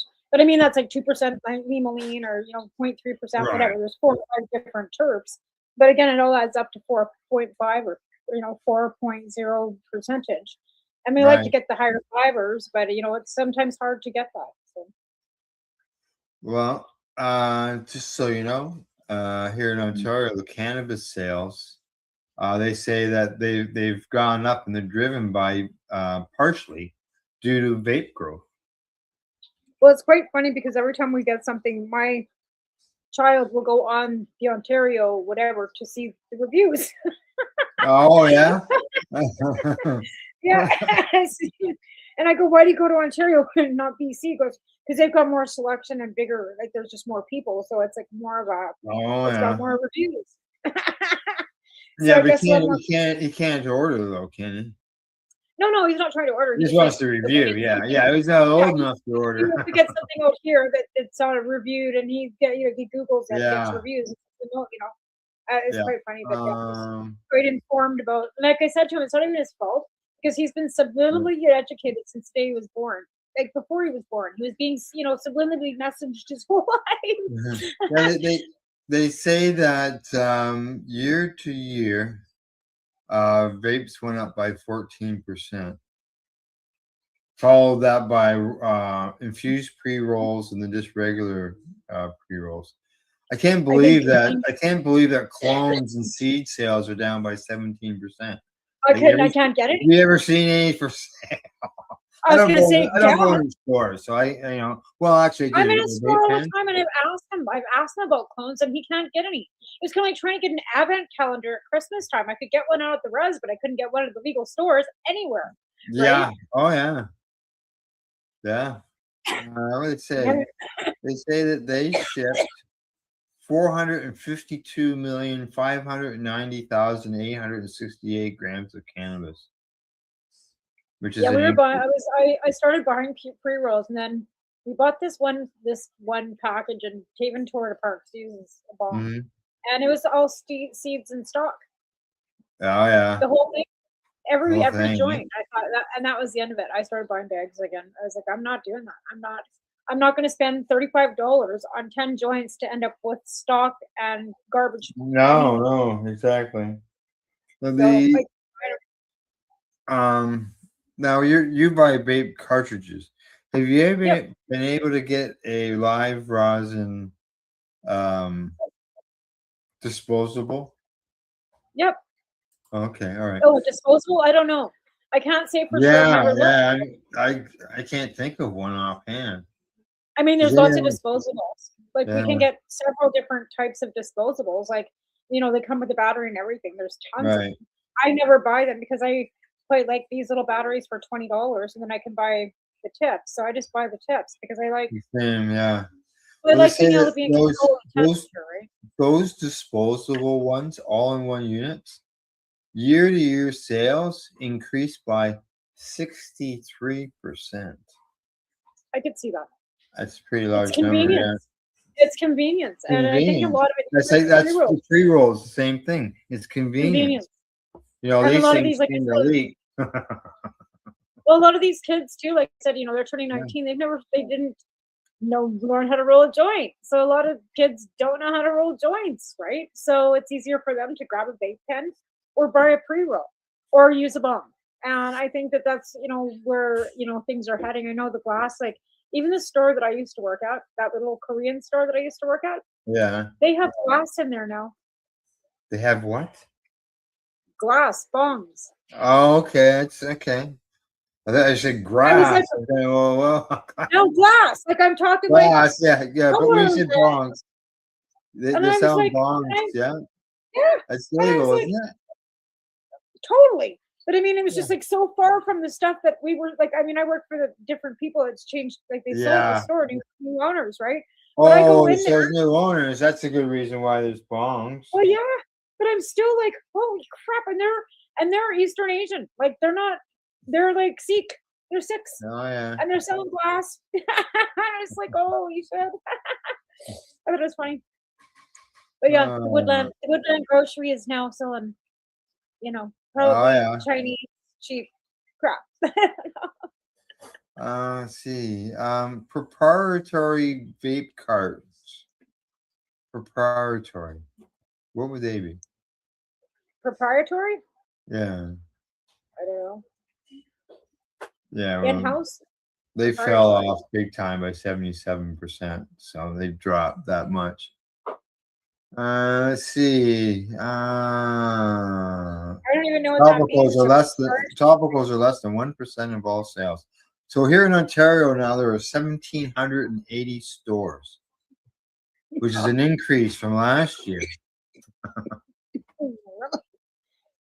So we got lots of stores. We lost 2 stores in town. Yeah. But yet, you know, some of the the Canada crawl that goes on in Hamilton, it's just packed. They have them quite often. Yeah. And then you got to look at the Indigenous market.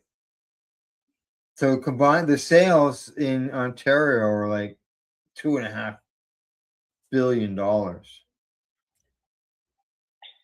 Yeah. I don't know what, like I said, because of so much change going on. 2.56 billion.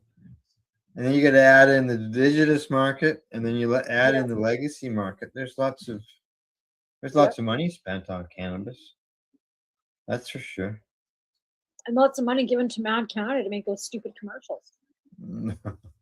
I don't see them. I don't watch regular. Oh, I get to see them. They're on CBC Gem like every other fucking one. And I'm like, really, this is what we're spending our tax dollars on? This is what the taxes is going to? So Mad Canada can make fucking commercials? Yeah, I don't watch CBC. That just pisses me off. Well, I watch the news, right? So CBC Gem is what I have for live streaming. I just catch their little clips on YouTube. Yeah, no, I'm getting rather disgusted with how many Mad Canada commercials there really are. Oh, and I'm thinking that's tax dollars. That's money that the Canadian government is giving them in grants to make commercials. Like, how is that helping the families? Like, how is that helping the families of anybody or the victims of impaired driving? Like, how is that helping anybody? Are you guys making awareness commercials? We've been watching the same commercials since 1985 for fuck's sake. That's part of the educational commercials that they promised. I just think it's bullshit. I just think that's the biggest waste of fucking tax dollars. And Is it anything like what when legalization came in Quebec? They had some posters of people. For example, one lady had big ears, big pointy ears, and then another person had a guy had a stretched neck like a giraffe neck. And they said, well, this won't happen with cannabis, but it could. No, they still have the one where, you know, you got the guy getting into his car with the joint by his head going, hey, bud, with the beer can.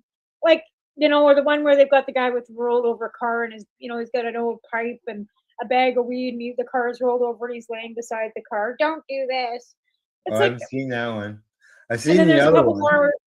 Yeah, and then there's another couple more with it's got the combination of alcohol and cannabis together, right? Where you're at a party and they're rolling up doobies and they're all drinking and everybody's like, you know, and then all of a sudden it's like, oh, we better have a DD and it's just like they're so badly put together to begin with. They're like B budget, yet they're spending $12 billion on them. Yeah, I saw them in a write-up, and there was a link to them, so that's why I saw the one. Yeah, it's just they're ridiculous. But again, they look like they're made in 1985. We're spending $12 billion on Mad Canada fucking commercials. That's a big bitch for me. Like, I'm serious. I don't care, you know, like I am totally against, you know, impaired driving and impaired whatever, smoking and driving, whatever I'm against it. But I don't think we spend $12 billion on fucking commercials for it. Give that $12 billion to Moms Without Harms or an addiction group or somebody that's actually going to help people get off the liquor rather than a fucking commercial. Just saying. I had it there. Then I saw something. It's the stuff that the hallucinogenic thing, that this joint bouncing around, talking to people. Oh yeah, like that just gives me the like that's so this stuff came out quite a while ago. Oh yeah, like so that's probably why it's still in the gem stuff. If it's all repeated old shows. No, this is like the live news, like CBC live news every day, where there's new commercials all the time. Like they're playing their new commercials. It's just like watching CBC News live on CBC on your cable. It's the same stuff. Oh yeah. I can watch live CBC all day long, just like I would on my TV. Just watch it on the Gem channel. Yeah, just watch it on Gem. I gotta pay for it. It's like $5.99 a month or whatever to stream Gem. Oh, okay, yeah. It's not the free app. Yeah, I got the free app. That's why I'm going. Yeah, what do you mean live? Yeah, no, I don't have the free app. No, I pay $5.99 to have it streamed, and it's but the only thing that I can get for free is Al Jazeera News, which I can watch without it costing me money. Or NBC, you can get news from them without it costing you money. But even like Prime with CBC or any of those, like if you want to watch, it's all $30 a month now. Netflix is $30 a month. Like all these apps are now $30 a month. You might as well pay $200 and get cable. You're paying $200 a month. Well, yeah. Well, that's the thing. If you get all those different subscriptions, it's going to cost you that much. But but of course, my husband has to have them because he's got a Roku TV up there and can't get cable. So we've got to have the subscription so he can watch them. So I figured, okay, I'll cancel the cable here so I can just use them too. So he can get. So he's got internet then. Yeah, Starlink. Yeah. Yeah, they can get Starlink. He's got Starlink on his doghouse because they were finding that the data off the phones and stuff wasn't enough to be able to upload tickets and do the things that they have to do when they're on site, right? So they've got Starlink on his doghouse, and he just parks his doghouse by his trailer at night, and it all hooks up to his trailer, and yeah. And then he can phone you during the show. Yep. He's in Fort St. John. He's actually in Fort St. John tonight. I think they're working late. He's working for CNRL, so I don't think I have to worry about it. But you never know. If I'm sitting right here to put it in plane mode like I did last night. It's like 9 o'clock. I put my phone in flight mode or do not disturb. I don't want nobody calling me. I'm just like turning it off, and I did. I thought maybe then I wouldn't wake up maybe it wouldn't ding something and wake the dogs up. I thought maybe it was the dogs. The phone waking me up at 3 o'clock in the morning. No, the phone was off. The dogs are asleep, and I still up at 3 o'clock in the morning. Going to bed too early, I think. Yeah. Well, I don't know. I'm sleeping by 11 o'clock these days, but then I'm up at 4 o'clock in the morning. Then I fall back asleep. So I don't know. My sleep schedule is just, and it's pain related sometimes. I don't know. But the sleep is not good. Well, we've talked about this before, and especially you doing at one time you're doing the substitution program. Where did I lost it? Here it is. We probably talked about this before. When the states legalize medical cannabis or recreational, you see a significant reductions in opioid deaths, overdoses. Oh yeah, for sure. Like I said, I'd still be doing it if I could get, access to. Yeah. But again, I just don't have the donations or the access. And again, too, like with it being so volatile with the transients and the different shelter now, it's just. And then again, people get. That's multiple studies they're saying. Oh yeah, for sure. And you find when you're doing those programs, it's not the homeless people; it's the people that are working, that are at home, they go home every single night and drink or do drugs behind closed doors, that are dying more than people are dying on the streets of overdoses. Right? See, when you're doing substitution programs, you have to reach out to the people that are low income, single moms, people with chronic pain, because those are the people that are overdosing at home because they're taking pharmaceutical pills or they're helping themselves to too much liquor.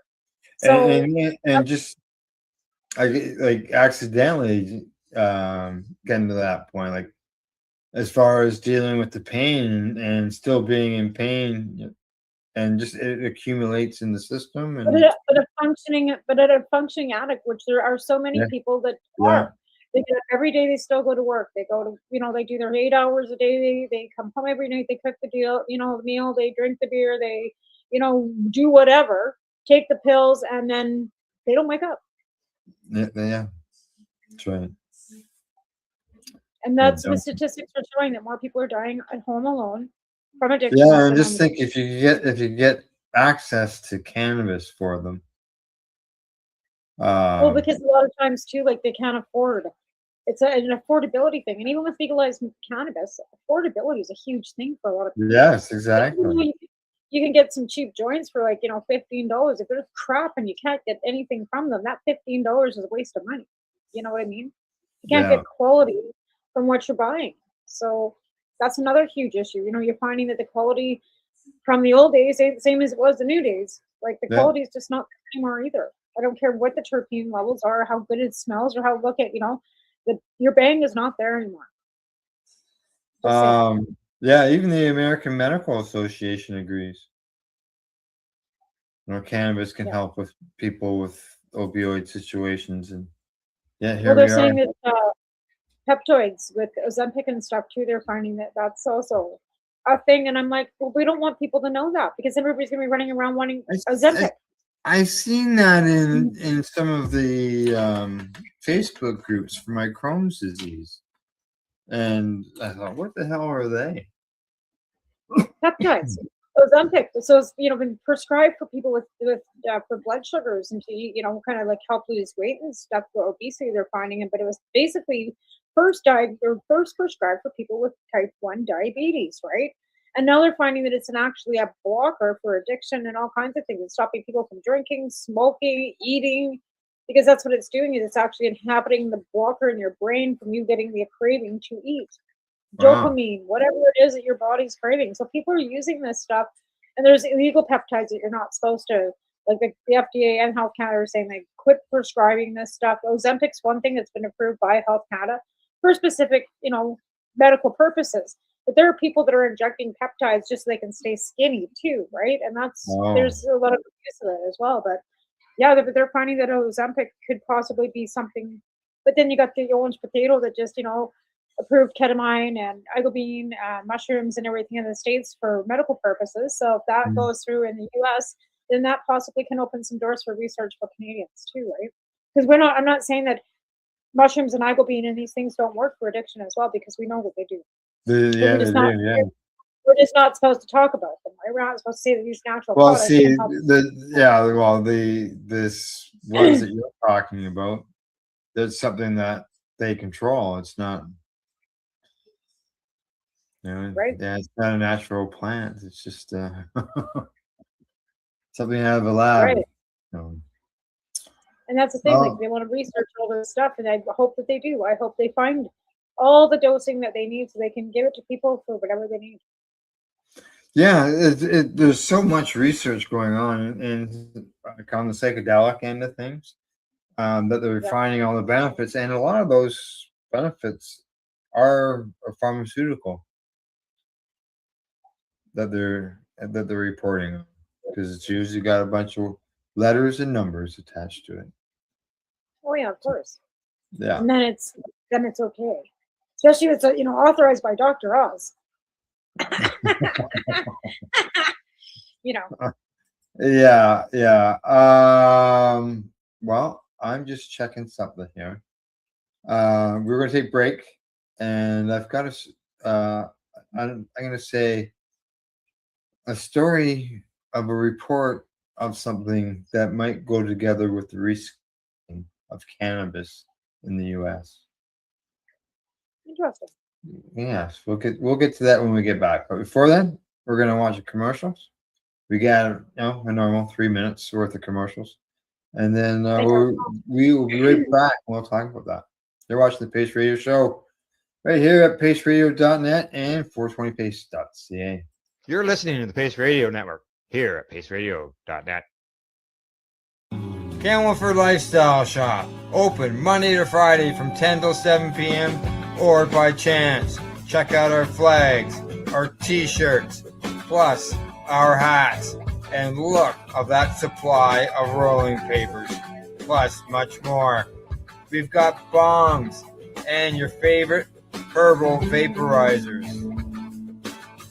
Look at all the incense we have, as well as for those who collect knives, check out these knives in our collection. And while you're here, stop in to see Shay at the Piercing Room, where you can get poked by Shay. Daily deals, check them out. Camelford Lifestyle Shop, 17 Bridge Street West, Camelford, Ontario. What do you find at paceradio.net? People advocating cannabis education.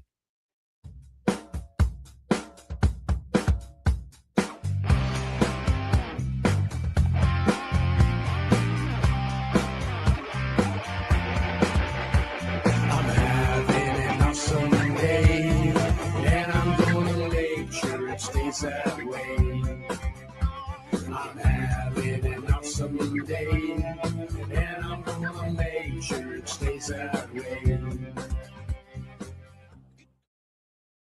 Limestone City Hydroponics is Kingston, Ontario's hydroponics shop. Take your growing to the next level and create the optimal environment with a tent kit, or maximize your yield with an ebb and flow flood table kit. Either way, Limestone City Hydroponics has more sizes and options to fit your needs. Are you looking for the power of the sun that adapts to your budget? Then look no further, as they have professional grow lighting. They have indoor grow systems that are easy and cost effective, with many options to fit your living space and lifestyle. Cultivate your growing potential. We have everything you need to succeed. And if you can't make it to the store, they offer local delivery to the greater Kingston area. Remember, when you're looking for experts to help you grow, then look no further than the locally owned Limestone City Hydroponics, 105 Sunderland Drive in Kingston, Ontario. Call them at 613-548-0420. Rerolled Saturdays. Check it out. Nothing but non-stop cannabis and psychedelic programming. Find it at 420pace.ca. You're listening to the Pace Radio Network here at paceradio.net. And we're back, and I'm sure that we're both going to be probably coughing to get going here. All right. Before we get to that story that I mentioned before the break, there was one thing I wanted to touch on. and that was back on the cannabis sales here in Ontario. And that is some top stuff. Top selling brand, Shred. You have any Shred product? Yeah, we've the shredded shred. We get that out here too. Yeah, Wapa. Pre-rolls. My friend Suzanne loves them. She gets them in Alberta. Yeah. Well, the Crap, top selling pre-roll is one called Thumbs Up. Never heard of that one. Never heard of it either. No, she likes the Wapa, whatever the hell that is. Top selling infused pre-roll was General Admission. Yeah, I like them too. We get those here. Top selling vape was Back 40. I've had some of them. Yep. Top selling concentrate was Vortex. I've had some hash of theirs. Top selling edible was Sours by Spinach. Well, okay. Had their cannabis kind of sucks. They had. Have you had any beverages? No. Yeah. No, okay. I think we tried them like once when they first came out, and I didn't get anything more than a headache, and I was sleeping. And that's why I don't eat a lot of edibles, because it just puts me to sleep, and then I don't sleep through the night either. I'm waking up halfway through the night. Yeah, Versus was for beverages, but yeah. We actually found this last provider was pretty good, and it's just small. It's like BC Smalls, but it's like I can't remember the name of it now. Taven's got it up the packaging upstairs, but it's really nice. Okay. I buy cheaper. It's under $100 for 14 grams, and that's where I'm at. Like I can't afford to be spending $300 a week. $100 for 14 grams. $86 for 14 grams, and that's including tax. Yeah, I think Al pays 100 or a little more than that for an ounce, and it gets like a bag of buds. I think there's like 2 different strains. Oh yeah, the bag of buds. Yeah, you can get an ounce of those here for $99.99 plus tax. So just about, and that's for an ounce, right? This is only 14. Right. It's 86. But I find that if you buy smaller, you get better quality. You buy ounces, you're getting not as good a quality. So I stay within the 7 and the 14 grams. I find that the cannabis, the buds are better. The cannabis is better. If I buy an ounce, the buds aren't so nice. I don't know. I just found that the bigger the bag, then the buds just aren't. Or maybe I get tired of it. I don't know. Yeah. I just find the smaller. Yeah, I think that in this bag of buds allows them to get different strains. Yeah, because you get a sativa and an indica. Like you get 2 different kinds. And it doesn't tell you what they are. It just tells you the terpene levels. It just says sativa, indica. Yeah. Okay. So now back to the rescheduling of cannabis in the U.S. They talked about a lot of it on the Schedule 3 is really about the pharmaceutical end of things. And the FDA apparently is fast tracking a THC pharmaceutical.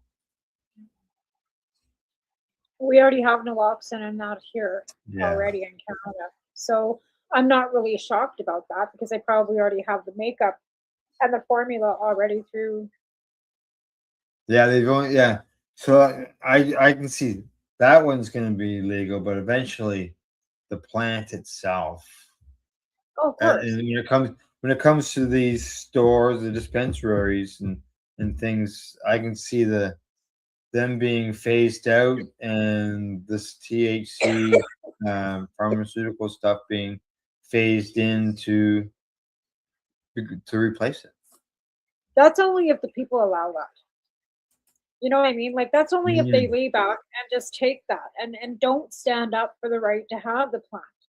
And I mean, in Canada, we've never laid back for them to do and push the pharmaceuticals down our throats. We just kept going to court for our rights as patients, which led to the recreational market that we are left with now.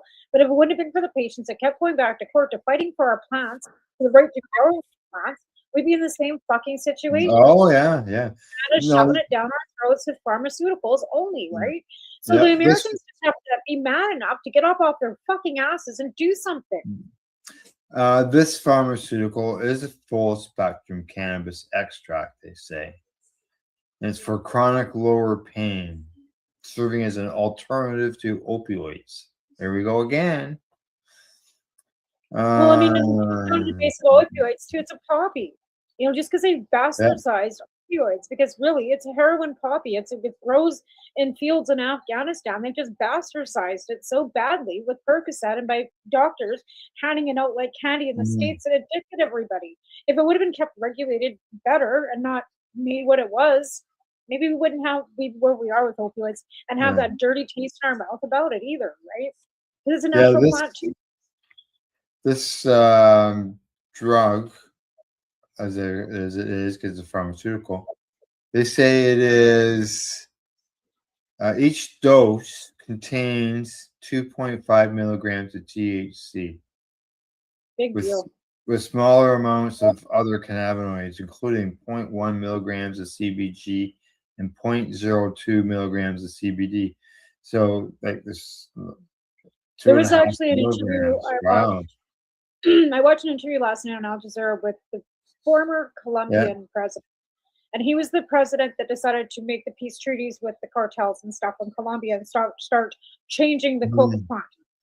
Last night, there's a group, they're called the Elders. It's a group of past leaders all across the world that are looking at legalization being the only way of getting anything changed as far as militias, cartels, the illegal drug trade. They just found a 250-yard whatever tunnel between Tijuana and California next to a football field yesterday. Yeah, I seen something about that in the news. Right? So we have all these things that are going on, but when you've got former, like Canada being the first G7 country in the world that legalized recreational cannabis and had medical cannabis prior to since 2000 because people went to court. But if you look at the heads of state, they're looking at the fact that prohibition, and we're back to prohibition, not working. And pharmaceutical companies wanting to take it away from the culture that it's already gotten, right? So we're back to prohibition. We're back to pharmaceuticals. Where we were with cannabis legalization too. Wasn't Shoppers Drug Mart supposed to take over all the sales of our medical cannabis? Well, one time they were hoping to be able to sell their cannabis that they grew at their stores. But how is that going to happen with Shoppers Drug Mart being a franchise? Like, they mean, that's what I don't understand. None of that ever made any sense to me. And I've always said, once you put the RX label on everything, they're going to take the control away from us as patients. Right? Oh, in the end, yeah. You know what I mean? And that's what I don't want to see happen. Yeah, because like down in the U.S., all these companies got to register with the DEA. Right, exactly. And just like these big licensed producers here have to be in touch with CIA. They have full background checks for everybody that walks in those doors. Like, they've got to wear hazmat suits and fucking cameras on them all the time too. So is it any different? Look like a robot. Right? Like, I mean, come on. Yeah. What else did they say here? Okay. These pharmaceutical companies have always been knocking at our door. Like, yeah. And that's what they're doing. It's slowly but surely.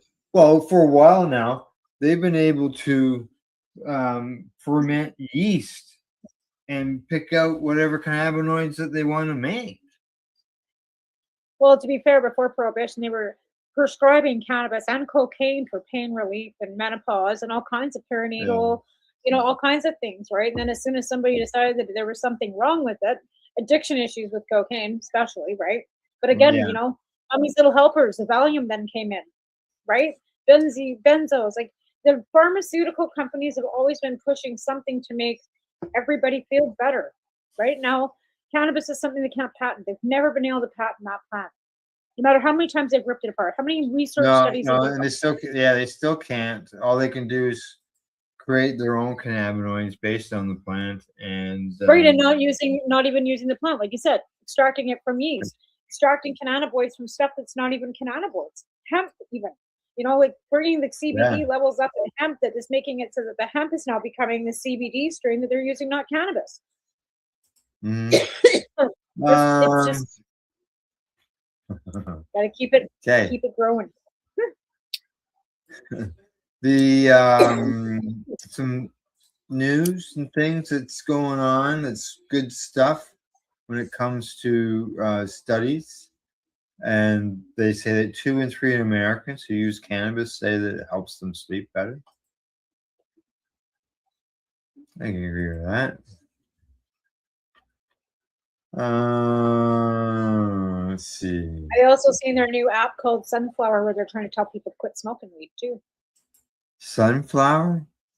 It's called Sunflower. It's supposed to help you with addiction. But they've got cannabis, and if you're a habitual cannabis smoker, yeah, it's another thing I seen on Facebook the other day. Yeah. So what's the angle on that one? I mean, sure, if you're trying to get off the cannabis, it was a commercial specifically towards marijuana and using the word marijuana. Oh yeah, whole big, argument about that being cannabis being clinical and every once in a while there's an article that's published about that. And what's the word to use? Cannabis or marijuana? Right. Well, and again, I understand that cannabis wanting to be more clinical as patients, we wanted to make it sound more sanitized and a little more palatable, right? They use the word marijuana. It's supposed to be, but again, marijuana is more about the culture. Going back to and actually a former host here on the network said don't do that. Use the word marijuana instead of cannabis because of the culture of her nationality. I can't take that away. Again, that's all she knew was the word marijuana. And really, like we just called it weed. Like, all growing up, I was always just can we get some weed. Like it was never until I became more educated and and became using as a patient myself, then it became more, Yeah, trying to use the non-stigmatized language so that we didn't continue. We sterilized ourselves. Yeah, because we're just brutalizing ourselves. Exactly. Yeah, we sterilized ourselves so it would sound more palatable to the medical community because we're always trying to convince our doctors that we need their signature to be able to get our licensing too. Like, so let's face it, you're sitting in a doctor's office trying to explain to your doctor that you want to smoke something that comes out of the ground. You don't want you smoking anything at all. That was my doctor's biggest thing. Smoking nothing. So as soon as I changed the language, I need to make oil so I can make candy so I can eat it. That was a different way of getting her convinced. As long as I wasn't going to smoke it, I couldn't smoke it. I had a family doctor that it wouldn't matter how I was consuming it unless it came from a pharmaceutical, because a pharmaceutical pill was the only way that he could guarantee that each dose would be identical to each time I had my medicine.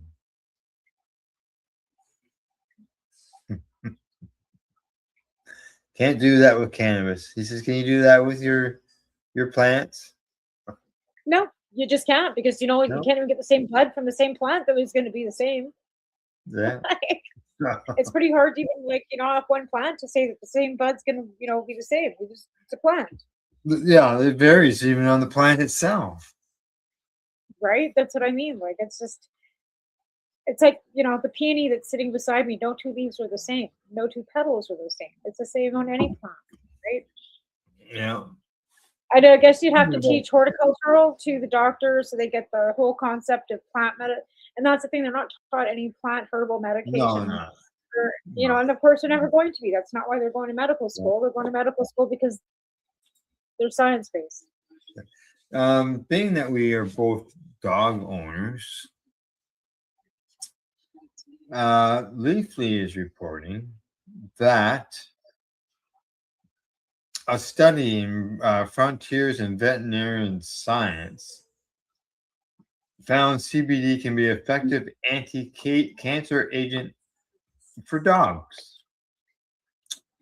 This was done at the University of Chile, and they said that it works as an anti-cancer agent for all different types of cancer.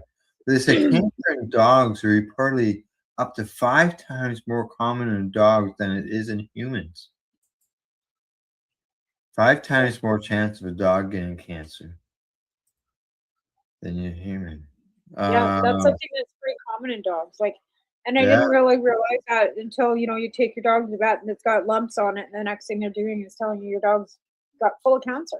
Yeah, they say Like, that it's between dogs get,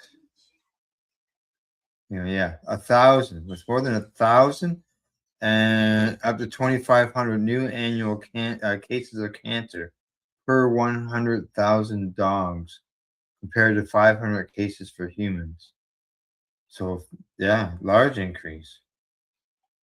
I think it's got lots to do More with than the 4 million new cases of canine cancer are reported every year in the United States.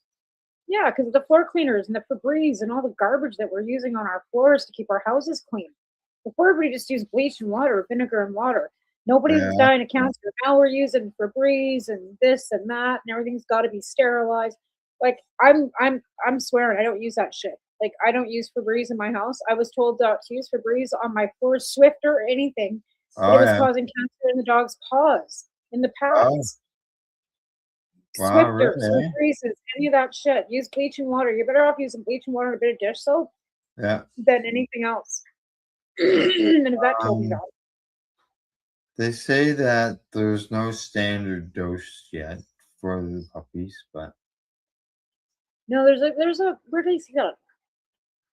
There's some study that they're doing to make dogs age, like, live longer too, and it had something to do with CBD or something too. I can't remember what the Yeah. hell I read that. so they say it's But just where- as effective for dogs as it is for humans. But of They're course, also more natural. studies need to be done. They're also talking about, like, not psychedelic mushrooms for dogs, but regular, like, lion mane. There has been some reports of that. Yeah, but I was reading something else about, like, just fungi, like lion's mane and other kinds of dried mushrooms, like shiitakes, that you can grind up for dogs. It's good for them Yeah. too. Like even, like, what is it? Beetroot powder. Beetroot powder for your dog's heart health. Oh, yeah, maybe. Yeah, sure. I just been reading up on this shit because of these dogs I've got, and I'm trying to find something that'll make them live a little longer. Yeah. Yes, we always want our puppies to live longer. There's no doubt about that. Like, ours is 8 years old. And or 7 years old, 8 years old. No, yeah, 17. So yeah. She's 8 years old, and it to me, I never even thought about when I was with her at the vets recently. The lady at the front desk, she says that at 8 they consider them a senior, so she's a senior now. I know this guy's 12, and his brother's here. They're both in the same litter. They're both 12, so their dad lived to be 17. So we've got a few more years. But teeth, it's a big thing with these little dogs too, right? Is their teeth, and then they got septicemia, where they got rotten teeth, and they want $1,200 a tooth to pull. And Oh, I know. We haven't got there yet, but we're being warned. my Yorkies have really good teeth. The Yorkies have great teeth. No problem with these teeth. Chihuahuas. Yep. I have to brush my dog's teeth. This is I've tried that. This is our third dog. This is the first time we've had to brush her teeth, but this is also the first dog that didn't chew on anything. Doesn't chew on a lot of stuff. She never has, yeah. So that would be partially why right there. Yeah. Well, that's what they say, that, these guys have always said, but they don't want rawhide. These guys don't chew on a lot of stuff either. The rawhides, like, I didn't never want that because they choke on it too, right? So it's really hard, But yeah, trying to brush these guys' teeth. Oh no! Oh, watch your fingers. That's like we putting it near a friggin'. Well, their mouth's not even big enough. I can't even stick my finger in their mouth because their mouths are so small. Like, all that too. And Piper's like, she's just not having it. Not at all. I tried, and like I said, I've tried. And the dentist, and the first thing you do, you go to the vet. The first thing you do is, oh, their teeth are so bad.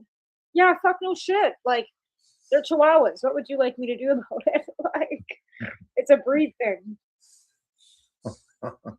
Bring in Yeah, meat and they it's like don't chew on. They don't chew on bone. They don't chew on bones. Yeah, they do. They do. But they don't, like I said, they've always had something to chew on. They've always been, but they're not chewers either. Like the Chihuahuas aren't. Where that Yorkie's always like got his face on something and he's always out there tearing shit up. And he's got the nicest, brightest, smiliest teeth ever. He's 6 and he's nothing on him. He's beautiful. He's got beautiful teeth. But We got Chihuahuas, we got a con for Tessa, and we throw treats in it, but she won't touch it. She won't touch it if there's nothing in it. oh yeah. I know, right?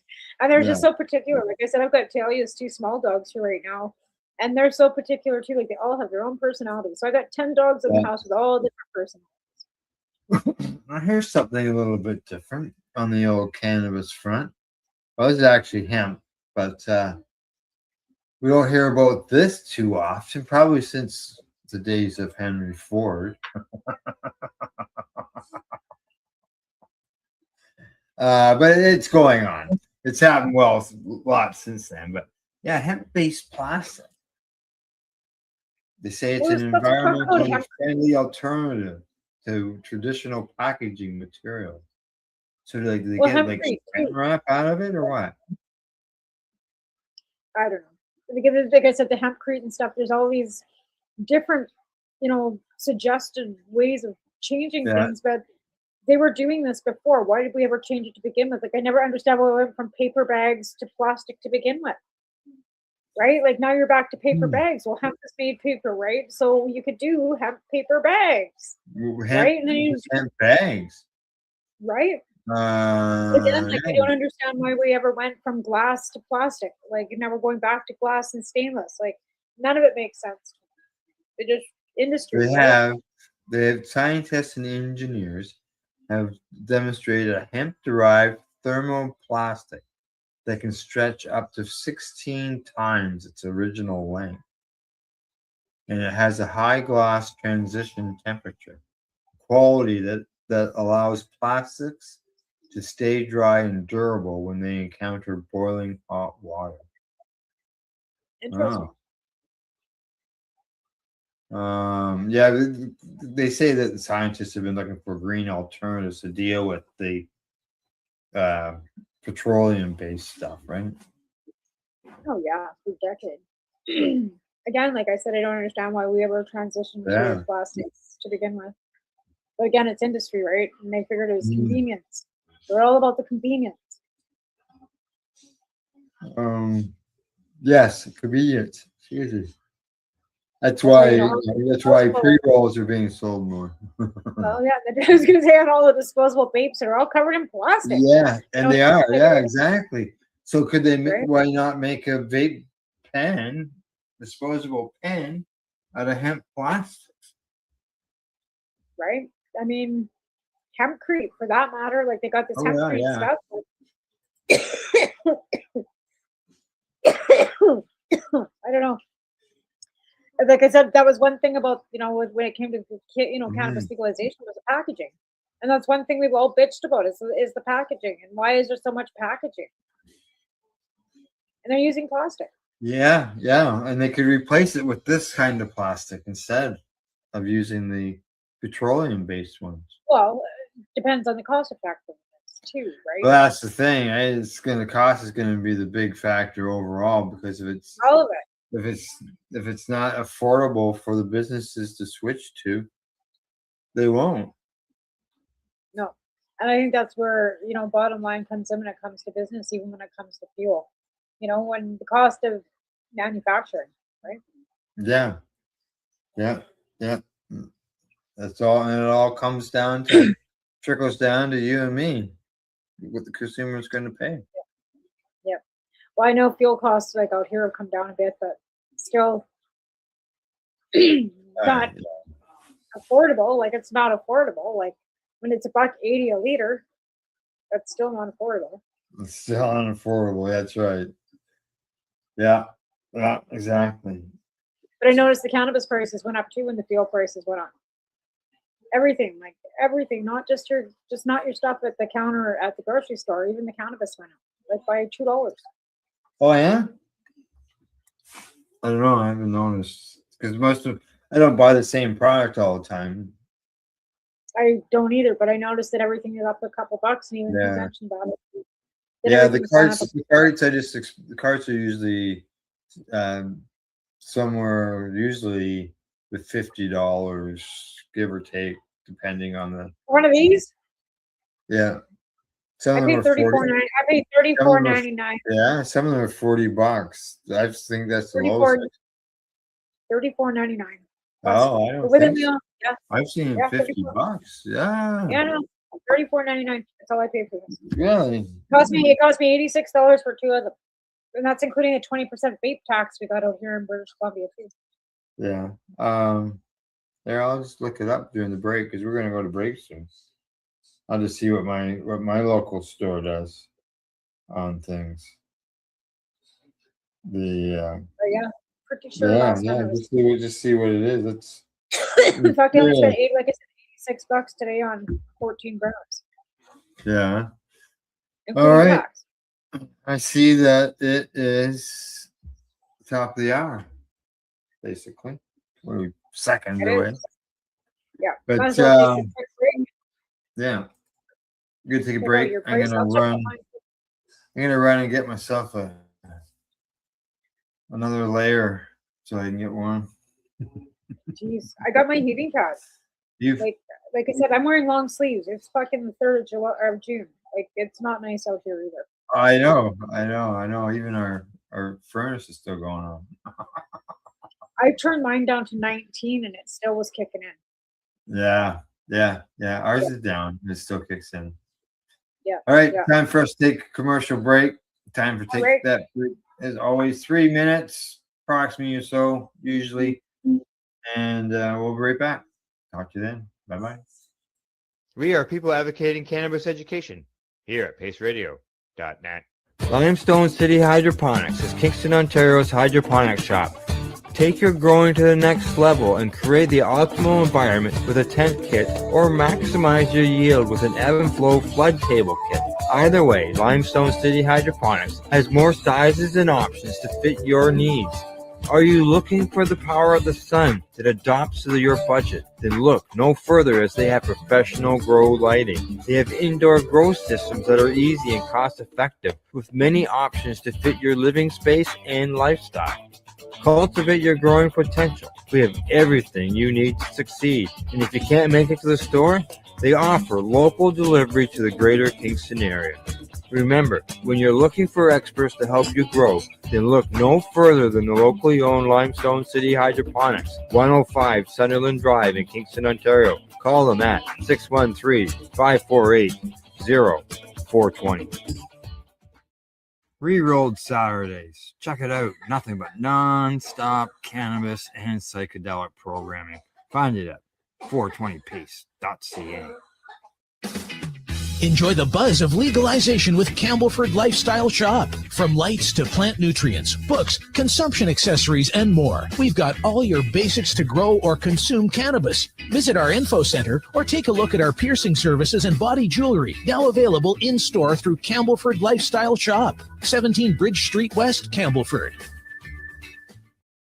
Are you looking to get your medical cannabis grow license? Limestone City Hydroponics can help patients through the process of obtaining their license to grow medical cannabis. What's that? You don't have a doctor. If you meet the medical criteria, Limestone City Hydroponics has a nurse practitioner who can assess and provide medical cannabis prescriptions. What are you waiting for? Contact Limestone City Hydroponics at limestonecityhydroponics.ca or call them at 613-548-0420. PACE Radio is the People Advocating Cannabis Education Radio Network. I'm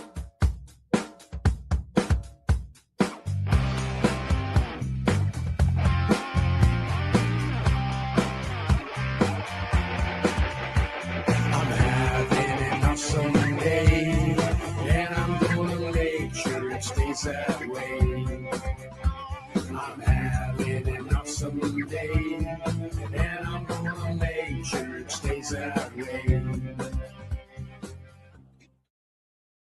You're listening to the Pace Radio Network here at paceradio.net. Hey, you're watching the Pace Radio Show. We are live. All right. Just so you know, I checked the local store and I did find one, a live resin. That was $35. But the problem is it was a CBD vape. Oh no. Everything else was $43. Okay. Well, I'm just gonna go here to my little website.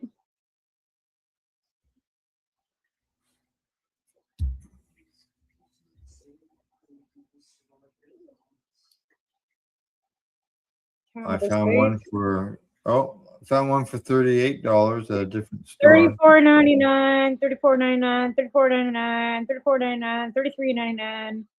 Even the hot box, 1.2 grams, $33.99.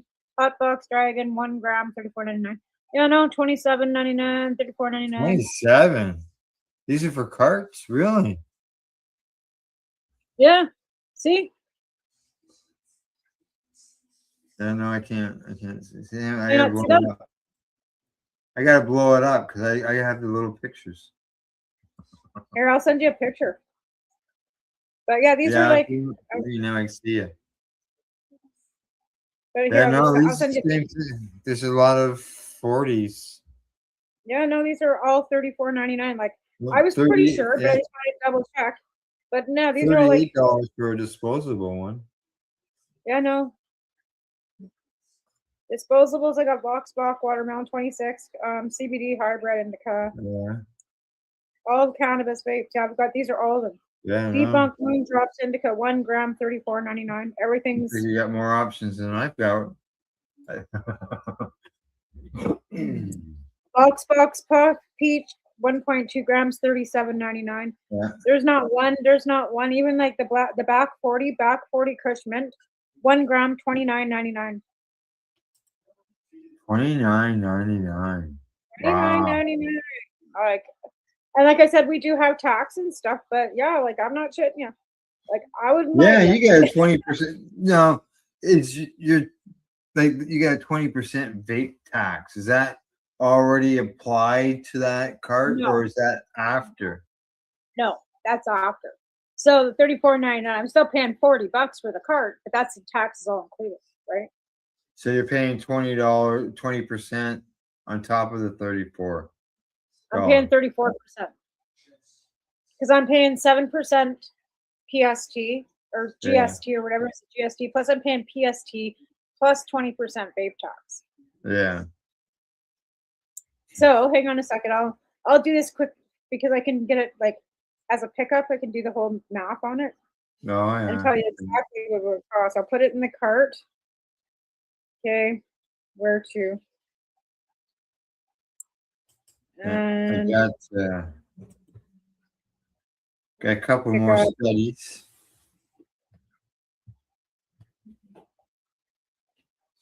Yeah, it's 34 with the taxes on it. No, it's less than $40. Wow. Yeah, see when like this says cruise control hot box, it's half a gram, $17.09 plus taxes.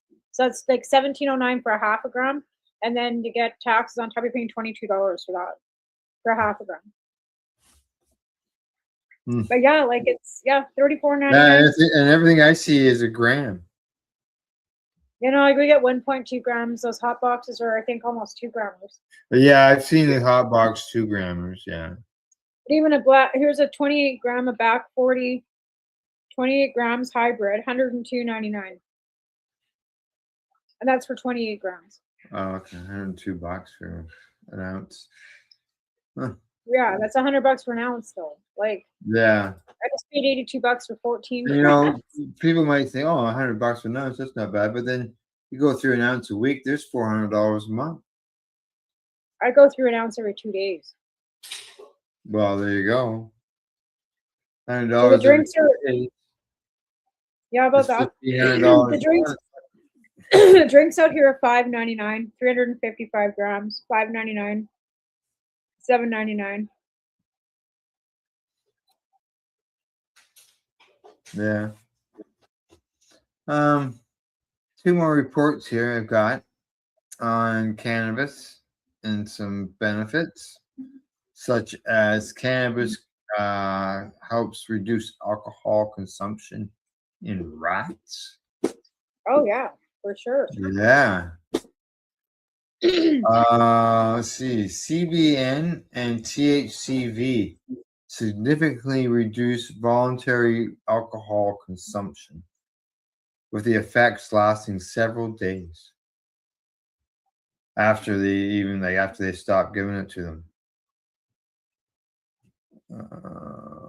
They said they tested 3 phytocannabinoids. Okay. CBN THCV provided the most effect, they said. Rats are given free access to water and progressively stronger alcohol solutions. At 5% alcohol, then 8%, and then 10%. They did it over several months. They said only rats that voluntarily consumed high amounts of alcohol were included in the group given cannabinoids. So they figured out which ones were drinking the most and used them for the test. Well, that makes sense. Alcoholic rats. Yeah. Yeah. I just can imagine these little guys sitting around fucking slugging away beer. Eh? I just had pictures of visions of that rat sitting at a bar. They say this researchers highlighted that the endocannabinoid system plays a significant role in alcohol use disorder development. But previously, clinical trials using synthetic substances, all they block the cannabinoid receptors, failed to do anything. Okay. What else?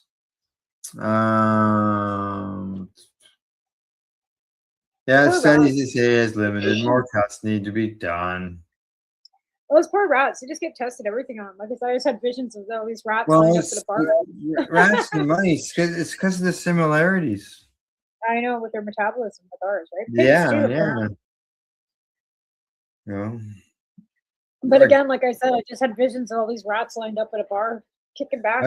I see the hawks feeding on mice all the time out here. My chickens too. Yeah, because you see them flying around because we got a lot of open area we can see up there. Right. They're always flying around looking for the mice.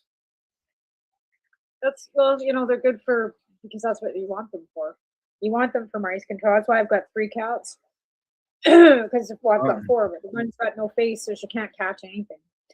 Here's one on smoking joints. It said in November 2025, randomized double-blind controlled trial found that after smoking joints containing THC, participants' alcohol consumption decreased significantly compared to those who received a placebo.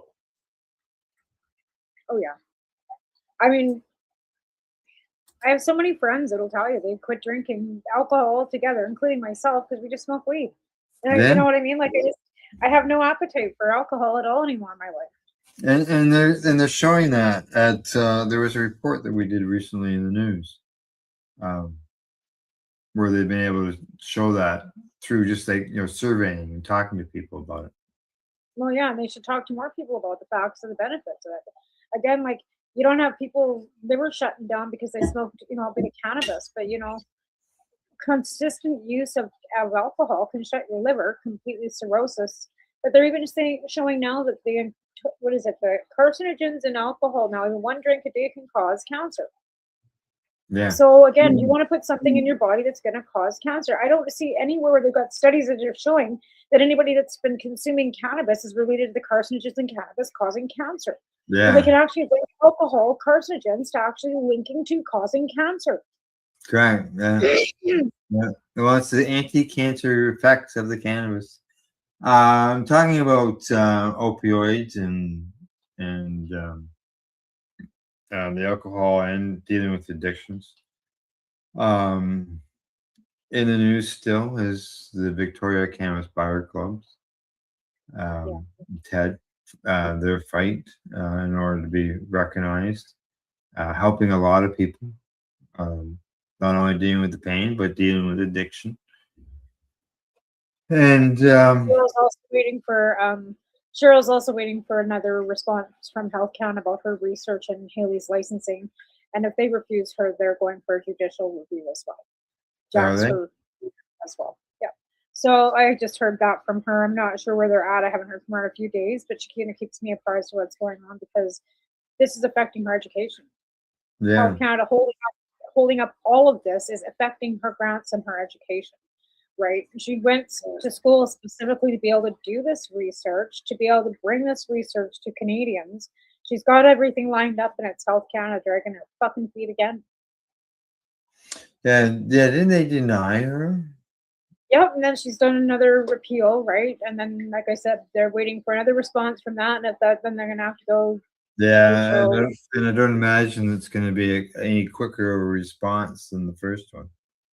No, it's taken months, almost a year. Yeah, like I said, I don't even know what to say because I can't speak for her and I don't like to speak for her, so I won't. But it's been a fucking bunch of bullshit again, as usual. Yeah. But I can't speak for her, and same with our other friend Melissa. She had her May date set for this month. Yeah. And WCB is fucking with her again and pushing that back. So when people think that it's just as easy for you to go and do whatever and be in control of your own health, that's not always the case. No. Yeah. The what was I going to say? Last news stuff, studies, information. New review explores cannabinoid anti-tumor effects on glioblastoma, brain cancer. Right. Another cancer. I know one of the documentaries I showed years ago. They talked to a Dr. Rosenbaum, something like that, and his Rosenberger. And that's what he talked about, was about a patient who had that cancer, the glioblastoma, and how the patient treated was just cancer with cannabis, and how he was able to defeat it. So it's and they're still coming out with those type of reports. Here we are 10 years later. Here we are, right? And again, here we are. Later. Yeah. And they also studied more studies. We just need more research and more studies. More research, more studies. I mean, we'll be long under, 6 feet under by the time they finally get the research and the studies they need. Now they say here they also investigated the potential for cannabinoids to enhance the effectiveness of chemotherapy. And they said when combined with chemotherapy medication in preclinical breast cancer models, cannabinoids were associated with an average tumor volume decrease compared to just the medication, the chemotherapy medication administered alone. So it does help with the chemotherapy. Let's hope that I don't have to find out. Yeah. They say that they caution, stating that not all combinations are beneficial and that rigorous pretrial screening is required. Yep. Yeah, I mean, it's so many people have talked about that before. Whether cannabis can help with the chemotherapy or just. Well, I mean, I've seen it myself where it has helped beneficially with nausea and kick back and make tumors smaller, but it's been a combination of both. It hasn't been just one, right? And I've also had people that have done both combinations and haven't won their battle, and I've had ones that have. Yeah. Well, there's a lot of people right in the cannabis community that are no longer with us who have But again, the That's first thing people ask me about getting my candy when it comes to, they got a cancer diagnosis and, oh, I need your candy. No, you don't. Sugar's the last thing you need in your body. If you've got any sort of form of, right. even flaring, if you've got any sort of autoimmune, like I tried, like I've been finding like using honey more than sugar even anymore, because if I eat a lot of sugar, I'm flaring. Like I really noticed a difference in the intake of sugar that I've not, because when I worked at the store, like I was saying, I'd come home and eat 2 boxes of Smarties, a bag of gummies, and suck back a Sunny D and think, oh, I wonder why I'm all seized up. Because the sugar and the inflammation that the sugar was causing my body was terrible. And I haven't worked at that store for a year, and I've cut back that consumption of sugar from not working at that store for a year. And I'm not saying it's better, but it's not any worse. Like, you know what I mean? Like, worse. Like, I mean, it is better. I'm not going to say it's not. I was off my methotrexate for a while, so it made it bad. Now that I'm back on that routine, that I'm getting better. I'm better every day. Is the fatigue any better? No. Like, are my joints are sore and am I in pain? No. But it doesn't help with the fatigue. No, but if you had stayed on these D's and gummies for another year. Oh God. Right? How terrible. But again, like I said, like the methotrexate's not great for me, but I had some gummies or soft chews, and they were strips, and I ate 2, and that night I felt them going through my bowel. I could feel them, so I gave them away. Yeah, I gave them to a friend, and he told me he ate 3 of them, and he said he had a really good sleep. I'm glad that, like I said, for people that they work and it's effective for them, that's great. Mine's hormonal too, so I'm taking hormone therapy treatments, and that's but again, it's progesterone, so it's pharmaceutical, yes, but it's hormone. So am I taking that? Fuck yeah, because I don't like having to sweat all night. Never mind, I got the methotrexate that's causing night sweats on top of the menopause. Yeah. It's not something we talk a lot about. Oh my God, I thought it was over, and it's not. No. Something that we'll deal with our conditions for the rest of our lives. Yeah, getting old is not for the faint of heart. My grandma warned me. She didn't tell me about this shit. She told me when her knee, like when she was getting her knee replaced, she's like, "Oh, this is getting old. It's not no faint heart. You gotta be tough." She had a knee replacement done in like the 80s or the 90s, like when they were like old, like just getting started with just getting started. Yeah, things have really advanced. Really advanced now, like. But I mean, she had one of the first knee replacements ever done, and she's like walking with a walker. But that old girl was 95 years old, going up and down these stairs because her flowers were downstairs. And if she wouldn't have fallen down those stairs, I bet you she'd be still sitting in that chair across from me, bitching about the baseball game not being on. Yeah, there's some procedures now that they do. They used to cut you open, whilst now they can do without cutting you open. Yeah. I had a friend that had her knee done not too long ago, and she's got like 2 little spots, and she's off to the races. And they put a whole new joint in there. Yeah, or go in through a vein through the groin or the wrist, I think. And go in and take pictures inside someone's brain. I know, wow, right? Yeah. Unbelievable stuff. Like I said, I just hope that science keeps moving forward. Like, I don't want to live forever. But I don't want to, and again, like I'm hoping that they can come up with some solution or some cure for rheumatoid arthritis and our autoimmune diseases that we both suffer from. Nice. So someday we could actually just live a normal life like everybody else. I wish that for everybody that lives with chronic pain, that the technology that we get comes forward, that because I know the Arthritis Society is always looking for donations to try and get something done for the arthritis, because nobody pays attention to arthritis or Crohn's or colitis. We are the ones that are the silent ones. If we look okay on the outside, we're the ones that are suffering every single fucking day because we're not disabled visually. Never mind the mental health that goes along with being in chronic pain, with Crohn's, colitis, rheumatoid arthritis, MS, all these fibromyalgia, all of it. I never put things together on like I look at, okay, I got my Crohn's at 41. I thought, okay, that's when I got my autoimmune disease. But technically, I've always had an autoimmune condition because I was getting allergy shots every week in the summer and every month in the winter. Yeah. Yeah. And that's From the the thing, age like, of you know, 5, from 5 to, well, until I moved north, and that was when I was 15. right? But again, I Yeah. mean, it's not something that just like, and they say it's not genetics and stuff, and I get that it's not genetics, supposedly rheumatoid arthritis. But my dad's mom had the same autoimmune disorders that I've got, right? So Yeah. again, is it genetic? They say it's not, but I think it's prerequisite, Yeah, maybe possibly. there's nobody like in my immediate family. There's nobody who has. No, my dad, with my mom, they're perfectly. Like I I said, my might have mom's a 80. I might have a cousin or somebody with it, but I wouldn't know. Like my mom had 15 siblings, Holy.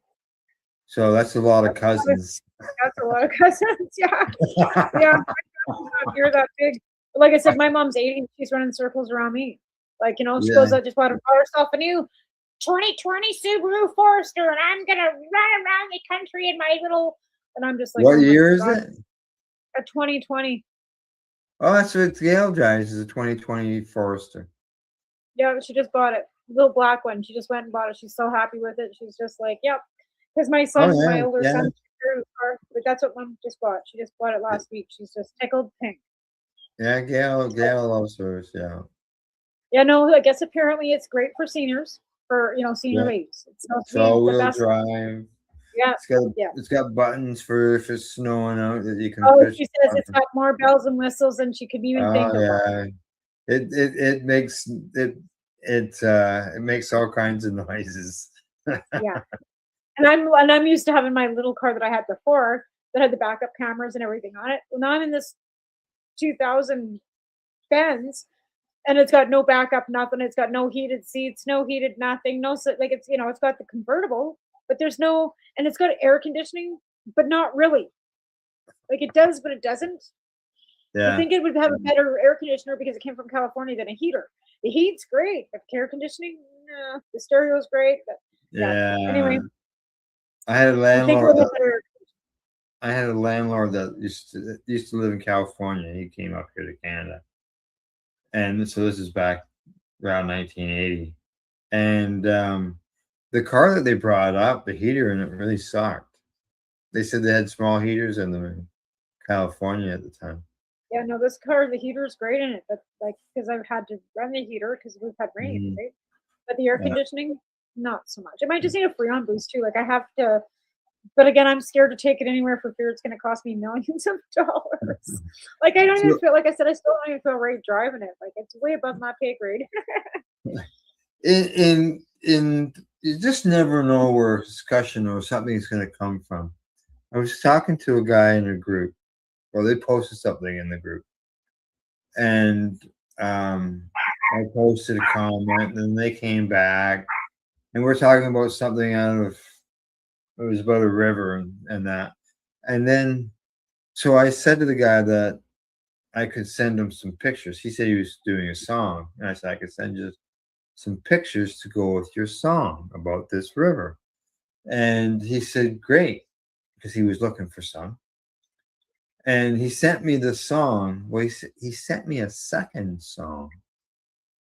The first song was just about the river.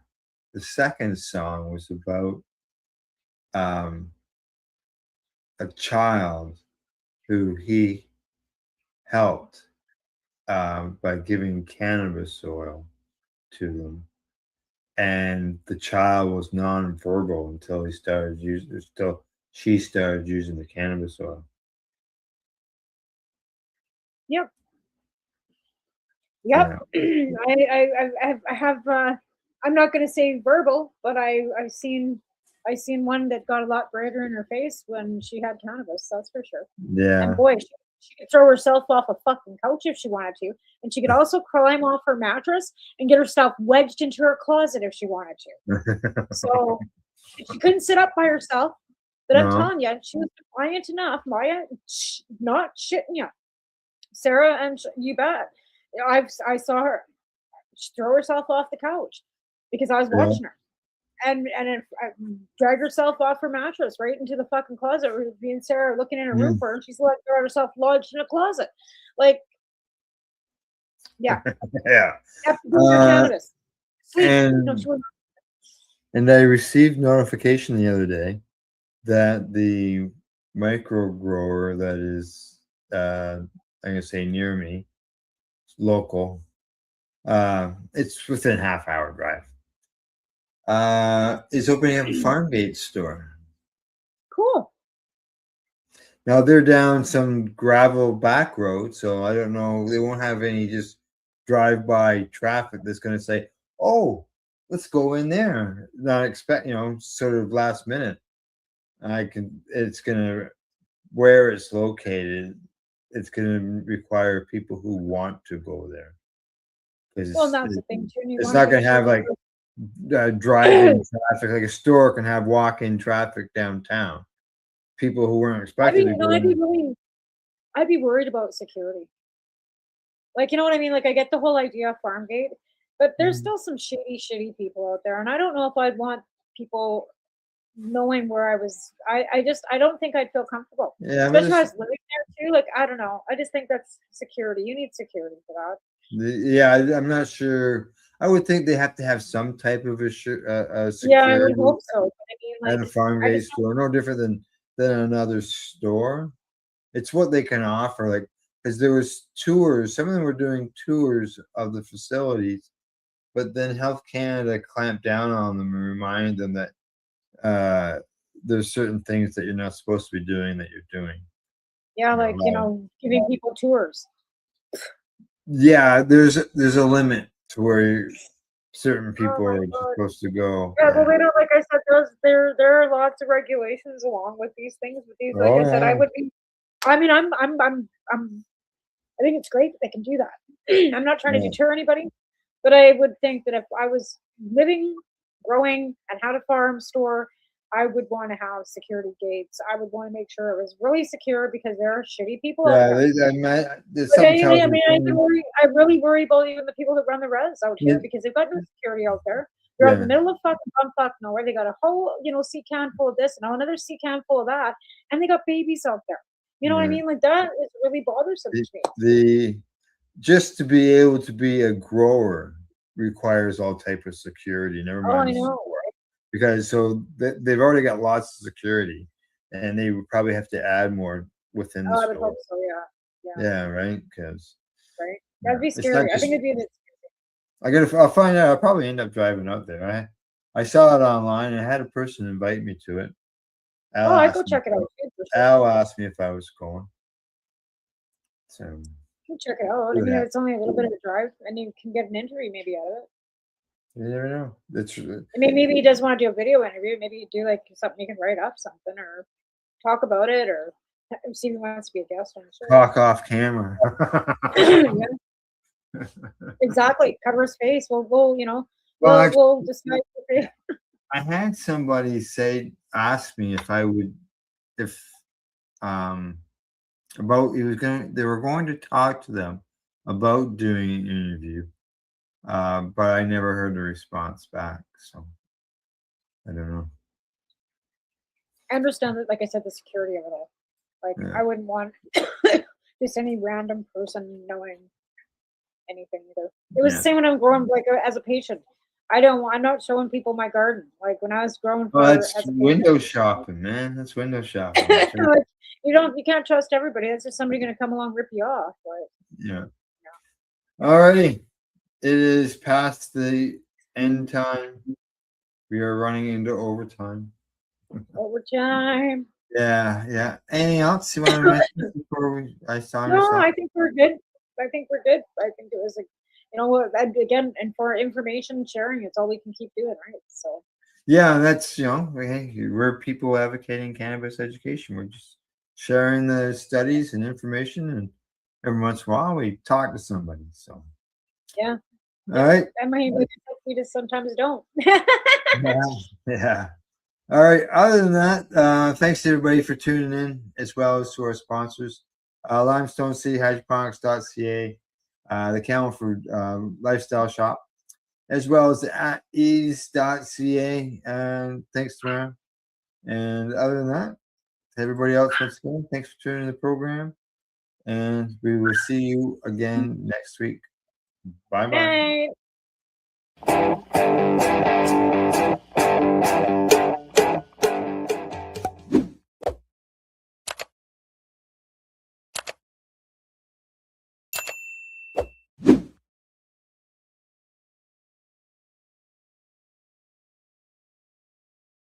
Let's share PACE everywhere. That way it can help create peace. People everywhere advocating cannabis education. You're listening to the Pace Radio Network here at paceradio.net.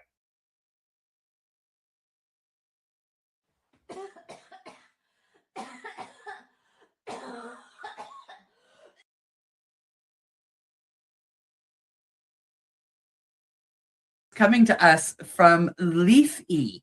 The headline here states psilocybin could treat cocaine addiction, and boy howdy could it ever. Researchers are investigating whether psilocybin, the psychedelic compound found in magic mushrooms, could become a powerful new tool in the fight against cocaine addiction. I don't know about new, but definitely a powerful tool. According to Leafy, emerging research suggests that psilocybin-assisted therapy may help individuals break patterns of compulsive cocaine use by addressing some of the underlying psychological and neurological mechanisms that drive addiction. Unlike many conventional treatments that focus primarily on reducing cravings, psilocybin appears to work differently. Scientists believe the compound may temporarily increase cognitive flexibility and disrupt deeply ingrained behavioral patterns, creating an opportunity for individuals to reevaluate harmful habits and develop new perspectives. Early studies have shown encouraging results. Researchers report that some participants experienced significant reduction in cocaine use following guided psilocybin sessions combined with psychotherapy. Participants have also reported increased self-awareness and a greater sense of connection to personal goals and relationships. Scientists caution that the research remains in its early stages, according to them, and larger clinical trials are still needed before psilocybin could become an approved addiction treatment.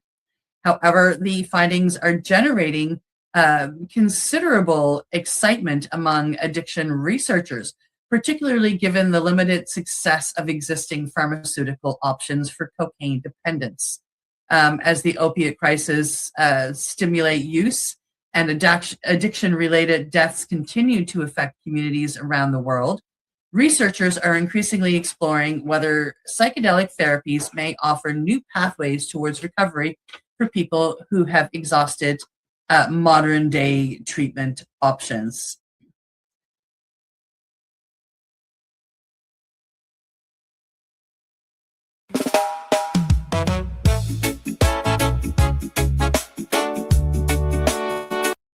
Yeah.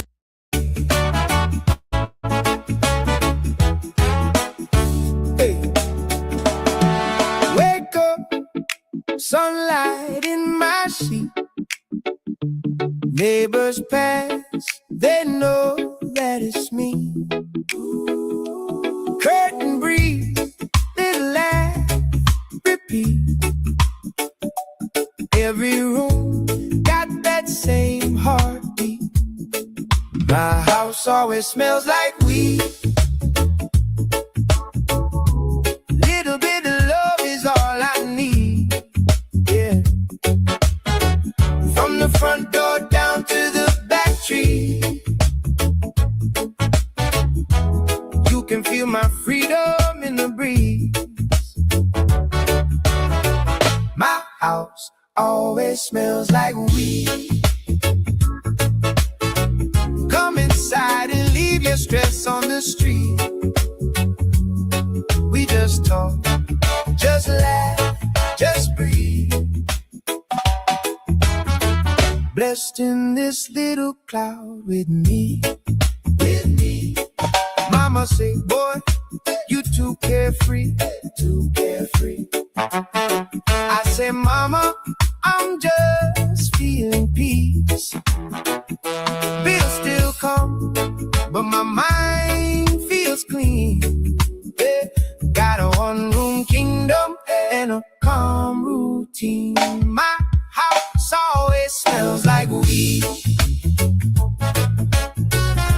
Little bit of love is all I need. Oh yeah. From the front door down to the back tree, you can feel my freedom in the breeze. My house always smells like weed. Ooh, come inside and leave your stress on the street.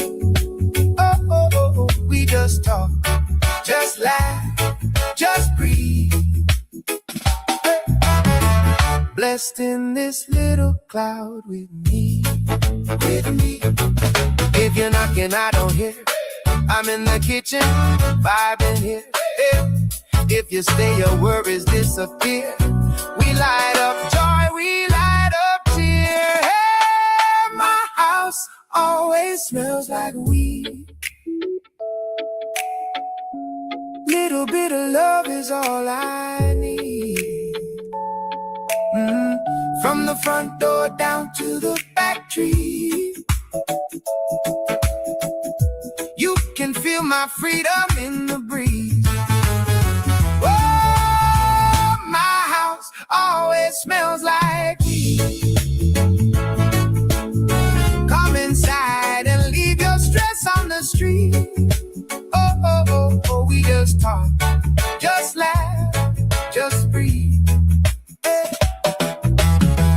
Blessed in this little cloud with me, with me.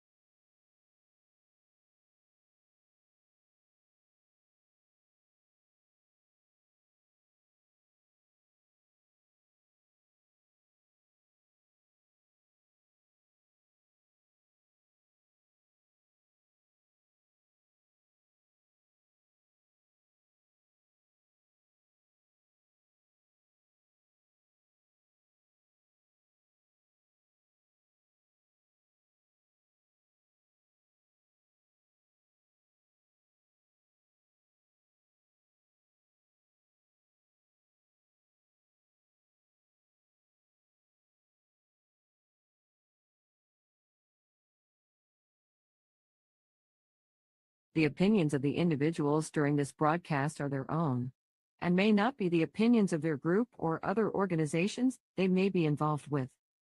All medical advice during our broadcast is not a medical opinion and should be checked with your medical physician. Hi, I'm Timmy. And I'm Mary Jane. He's the newbie. She's the doobie, and this is the show where we toke cannabis. Talk. From both sides. Is that even possible?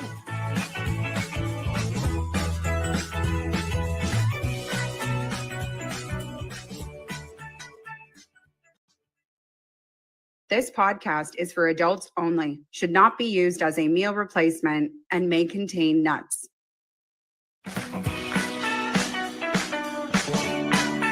Hey, everybody, and welcome back to another episode of The Newbie and the Doobie. My name's Timmy. I am the newbie.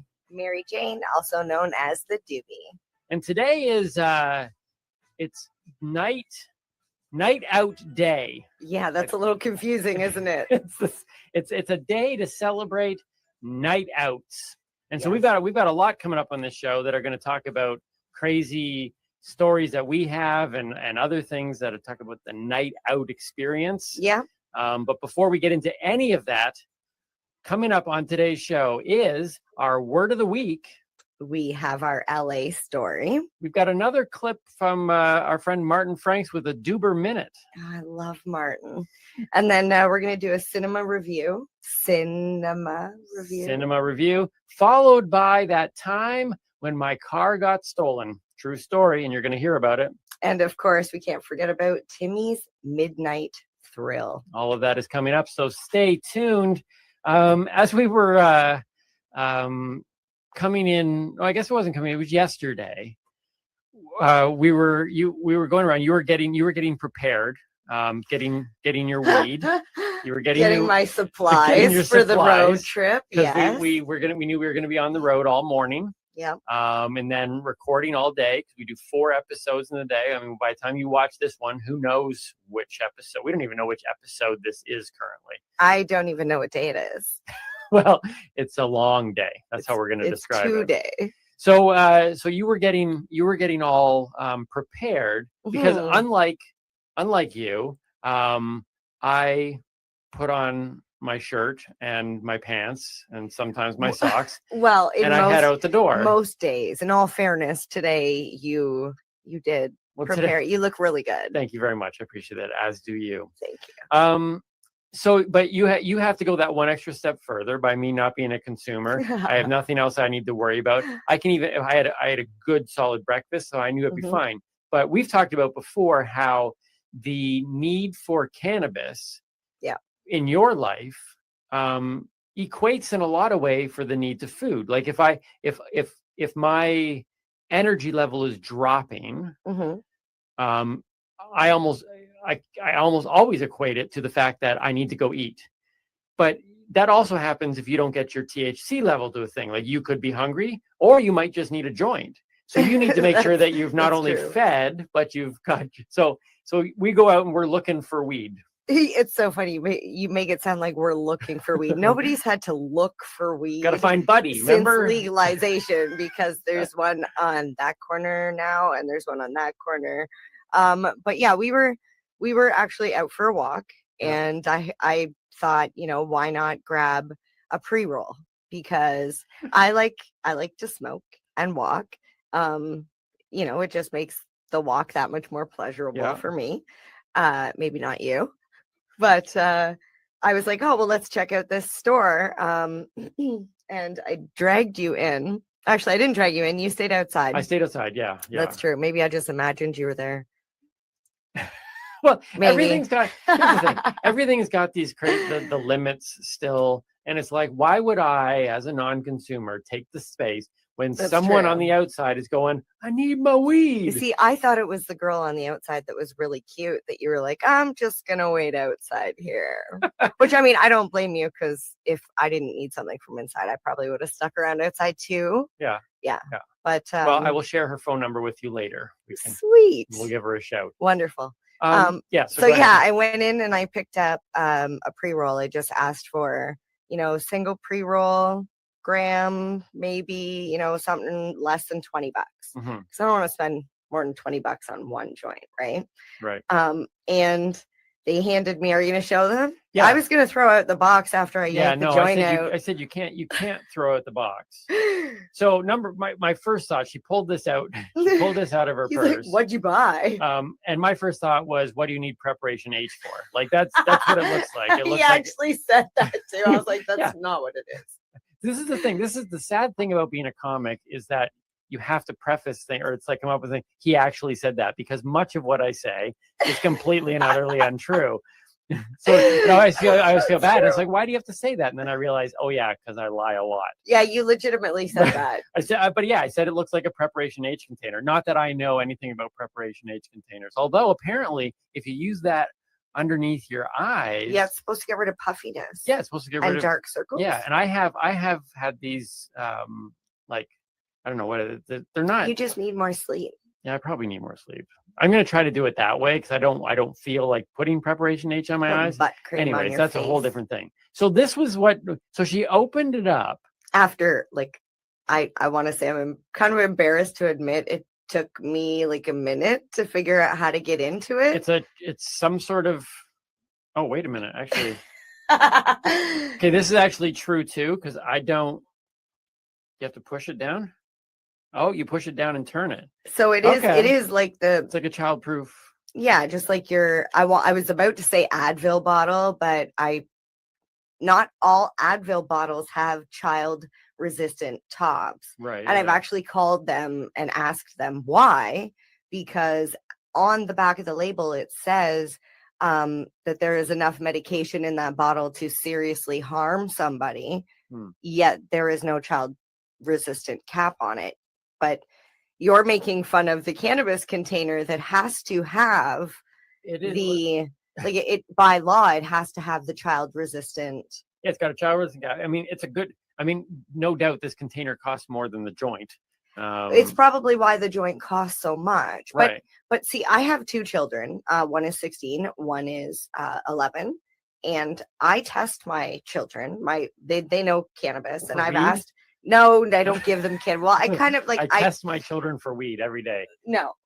That's funny because I did get a test from the dollar store the other day, so I could test my kid for weed every day. Well, we're going to be doing that test. Yes, we will. Not today, but no, yes. not today. So don't be hanging around going, they said they were going to do a test. Yeah, no, but we do want to test the theory, right? Ultimately, we want to test the theory. That's right. Of whether or not I have any cannabis in my system, even though, I mean, when was the last time I consumed? Oh, 2019. Right? Yeah, long time. So people talk about secondhand high, all that type of stuff. And I say that it doesn't affect me at all. And I don't think it does in terms of my mental space but maybe I have traces. And we're interested to find out. Yes. Do I have traces of cannabis just by hanging out with you? Which is I'm excited to find out, but that's not the testing I was talking about with my children, because I don't consume around my children. We'll edit all that out. I only consume around you, right? Right. I don't consume around the kids. So the testing I was talking about is I hand my children the empty containers. Okay. And I ask them, can you get into this? And I test them to see how long it takes them to get into the packages. And how resourceful are your children? My kids are pretty smart, and now granted, some of the packaging is similar to other packaging, and I try not to give them the same type of package twice, because like rats, you put them in the same maze, they're gonna figure their way out faster and faster every time. For the record, MJ just called her children rats. Continue. I did not. You did. Maybe not. Yeah, no, my kids don't like rats. No, nobody does. No. So they can get into those things. They can actually get into this. I can imagine they do, but they're 11. They're 11 and 16. Yeah. But that's the thing. I feel like those age children, if they want something, whether it be, cigarettes or alcohol or cannabis or even money for lottery tickets or candy, they're going to take it if they want it. Yeah, I suppose, unless you raise your kids properly. Yeah, see, that's the next point. You need to raise your children. So, so where I wanted to ultimately go with this, the whole thing of this packaging is the fact that you pulled out a single joint. Yes. And out of that box. My jaw dropped when I realized that only one joint was in this box. That's correct. A 1 gram joint. A 1 gram joint. And I'm just saying, this company is I'm not even saying it's good or bad. I'm just saying, if you've never ever bought a single joint from a legal cannabis store, I would have thought seeing this package, open it up, maybe 3 is what I thought. But it was 1. Well, it seems like a lot of packaging for 1 joint. It depends. You can purchase a gram in 2 or 3 joints, like 3.3 joints. This was 1 gram joint. Right. So there could have been 3 in there. With a package that is 10 times the weight. It's gotta be childproof. Look, I'm not saying good or bad. I'm just saying I was shocked. Yes. Well, that's one of the biggest complaints with the packaging of cannabis is that it is wasteful. It's like, what are we supposed to do with that? Well, I don't know. What do you do with it now? That's just a joint. I could put another joint in there and take it to travel. Like if I rolled a joint, I could put it in there. Well, it does have a number 7 recycling, which I think can only be used in like New Zealand or something like that. I don't know. See, and that's that tricky thing. I have that sign on my wall too that the recycling people gave me, and there's like all these little we all things hang that, but nobody ever knows what. Well, there's one number that doesn't you can't even recycle, but yet they put it on things in that little triangle. I'm like, if it's not recyclable, then why are you doing the same symbol? My ultimate question is, how do you recycle that paper? I don't know. Because it's got like a coating on it, I think. So it's like, I think, wouldn't that be funny if the recycling notice was unrecyclable because they covered in like a. Well, no, that would protective make coating? sense because they don't want you to throw it away. They want you to Right. keep it. So much logic. I also wanted to briefly talk before we get into some of these crazy stories and stuff. Yeah. It just was so funny to me. I don't even remember the context, and I think you know where I'm going to go with this. I don't know. Should I be taking a drink right now? Just give me a Yeah, sec. maybe take a drink. Okay, go. So we were talking about cannabis affecting you. This was on that same walk. Oh, because I said secondhand high. And you said, I don't get secondhand high. And I said, well, we're going to find out. And you said, no, we're going to find out whether or not I have it in my system. And see, this is the discussion that Right. I always talk about with, Yeah. yes, I am under the influence, but I am not intoxicated. I am still 100% functionable. Right. And that's the word. And you 'Cause said literally- you were what? I said 100% of the time, I am functionable. functionable. And I don't know if that's just my knack of creating words, but it sounded right to me.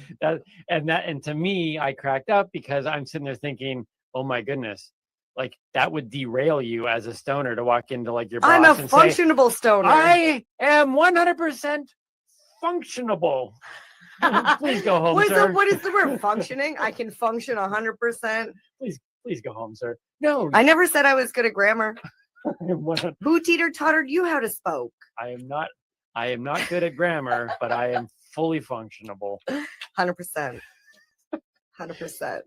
So, okay, so there's no real bridge. I was trying to think of some kind of interesting What? segue. How to get into the functionable? Yeah, the functionable thing. I just wanted to make sure we told these stories today. I wasn't sure no. where we were going because we were talking about prepping. Yeah. No, Is that where we were going? Here's where I wanted to go with it. So, because it's date night day. It's Yes. date night, or it's Night out day. Night out day. Night out day. So So you can tell what you do on your night out. But here's the thing: in order for you to be fully functionable, yes, on a date night, right? On any night, You have to prep accordingly. And so this small little piece of conversation is not so much for the consumer, but for the non-consumer. And we've been hearing great reviews from non-consumers who listen to the show. And if you know a non-consumer that is, in your life and curious at all about cannabis, as a non-consumer, I hope to bring some stuff to the table that helps those people. We want our show to be watched and listened to by consumers and non-consumers. Yes. So consumers will be able to relate with me. They'll be able to relate on this. And non-consumers, please listen, because you might not realize how important cannabis is to somebody else. Right. Because you had no idea. So the only way I can describe it is, imagine I have a young baby and you don't. And we have to go somewhere together. Okay. And before I can my leave, imagining space. before I can leave my house, Mm-hmm. I need to ensure that I have diapers and bottles Mm-hmm. and soothers and blankets and change of clothing. And then like the list goes on and on and the on. baby. Of course, the baby. Yeah, but Do sometimes not that forget gets the forgotten, baby. though. People load up their cars. Yes. You got And the baby? never leave the baby in the car. Never My leave the baby. God, this has happened. Whole different thing. Don't do that. But just say that I have to go through that massive list of things, because without those things, baby can't live. Baby can't, she's going to soil herself, or, they're going to, whatever. Soil That's funny. themselves. It's a funny word. Go ahead. So think in terms of that baby, Mhm. my health is that baby. Okay. And in order to make sure that my health is good, my baby is good, functionable, I need to make sure that I have my dried flower. I need to make sure that I have papers and a grinder and filter material and sometimes capsules, and do you know what I mean? Like depending Well, on where we're going, well, just like I need this massive list of things. just like a mom would have or a dad A diaper bag. Oh diaper my bag. God. You have a case. I have it here. Can I pull it out? Yeah, we weren't going to go down this route, but let's do this. So but it's yeah, funny, you when actually were talking about packaging. Yeah. I got this from work. So it's a case from Tweed. Mhm. And the awesome thing about this is it actually has a lock on the side where you can stick your zipper and a little spinny knob. Okay. So it helps keep it safe during transport. That's cool. So just something simple like that. I also have this here, which carries my concentrates, and I actually cannot open to show you because You need a key? I locked it Okay. because I was transporting it. And I didn't open this yet. That seems like, to me, that seems like it's like the case in the movies where, they put this tiny little case in like this big protective truck, and it's like guarded because they open up and it's like got 3 vials of explosive powder. And this one. And this that's your one. that's your This baby is bag. this one is my baby. your diaper Like I bag, take right? this everywhere. I'm not gonna open it because I did not clean it first. Fair enough. And we look really nice. And Yeah. oh my goodness, this is like really stinky. It's very potent. But yeah, like yeah, you have a diaper bag. Like Yeah. when we go out for a night out, I don't carry a purse. If you see, like, honest to God, if you see me out on the street somewhere, I'm generally in a fanny pack, and I'll have, if I don't have my car close by, because that's like my purse, like I carry Right. that weed box is my purse, and then I have my fanny pack. Yeah. And yeah, there's generally, unless I'm driving, Yep. there is weed within my arm's reach at every moment of every day. Yeah. So like to do a night out as a if you are in a relationship as a non-consumer and a consumer, the non-consumer needs to understand that it isn't just a matter of the cliched thing of like, the man just gets dressed, stands by the door, and has to wait for his significant other to get dressed, and it takes so long, right? Well, now there's an extra step as a consumer, because now you got to make sure you've got your diaper bag. I don't like that we're like referring to it as a diaper for your bag. cannabis baby. Although it is where I put my shit. Oh yeah, your Uh-huh. soil. Put your soil. I don't put my The baby soil was in there. soiled. Ew. Okay, that's not where we were going with Okay, that. no. But yeah, just so- be prepared that you're Yeah. going to have to make these like changes, and be prepared that probably more than not you're going to be waiting 15 minutes. But it's even with for them scheduling to- too. It's with scheduling too, because you don't just bring this stuff if you're not going to consume it during our night out. So Yes. like we can't just say, okay, we're going to go for dinner and a movie. We're just going to go for dinner. Exactly. Yeah. We need to time that out accordingly to say, I need to have a smoke when is in my smoke between, break? Yeah. You know, and like- generally it's let's go to the drive-in because I don't want to sit inside of a building in a theater where Yeah. I cannot smoke. But there is no dinner reservation is at 6. It's the movie is at 7. So we got to get in, have our dinner, go to the theater. It's like, no, we're going to have to get a later movie because we need the smoke break. So Yeah. non-consumers understand that you're going to need to have these break moments. And that's all You what I'm gotta learning. feed the baby. Right? You got to feed the baby. Yeah. There you go. You the gotta phrase of feed the day. baby. You gotta feed the baby. Let's should we get into the stuff from the list? Let's get into the stuff that we have on our faithful cards that we spend so much time on. And let's start You say with, that sarcastically. Wait, What? was that sarcasm? no, Ah, no, I thought I picked up on it for once. no. But let's according to the card, Yes. you are doing your word of the week. I am. So let's do, ladies and gentlemen, the word of the week. Dun, dun, dun. We're still working, by the way, we're still working on getting our Paul Schaefer, who's going to create some music for these segments. Well, we don't have that yet, but just putting the word out there. Word of the week. All right. Our word of the week is hash. As it should be. Yes. Not like heavenly hash, although some of it is really heavenly. It's one of my favorite ice creams. Oh, good choice. Thank you. Okay. All right. So it is an extract, which we learned is a concentrated form of cannabis. Yep. This form concentrated form of would try that again. Hash is actually a concentrated form of trichomes. Do you know what trichomes are? Okay, so you've done other words of the weeks. I think we've talked about trichomes. We did. Okay, so it's also known as keef. Okay. Okay. So, sorry, I got distracted because I was just remembering a story which I'll mention about hash. So there is hand rubbed hash. So there's a bunch of different ways to make it. Done exactly just as you would imagine. Can I just say something? Yeah.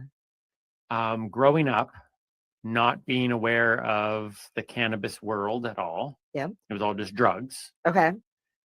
I never knew that hash was the same as cannabis. I thought it was a different element altogether. It was like, ooh, hash, and then some people use cannabis. Like but they're actually the same, just done differently. Exactly. So there are different types of extracts. Hash is a form of cannabis extract using the trichomes, which is the keef, which is the sticky, icky part of the plant. The stuff I don't like on my the fingers. Stuff you don't like. It's the horrible, stuff that protects it. It's the very resinous glandular globs that form on the top of the buds to help protect the plant from bugs and sunlight when it's growing. Yep. It's the part that actually has the highest percentage of THC. So that's why you're going to use this to make your concentrate. Okay. So when you make chara, which is the Indian word for hand rubbed hash, it's like one of the oldest known ways. And they would go out into the fields and they would literally spend all day rubbing their hands on the cannabis and making these big balls of hash. That would kill me.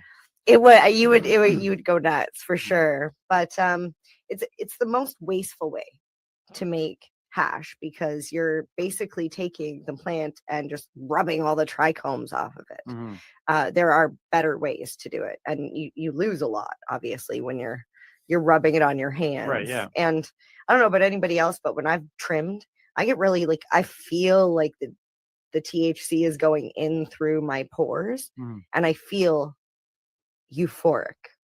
We'll say that's the word I'm going to use when I'm trimming if I don't wear gloves. So it's literally going into your system.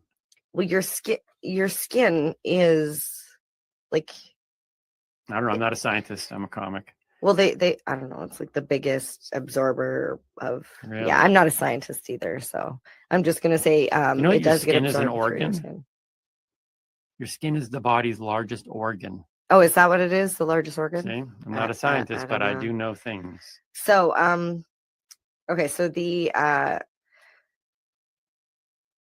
hand rubbing method is great when you're done trimming.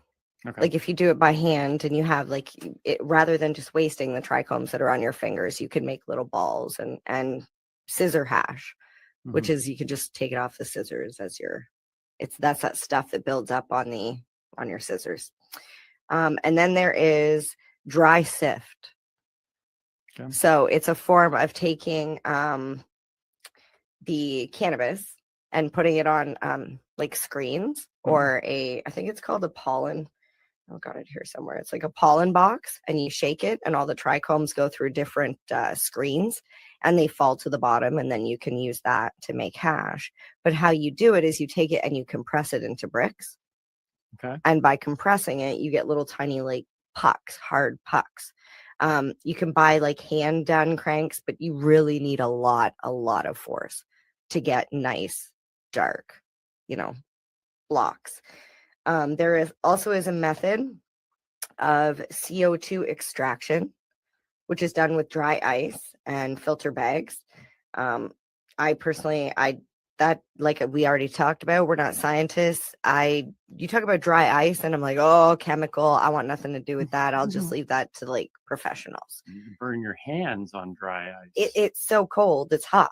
It stings. You would think I'm a scientist with all the knowledge I throw out on these shows. Well, I do know that because back in the day, I used to have a wart, and the doctor you'd go to the doctor and they'd put that dry ice stuff on it, and it would I wouldn't know. and that. it burned. It Never was had so before. horrible. Yeah, I'm glad I didn't. Maybe I Yeah. have. And then the most common, most like way that people prefer to do it is the ice water or bubble hash method. Is that like bubble tea? I've heard of bubble tea. Well, bubble tea it's called that because it looks like it has bubbles in it. Bubble hash actually bubbles when you heat it up. That's the air escaping from the hash. So ice water hash or bubble hash is solvent free, and it's basically made with ice and water and a bucket that you mix, or instead of a bucket, you could use a washing machine, like the camping style washers. Could you do it like they do wine and put it in a big vat, and you can just walk around with your shoes off and crush it? I honestly, I never understood why they did that with wine in Like the if you first can place, roll it because in you're your drinking hands, it. I don't want your feet on my cannabis. But that being I've said, got nice feet. people have used laundromats in the past Okay. to bring their cannabis hash bags and you know, with their ice and method of making hash that way. But you still have to take it home. You've got to take your, you know, your screen bags and strain it all out. And yeah, obviously that information's out there. I'm not going to tell you exactly how to do it because yeah, I'm sure you can find that on your own. And I personally, I don't make very many concentrates like that, mostly because I feel weird washing my weed. I feel like I'm gonna put it in water and ice. I'm like, I just, that breaks my heart. And I know you can do it, but I'd rather smoke it. All right, so hash. So there you go, hash. It's cannabis. Yeah, it's that stuff that your so parents used to just smoke. very Well, not your quickly, parents. just in like a one-word answer, maybe two, is hashish the same as hash, or is that a whole different thing as well? It's the same. It's the same. Okay, because I've heard that word. I've heard hashish. Hashish. So hash. I like hashish better than hash. Funny story. I never even got to tell you about the hash. When I was a little bit younger, I made one of those hash balls out of when I was trimming, because I had just got my first crop, and I made a little hash ball. And I went over to my friend's dad, and I was like so proud, and I was like, check it out. And he took one look at it, grabbed it from me, and shoved it in his mouth. I don't know if he thought it was a chocolate or what, but I immediately freaking panicked and was like, spit it out. And he spit it in my hand, and it was really gross, and I couldn't smoke it, but it was funny. But still a good story. It is. I don't understand how he had chewed it 3 times already, because it's hash and it tastes like ash, we'll just say. Hey, we can say anything we want on this show. Okay. Yeah, it definitely smelled like ash. All right. So we wanted to also talk about today, because we're talking about night out, and we're talking about the need to prepare. Oh, and yes. how difficult it is to prepare just for a night out as a consumer. Now, maybe you've got this great system. Maybe you're a consumer, and maybe you only, recreationally use one once in a while, but you need quite a few during your day to keep your THC levels medicinally up, for right? sure, because you're a It's medicinal it's user. a constant. So you need that in there. So that's fair. So you can imagine that it's difficult to plan a full evening out, trying to put those into schedule. Well, we discovered we were very early on in our relationship, and not only did we attempt to plan a night out, but we planned a trip to Pasadena, California, Which actually was supposed to be, what was the other place? Nashville? Yes. Originally, we were supposed to go to And you Nashville. said Nashville, and I immediately went online and searched Nashville cannabis, and I was like, yeah, not going to See, Nashville. There's another thing. Non-consumers. My first thinking is going, sure, Nashville. Her first thought is, let me look into this. And immediately I And was we like, couldn't yeah, go. not happening. We couldn't go because no. you wouldn't be able to smoke at all. No. So it's bad enough that I have to go to the airport, go through security. Yep. At that point, I'm not allowed back outside. I'm not allowed any cannabis, anything flying with in general me. is difficult. Yeah, and then and luckily it's legal in LA, Yes. right? So I was like, yeah, let's go to Pasadena. So we try to plan this venture down there, going down there to participate in the Clean Comedy Challenge. Leslie Norris Townsend, Joby Sad. Which you were a finalist in. I was a finalist. Doesn't matter who won. That's not an important part of the story. But I was a finalist there and performed at the legendary Ice House. Yeah. Got to see a lot of the guys that I awesome. look up to. Their pictures were on the wall. Joel and Lou. Sorry. Yes. I miss some them. amazing- Okay. So out of all the other people we met, don't take offense, but Lou Deck, Joel Madison, shout out to both of you. Yeah. You were very memorable. You touched me right here. We had some great conversations. But not with really. them. I did like not really touch. No, but they didn't like, touch you. No. No. No, I just want to clarify that. So just trying to get ready for that trip though, and then realizing that when we get there, you need to find weed. Like it wasn't that you were realizing. I already knew that. Yeah, in my head, I'm like, we're gonna land where I was already on weed maps.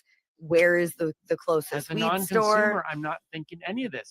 I'm literally just thinking. And I was like, I gotta get my bag. Go to the hotel. Gotta get through Yeah, and security. you're Like, where do we buy weed? And in my head, it's like, let's come with the streets. Go to the he's hotel. like, And let's he's just call no. Uber and go to the hotel, and it'll be fine. I'm like, is it? It's not fine. He's talking like he just smoked a joint. Like, it's fine. Chill. And I'm like, I need a goddamn joint. It's not fine. It's not fine. That was a stressful day. That was a fun day. That was a fun day. That's the day we met Martin Franks. We were down in LA. We met Martin Franks, who was our Uber driver. And my savior, thank God he smoked weed. and He happened- knew where to. He was like, I know where to go.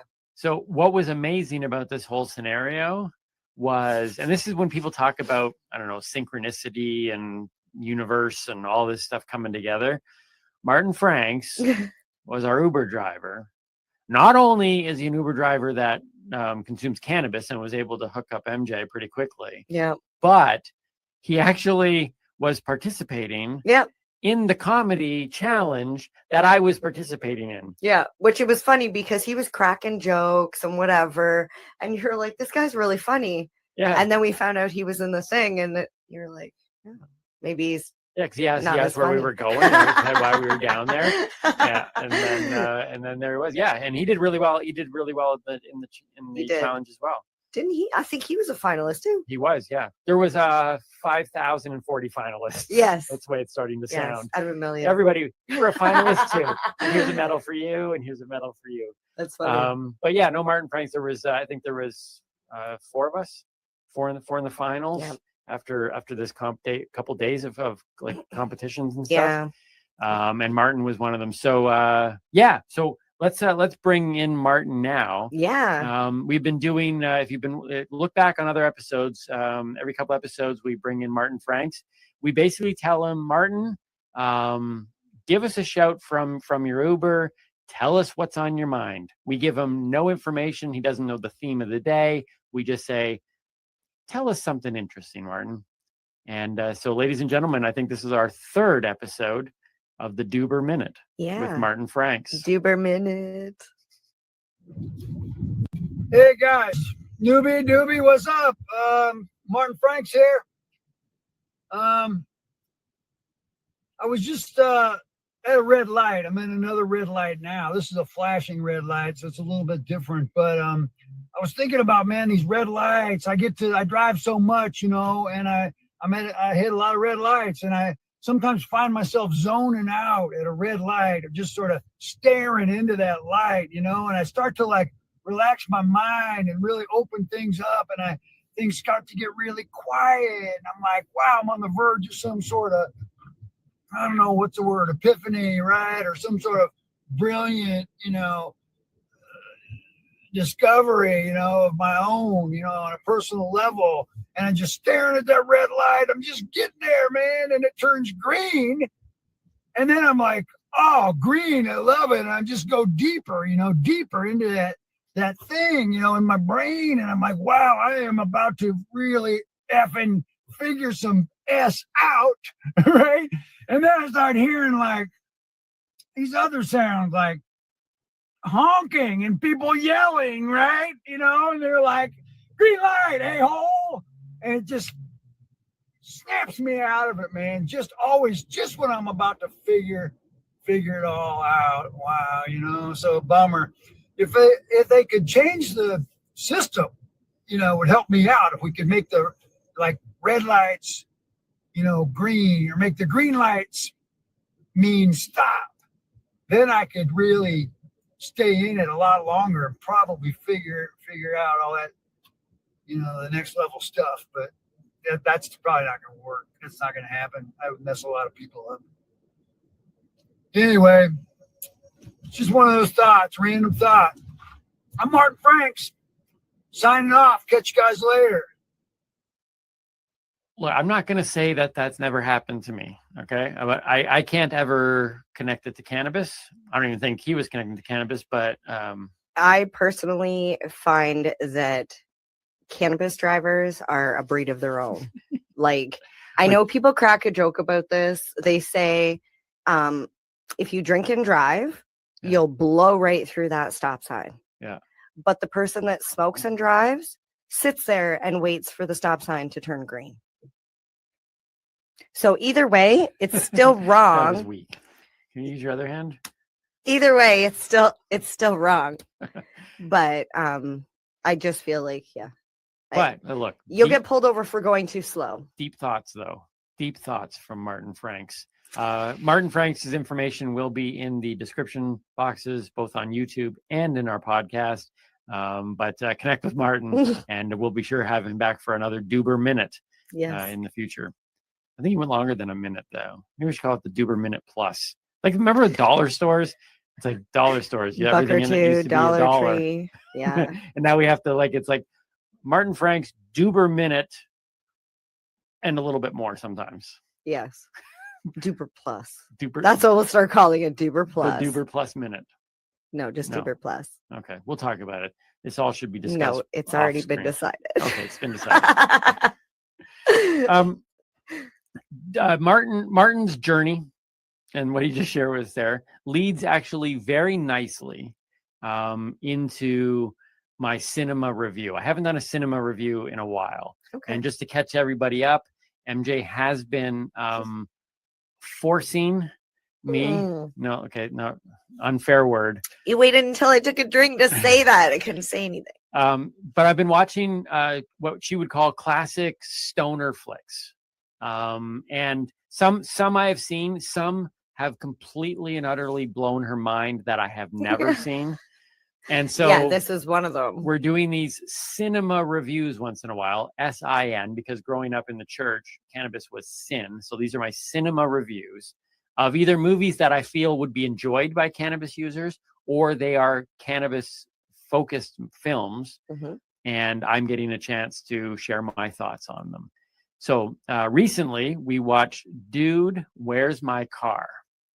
I could not believe it.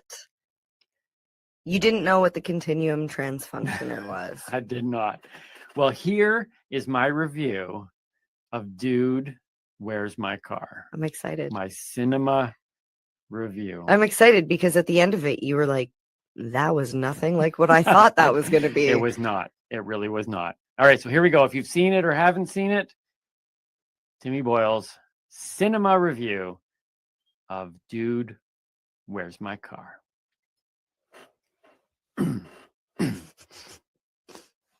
Get all the squeak out of that chair. 2000s Dude, Where's My Car? That's hard to believe that it was over 20 years ago. Anyways, almost a decade before The Hangover masterfully took viewers on a wild and crazy, retracing the steps of a unforgettable night out journey, Dude, Where's My Car was laying down the crude yet functional framework for such a flick. Now, let's be honest, if Christy Swanson's character in Dude jumped out of a car trunk completely naked, just like Mr. Chow in The Hangover, this review would definitely have taken a very different slant. But sadly, she didn't. So here we are.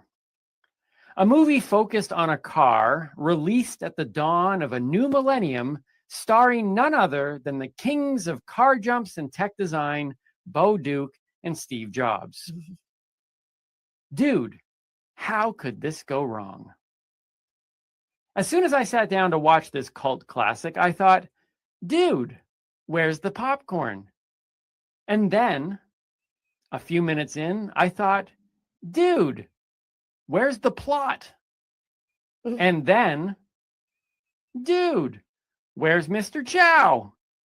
And then, as the credits rolled, I thought, dude, where did my last 84 minutes go? From the moment I heard one of the lead characters, and I can't remember if it was Bo or Mr. Jobs, and it doesn't really matter, but the moment one of them uttered the words, dude, where's my car? I knew two things for sure about this movie. One was that this is the line that the producers got the title from. And two, a car is missing. To this day, those are the only two things I know for sure. Turns out, dude, where's my car was just the first of many, many questions stirred up within me. For example, how do I get into a Zoltan cult? Why can't hot space chicks in latex come after me? Can I find one of those continuum transfunctioners on Amazon? And of course, where is Mr. Chow? As compelling as those are, my most pressing question is actually, what happened in this movie? I mean, I do have a very vague recollection of ostriches, Scandinavians, and a closet dweller, but little else. I can't even remember which one is Jesse and which one is the other guy. But you might be thinking, at least you remembered the names Zoltan and Continuum Transfunctioner. Well, that, my friends, is called Wikipedia. Is my inability to recall any specifics of this film a result of being high? Nope, I don't consume. Is it because I've only seen it once? Nope, because MJ, who was high and has seen it a million times, and despite loving it, seems just as fuzzy on the details as I am. Yeah, throw me under the bus. The reason I can't remember anything is because Dude, Where's My Car is exactly like its premise. It is a forgettable, unforgettable experience. And that is why I recommend watching it. And because of Christy Swanson. As a stoner flick, I give it 3 joints out of 5, which is quite respectable. And I'm looking forward to the sequel. Dude, is that a naked Christy Swanson jumping out of the trunk of a car? That I go see. I think it most likely is going to be, dude, where's my walker? Yeah, at this point, yeah. Yeah. Is that a shot at Mr. Kutcher? No, it was at Chester. Which one was Chester? Exactly. Exactly. There's my cinema review on Dude, Where's My Car? I really do recommend it. You could watch it. You literally could watch it a million times and you will forget it the next day. And you can watch it again as if you've never seen it before. It is that unforgettably forgettable. Well, it was so funny because as soon as we started watching it, I immediately went into, oh my God, this kind of looks like Bill and Ted. Right, yeah. Because in Bill and Ted's, they have the hot princesses. Yep. And then in Dude, Where's My Car? Sorry, I almost forgot the name of the movie. Oh, dear Right? Lord. I'm telling you, this is no joke. Watch it, and the next day you'll be like, what happened? Exactly. It's crazy. Exactly. Yeah, it is it reminded me very much of I do not think that Steve Jobs and Bo Duke did the Bill and Ted's characters as well as Bill and Ted. Who is this Bo Duke? You know, Bo Duke from the Dukes of Hazzard movie. Isn't that Ben Stiller? No, that's the guy who played. Oh, that's Starsky. The guy. Yeah, Starsky and Hutch. That was Ben Stiller. Okay. And Owen Wilson. That was a good movie. Okay. That was a good movie. Wrong. Might not be a cinema review, superheroes. but Wait, they're not superheroes. But here's the thing. I will say this. I enjoyed the weirdness of it. And I actually told you that if I was to create a movie, and we have some ideas of stuff we want to create, I would pull elements out of that. It went down some crazy paths So there you go. I give it 3 joints out of 5. That's my new rating system going forward on our cinema reviews. Nice. See, I if I could do a show, it would be very Pee Wee Herman-esque. Right? Yes. And maybe a little bit of Tim Burton. Oh, and Tarantino in there as well. That would be like a really crazy. Actually, if I was to, and we might actually talk about this in another show at some point, but if I was to make a movie, I've always told people Mystery Men. Oh, I love that movie. Would be a movie that everything about that movie. Look, Batman, 1989 Batman, great movie. Die Hard might be one of the most perfect movies cinematically across the board. But if I was to make a movie, almost everything about Mystery Men, I was like, oh my goodness, I would do that. The Invisible Man. The Invisible Boy who's not. When he's all naked. Right? There's so many.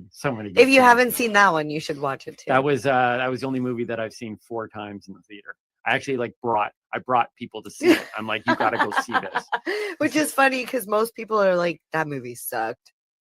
Yeah, those people shouldn't be. If you're one of those people, find something else to listen to. I don't even need them as viewers right now. There's certain people you just brush off. Well, you don't need to listen to Timmy, but you can listen to me. It's kind of like this. I have a shirt that you can buy online. I'm going to do a shameless plug here at TimmyBoyleComedyStore.com that says, if Michael Keaton is not your Batman, keep social distancing. So once COVID's over, there's certain people. You don't like Mystery Men? You don't think Michael Keaton is the best Batman ever? We can keep the social distancing thing going for as long as you need. Mm-hmm. Like that's the way I look at it. I wanted to, though, after talking about that, it reminded me of the time where I walked outside and my car was gone. Now I didn't. That's like every day you go to the grocery store, or the time we went to the Kiss concert, that's absolutely fair. Blue Jays game. I lose my. Wait, did we mention that on that one time before? at IKEA? Did we mention that one time before on an episode?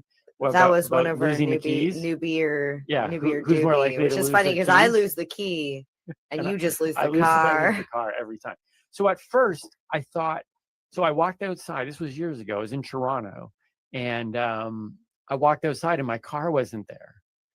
But I didn't think anything bad, like it was stolen, because I'm used to walking out. You thought it got towed? No, I thought I misparked it somewhere. Oh yeah, because that's the Timmy thing. I just don't know where my car is. And if you think I'm joking, I'm not. I can walk out of grocery stores and I will do this pause, and MJ immediately will be like, you don't know where we parked, do you? And I'm like, no. We've only been in the grocery store for like 5 minutes. You know, it's funny. I've actually debated buying garland at Christmas time and wrapping the roof rack of your car because you're tall.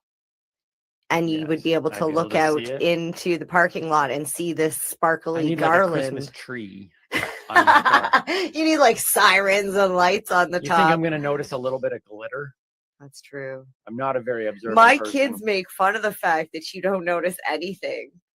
Like you have kids? Which is funny because they don't notice when you're there.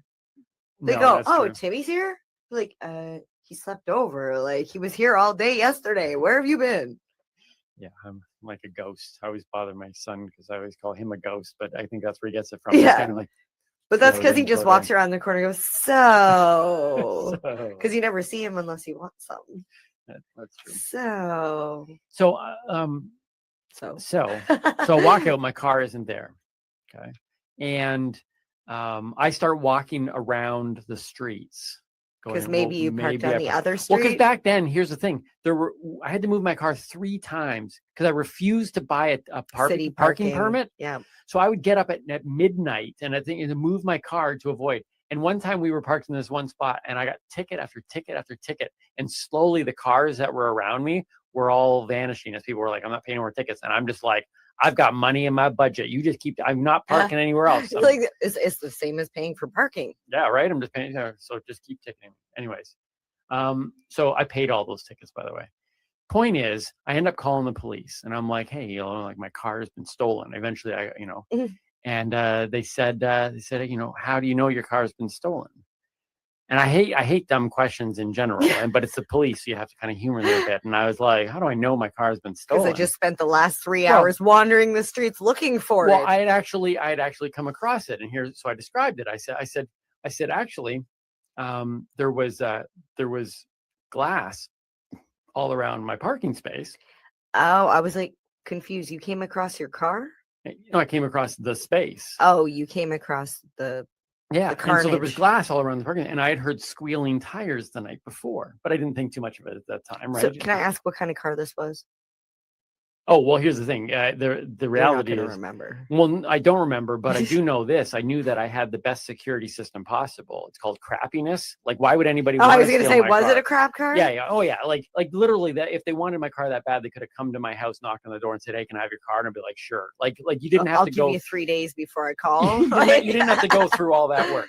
So I say there's squealing tires, there's glass on the ground, and there's this pause, and then they asked, for them to, how do you spell squealing? And I'm just like, who am I dealing with here? Like that's not even my car isn't here. SKW.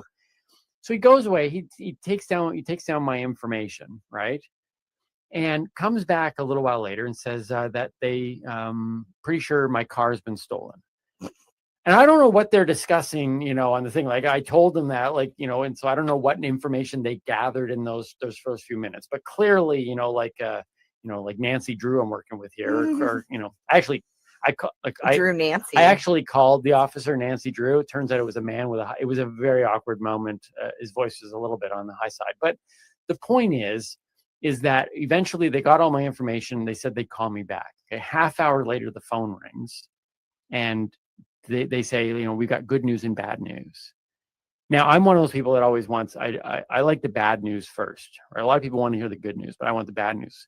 So I say bad news, but do you know which one he told me? The good news. Yeah, the good news, right? Because it's the only question in the world that no matter which one you pick. Because if they give you the bad news first, then they've already given you the good news. Question? Because let me guess, the good news was that they found your car. The good news, yes, they found my car.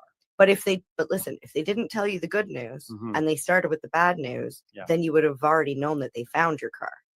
Right. But how would that be bad to the story? I know they found my car. Well, they should just say bad news. Yeah, exactly. My point is, it's a useless question. Oh, it's useless just phrase. Tell me, okay. Just tell me what you're going to tell me. So they say they found my car. Okay. Now they'd only been on for a half hour. So you're asking, how did they find your car in a half hour? Here's what happened. True story. Follow me here. If you're listening in the podcast world, you're gonna have to go onto YouTube to really get this picture. But basically, my fingers are like 2 inches apart. And what happened was the person, it was a man, because they did say somebody saw a witness was there, saw a man flee the scene. A guy stole my car from here, drove it around the corner, and crashed it into 3 parked cars, 3 unmoving vehicles. Now, look, I am not a mastermind in the criminal underworld, okay? I am just sitting saying, if by chance, children, if you're listening to this podcast, which I think we have an 18+ law, you can't. If you're listening, shut it off. Yeah, pass this on. If maybe you're advanced in age and you're looking for a job change, because of COVID, and you're thinking, maybe I'd go into car thievery. Maybe that's a route I'd like to take. There's some money in it. You better know how to drive a car. Right? Exactly, right? A little bit of quality control, just like that's the number one rule. Get a bicycle next time. Right? Like, can you imagine somebody going into the boss of the criminal underworld and be like, hey, I'd like to apply. I'd like to be a pickpocket. And they're like, okay, do you have fingers? And it's like, no. It's like, what? Like, then you can't be a pickpocket if you don't have fingers. Like, just a little bit. I have teeth. Yeah, they run around a little bit biting obvious. everybody. So here's the thing. So I'm really ticked off by the whole thing. And then they say this. So they say that one man was seen fleeing the scene, and my driver's side window has been smashed in. My passenger side window has been smashed in, and the front end of my car has been almost accordioned. Okay. Now, in my mind, I'm sitting there thinking, wait a minute, hold on one second. One person was seen stealing my car. I understand fully why one person would smash my driver's side window, because you need access to the steering wheel. But then I'm racking my head over going, well, hold on one second. Why in the world would one man also feel the need to smash my driver's side window? Like, it's either like somebody who is like just a gratuitous, destructive individual. But did they smash it prior to the accident? Or did they just smash the driver's window, climb in, and then the other windows got smashed when he wrecked the cars? Well, I would think that because the front window wasn't smashed, that it was a smash in prior to the thing. So here's what I told the guy. I don't know. I've never stole or like wrecked I a don't car, know so. how it all works. All I know is that I had this light bulb moment, and I was like, okay, I don't know how this all played out, but clearly the man who stole my car was British, because he went to the other window first, smashed it. So now we've narrowed it down. That would make sense why he hit the cars, because he was trying to drive on the other side of the road. Right? So I thought I had broken the case wide open. Or Australian. Don't they drive on the other side in Australia too? No, I don't. I live in Well, Sterling. their toilets go the other way. No, they don't. We actually had an Australian comic on calling comedians in quarantine, and we went. Oh no, it wasn't him. Yeah, we did. We checked out his toilet. And it was clogged. I think it spun the wrong way, or the other way. Anyways, my point is that I thought I had figured this whole thing out. The cop apparently wasn't impressed with my sleuthiness. So did you get insurance all covered and you got another car? It was all good? No, I don't even know, because the car was worthless. And so I ended up buying another car off of somebody else's lawn. I was in a long string of buying cars off of people's lawns. So anyways, that was a true story. My car was stolen. Very unsettling, but I think I could be a policeman after that, though, because I'm pretty sure I put together some pieces to solve the thing. Well, I had my car stolen once, and I will tell you, the police were no help in that matter. No? No. Have you ever stolen? Have you ever stolen a car? No, but that's what they were trying to say. Yeah. They were trying to say that I stole the car. I've never stolen a car, but apparently it's not that difficult, because the guy who stole my car clearly wasn't all there. So. Well, yeah, like I do you cross wires like they do in the movies? Like I don't know. I would tell you. How about a Teaching Timmy segment on one of these episodes? Teaching Timmy. We don't have the right. We don't have the right people in here. I don't know how to do that. All right. If you know how to hotwire a car, drop us a line. Yes. Let's close off today's episode. Yes, I'm excited. What is this midnight thrill? Okay, Timmy's the midnight thrill. So we were putting all of this stuff is all piecing together, and I thought about, after watching Dude, Where's My Car, and my car being stolen, you get these moments of like something weird and crazy happens, and then afterwards you're kind of like, you look back on it and you're like, wow. Were you abducted? That was a lot. I wasn't abducted. But if I get abducted, I want 5 of those leather-bound, latex-bound women. If you give us the continuum transfunctioner, we will give you oral pleasure. Right? Why isn't that happen in life? You need the continuum transfunctioner. We're going to end this show here. We have a few minutes left. So for those of you who don't know, I am an author. Inside Timmy's Mind. You can get that through timmyboylecomedystore.com, or just drop me a line, save yourself some extra costs there, and order it from me directly, and then I'll be able to sign it for you. But I was thinking in particular about Dude, Where's My Car, and about waking up the next day and realizing that something amazing had happened the night before. And they didn't remember it. But in my case, I remembered it. But waking up is what stopped the amazingness. So so we're going to close off today with a story from my book, Inside Timmy's Mind. That's kind of sad. It's called Midnight Thrill. It stopped when you woke up.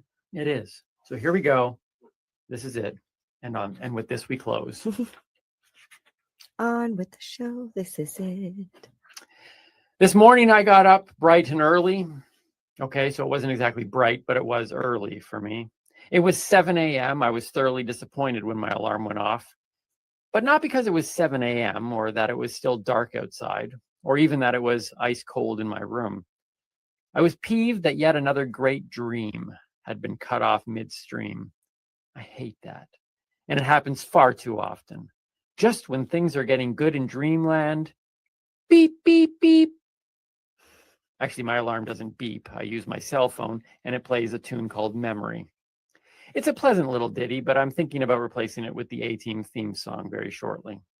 Anyway, just prior to being raised from the dead of sleep, I was having one of the most incredibly awesome dreams ever. But sadly and ironically, as memory started to play, the memory of my dream began to fade.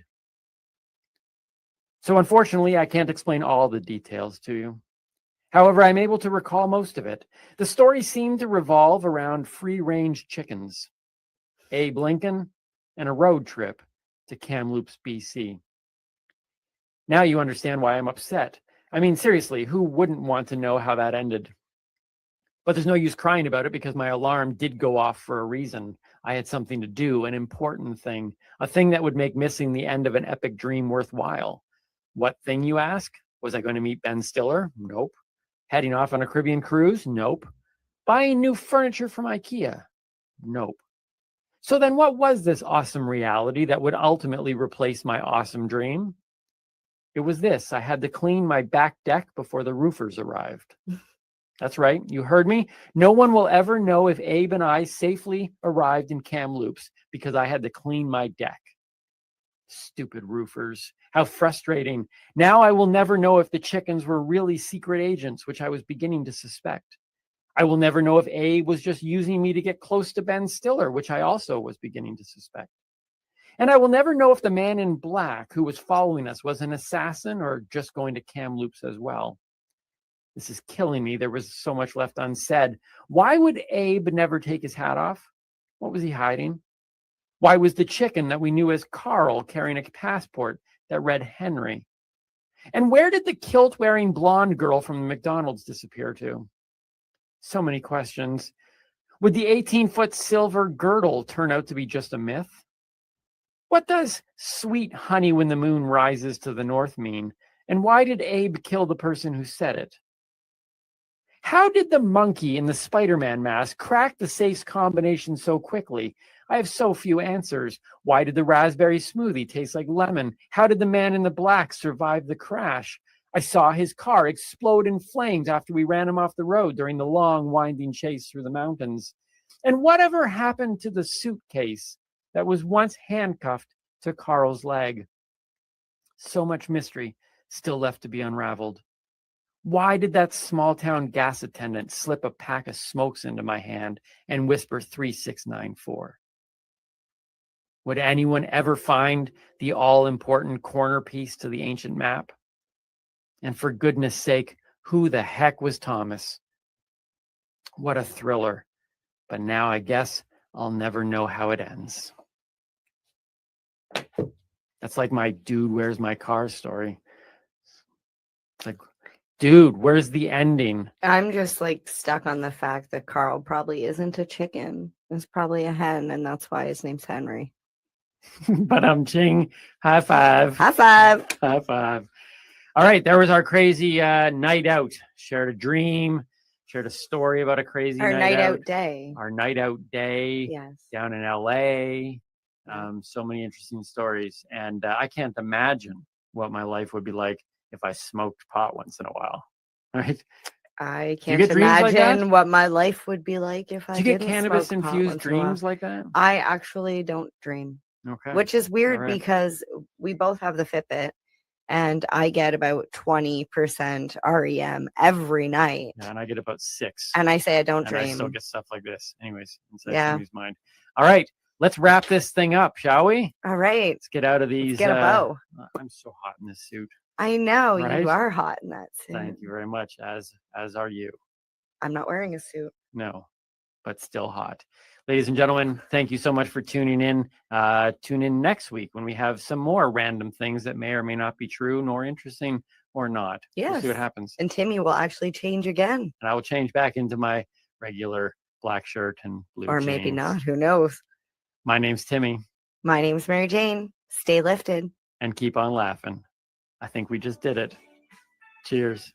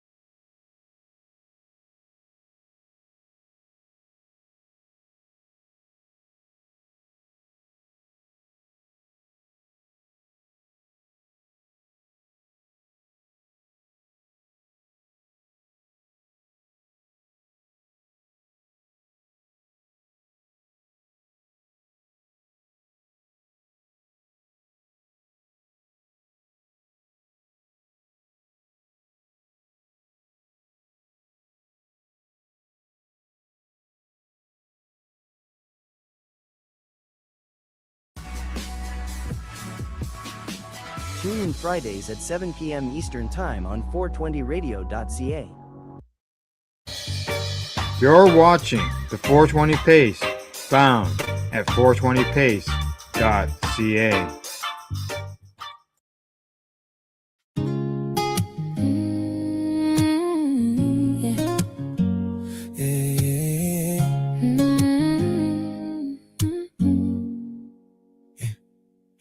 Doctor said, try this pill.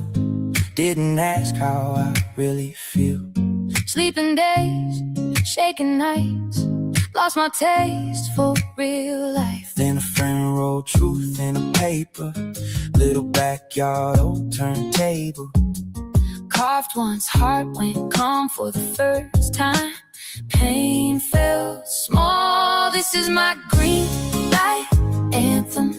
My lungs, my life, my choice. I chanted, plant in the ground, hands in the sky, healing in the smoke as the days go by. You can call it wrong, you can roll your eyes, but I know what saved me. I don't apologize. Singing out loud for the ones like me. Cannabis care, let the people be free. Hey.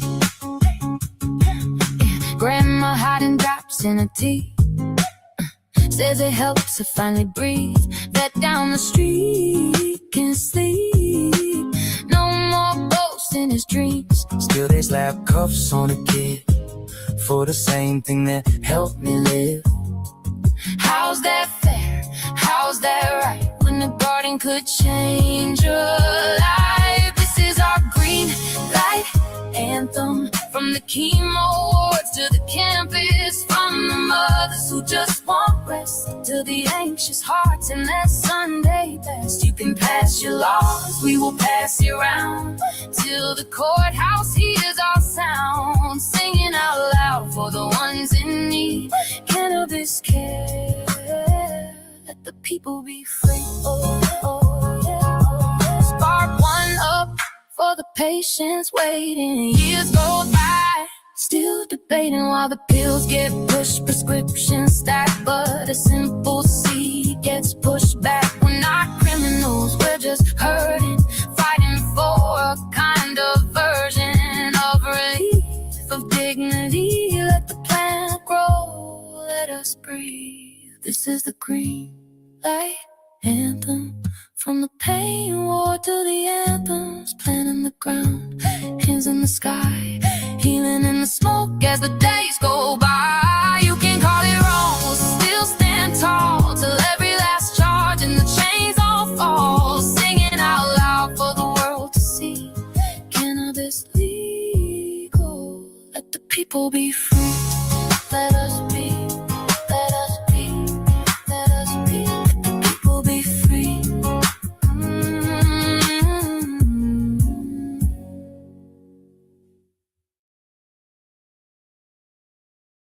You're listening to the Pace Radio Network here at paceradio.net.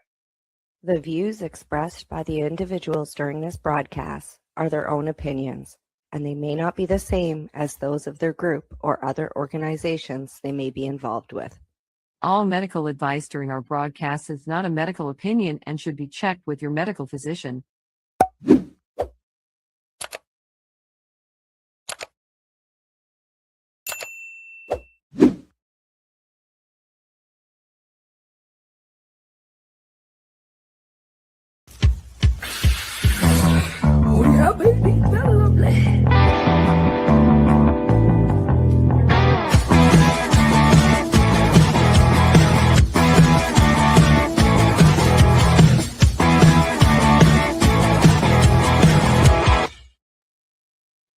Good morning. It's June the 4th, and welcome to Psychedelics and Cannabis Educational News. We're live here at paceradio.net and 420pace.ca. And it's always good morning, Rev. Cindy, how you doing today? Good morning, Al. I'm doing pretty well. How about yourself? Not too bad. Not too bad. I know I look outside and I can see a nice sky. Oh, we have beautiful sunshine here today. It is like almost 20 degrees already at 11 a.m. And we have a high expected of 28. Yeah, we're somewhere around there as well for our high. Exactly. We got some new seed growing, like grass seed, and I'm not talking about cannabis. So it would be nice to have a little bit of rain, but it's nice to have the nice days as well. So absolutely. Yes. Well, I see we've got lots of stories today. We're going to be covering a bunch of different topics. And as always, don't forget the like and share button. And one last thing before we get going is usually I produce reels of the news stories, or some of the news stories, and getting them out on different platforms that we don't always stream to. So if you're on Instagram, I noticed that the network's getting some new followers based on the reels that are going out. So that's good. It's very cool. Yes, exactly. All right. Shall we get going? We shall. All right. Our first story of the day is coming to us from cannabis.net. The article says 88% and rising. America has already made up its mind on cannabis legalization.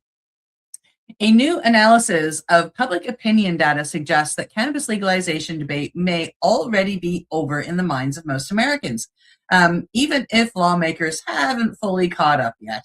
According to an opinion piece published by cannabis.net, support from some form of cannabis legalization has now reached approximately 88% of Americans when combining support for medical and adult use legalization. This article argues that public opinion has shifted so dramatically over the past 2 decades that cannabis reform is no longer a fringe political issue, but a mainstream expectation. The numbers tell a remarkable story. In the 1980s and 1990s, support for legalization remained relatively low, and politicians from both major parties generally viewed cannabis reform as politically risky. Today, however, legal cannabis exists in much of the United States, and polling consistently shows strong support across age groups, regions, and even political affiliations. This article argues that the real question is no longer whether legalization will continue, but how quickly federal laws will evolve to match public opinion. Supporters point to growing tax revenues, declining cannabis arrests, and expanding medical research as evidence that legalization has become a practical policy issue rather than a cultural battle. The piece also notes a growing frustration among reform advocates who feel that legislation continues to lag behind the voters. As one common refrain with the movement suggests, politicians are no longer leading public opinion on cannabis. They're chasing it. Whether one supports legalization or not, the numbers suggest a significant cultural shift has occurred. The debate that once defined cannabis policies increasingly becoming replaced by discussions about regulation, access, and what legislation should look like moving forward. And Al, you and I both know it's about darn time that the United States government gets on board. Oh, it is big time. When 88% support some form of legalization, and they split that down to, was it 55% support legalization, another 33% support medical use, added on to that. So in the end, there's only like 12% of the population, or 1 in every 10 adults, that support prohibition. Yeah. Why keep it?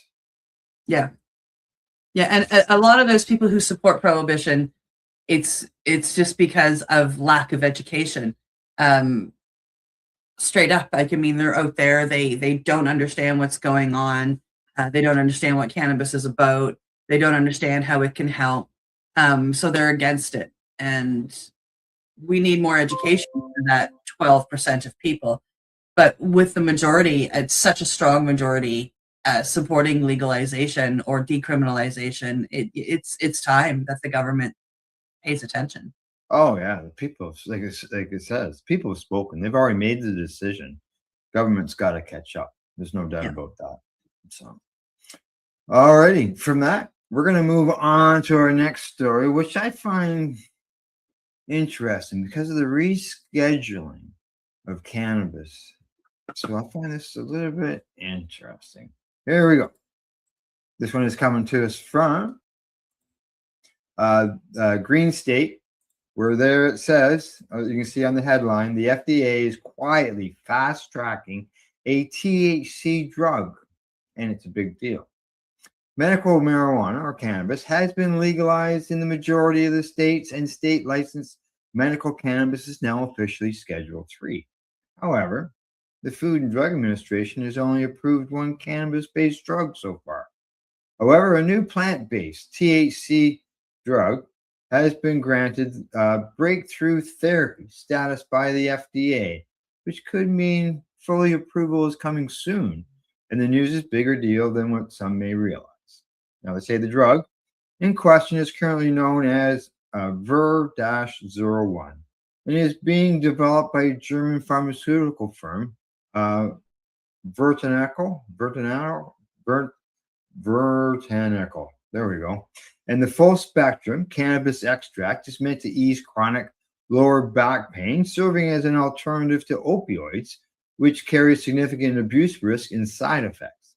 They say, we believe that Ver-01 has potential to change how chronic pain is treated and offer doctors a much needed non-opioid solution, according to Dr. Clemens Fisher. He's the founder of this company, says this in the press release. Now, the breakthrough therapy designation is significant because Ver-01 could become one of the first FDA-approved cannabis medicines containing clinically meaningful amounts of THC. Now, Epidiolex, the only FDA-approved cannabis extract, is nearly 100% CBD. While it does contain trace amounts of THC, the concentration is very small. Now, they say, on the other hand, this new drug is formulated with a high THC cannabis sativa plant. Each dose contains about 2.5 milligrams of THC, along with smaller amounts of other cannabinoids. Now, in phase 3 lower back pain trial, patients were titrated to individualized doses, and the average daily dose was reported to be about 19 milligrams of THC per day. And now, in one study, patients with chronic lower back pain were randomly assigned to receive Ver-01 or physician-selected opioid treatment.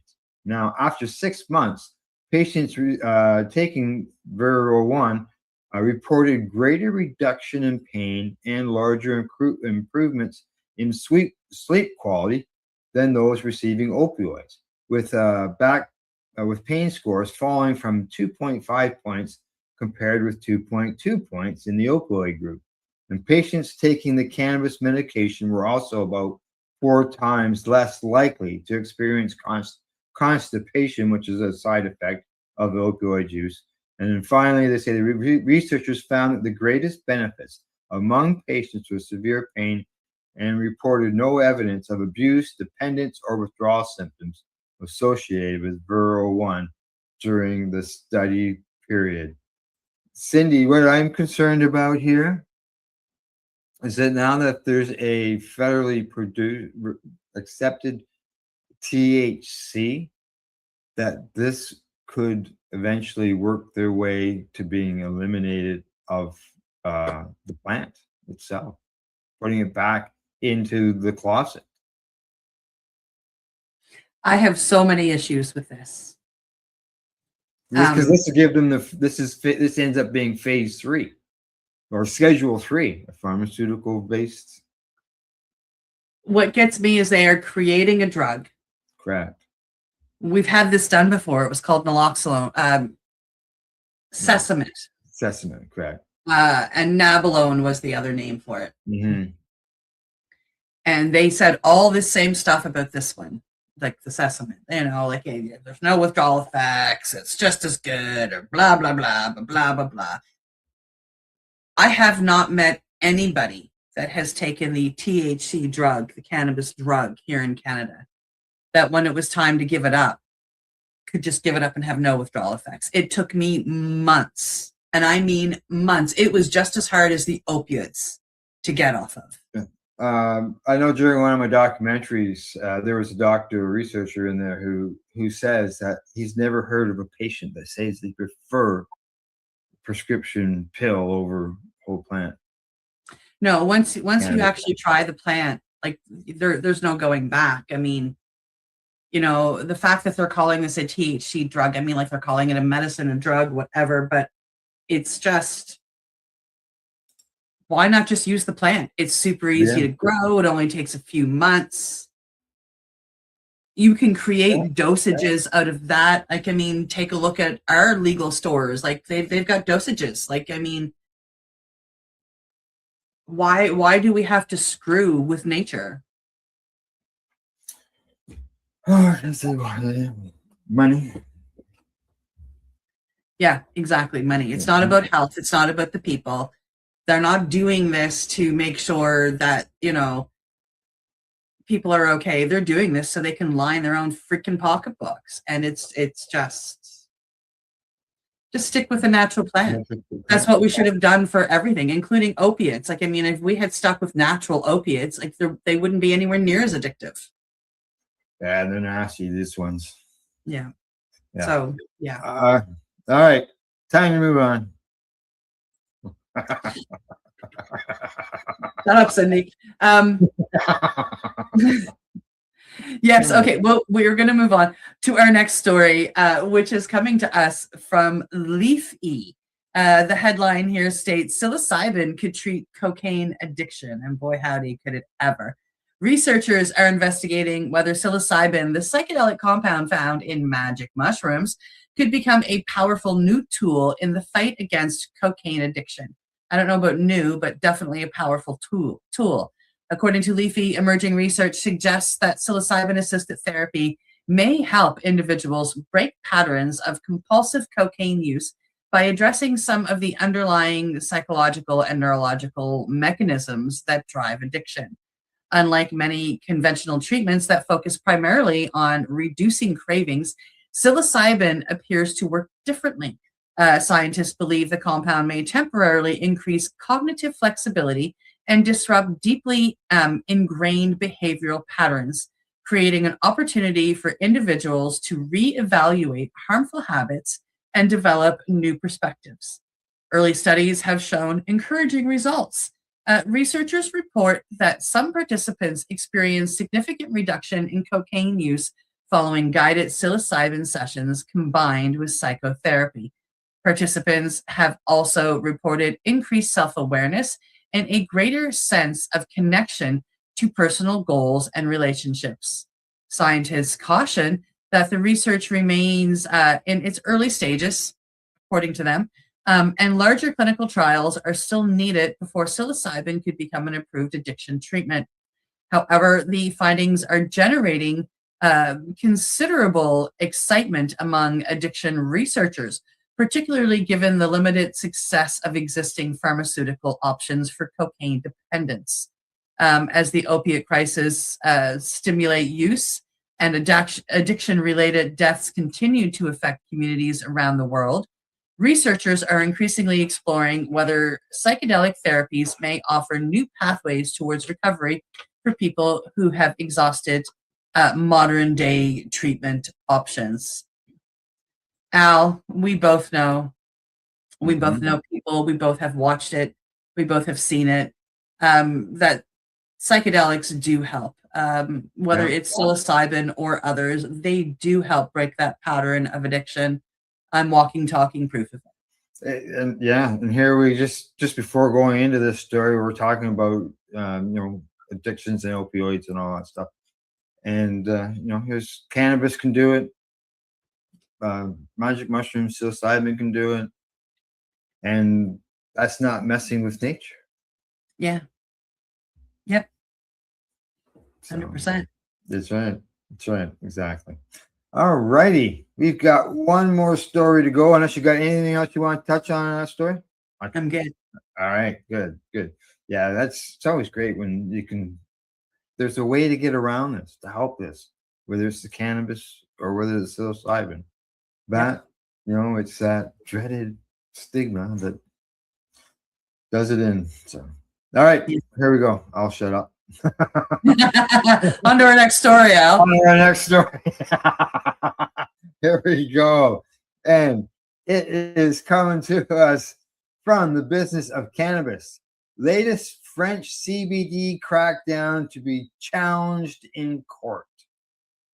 French trade groups are seeking to overturn the ban on the sale of CBD food supplements in an attempt to rerun of the successful 2022 removal of the ban on the sale of flowers.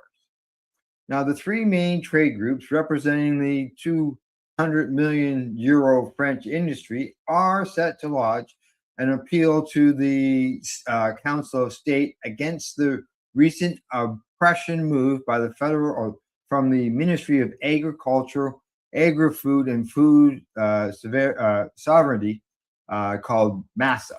Now, this control plan, as they've got it, which came into force late last month, has led to numerous CBD retailers removing food products from their shelves, while enforcement teams have sanctioned other outlets.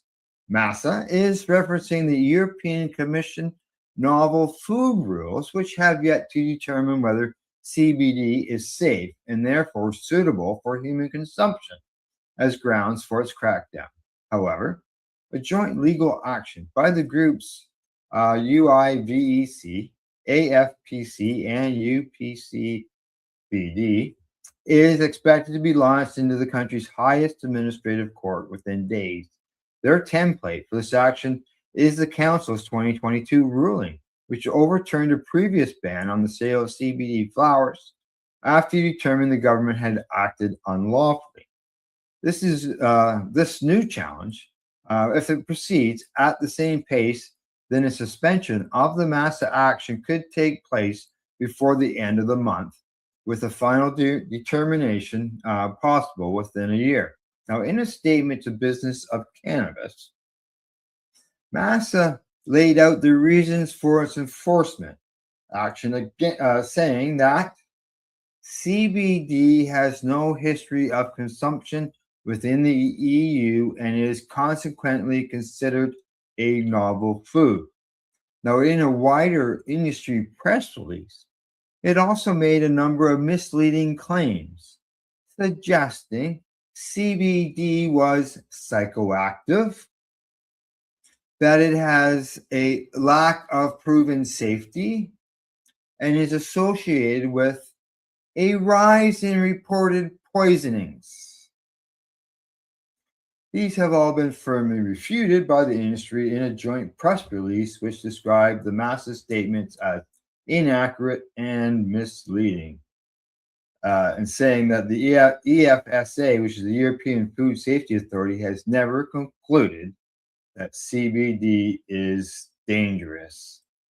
Cindy, poisonings from CBD? This is just only if it's been laced. Yeah, straight up, it's not. Like, this is where this continued stigma is that helps prevent those natural products like cannabis and mushrooms to help people with overdoses. Yep. Sad. It's ridiculous. And this has been ongoing for quite a while when it comes to France and being against CBD. Like, there's so many benefits. Yeah. Just, I'm mind blown at it. Like, it's fake news is what it is, straight up. Oh, I can understand. It's like cannabis hypermesis syndrome. It's not caused by cannabis. It's caused by chemicals that are left in the plant because it hasn't been flushed properly, hasn't been grown properly, et cetera, et cetera, et cetera. Like, and they're trying to twist it. And that's what's going on here, I feel. Things haven't been grown properly, or they're lacing it with something. I see they've got oil at the top there, so it hasn't been cleaned properly. It hasn't been fully flushed of the alcohol or the isopropanol, or, so that's what's going on. straight up, if it's happening at all. It's obviously they have their blinders closed so that they can't see. Can't They can't see, hear, or speak. Well, they're speaking all right, all kinds of lies. Oh, that's sad. Sad. Yeah. It's too bad for the people of France. Yes. That's what it is. So. Yeah. All right. We got our first four stories done. It's time for us to take a break. We'll be back in about 3 minutes. As always, you're watching Psychedelics Cannabis Educational News. We'll be back shortly. You're listening to the Pace Radio Network here at paceradio.net. Camelford Lifestyle Shop, open Monday to Friday from 10 till 7 p.m.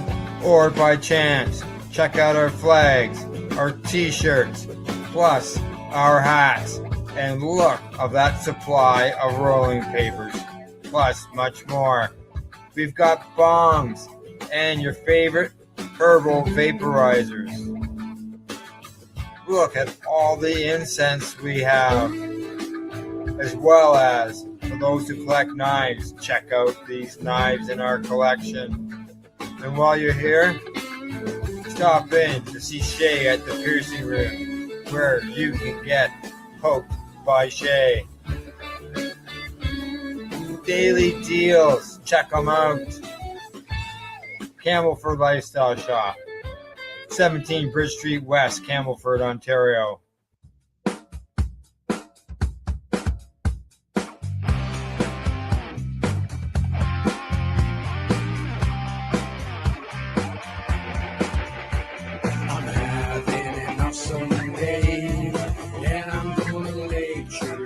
That way. I'm having an awesome day, and I'm gonna make sure it stays that way.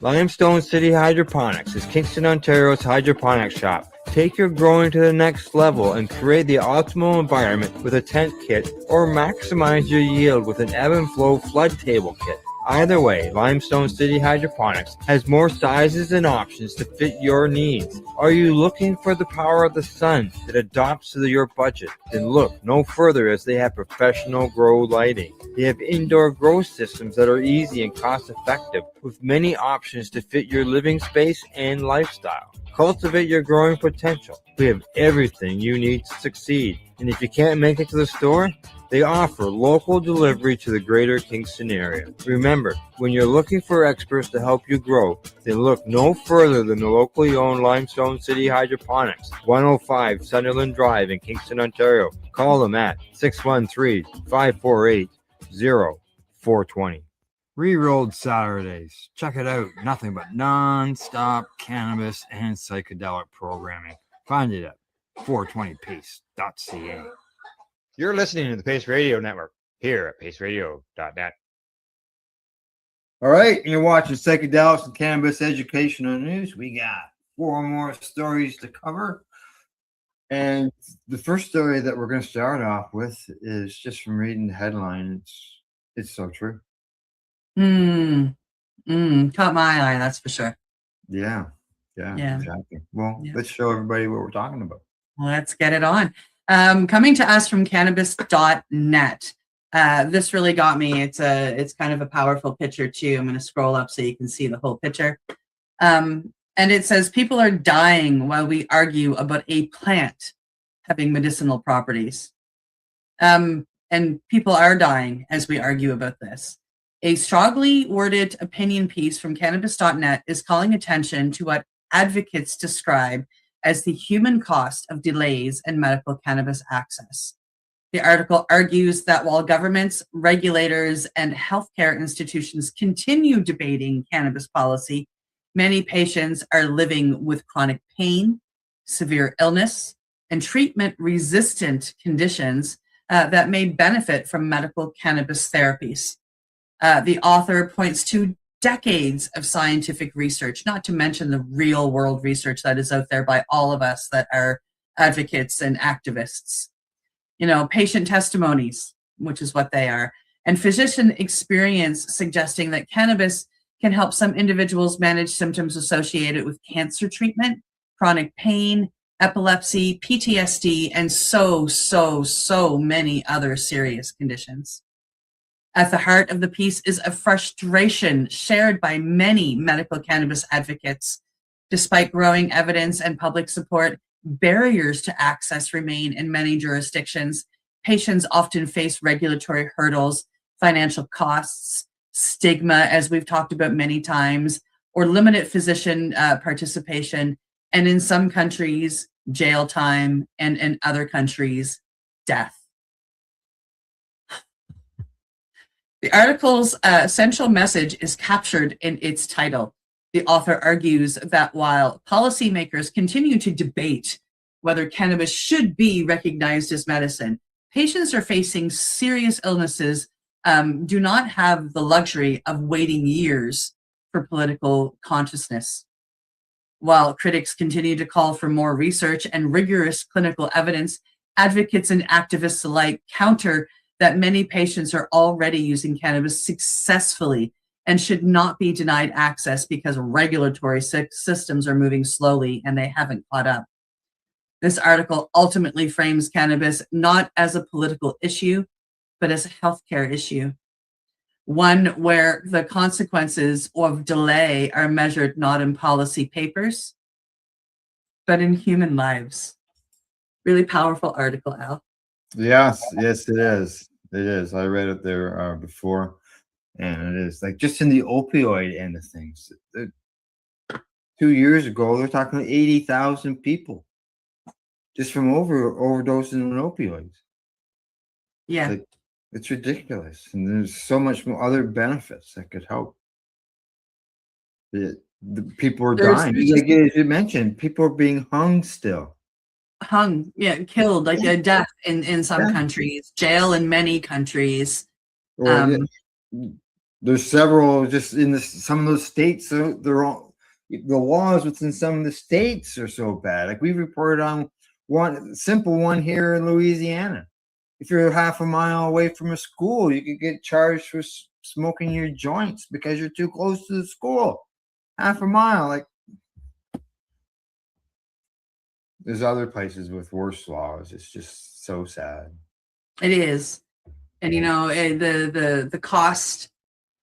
There's a lot of cost financially out there. Like I mean, people are trying to make money on studies, you know, but the true cost is the human lives. Like I mean, whether it's because somebody's been hung, or somebody's been thrown in jail, or somebody's life is shit because they're living with chronic pain, and pharmaceuticals just don't do a good job. They stop working after a period of time, and then you know you lead into the addiction, and it's just where would you and I be if only we look at ourselves? Where would you and I be without cannabis?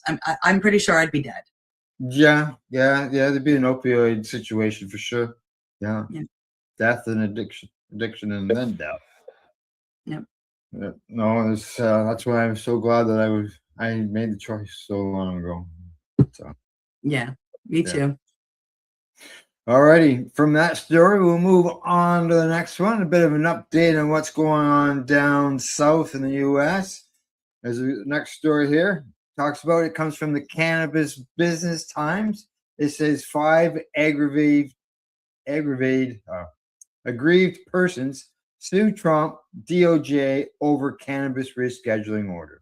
The third and final legal challenge in the Trump administration's Schedule 3 cannabis order was filed May the 28th, the final day of a 30-day window from the order's publication in the Federal Register. Now, a coalition of 5 anti-rescheduling parties filed a petition for review in the U.S. Court of Appeals for the District of Columbia Circuit, arguing that they have standing as persons who are aggrieved by Acting Attorney General Todd Blanche's signed order to immediately reclassify state licensed medical cannabis and FDA approved products containing cannabis or cannabis extracts from Schedule 1 to Schedule 3 under the Controlled Substances Act. It says petitioners satisfy the requirements of Article 3 standing because each has suffered or will immediately suffer a concrete and particularized injury. In fact, that is fairly traceable to the final order and redressable by a favorable decision of this court, the petition states.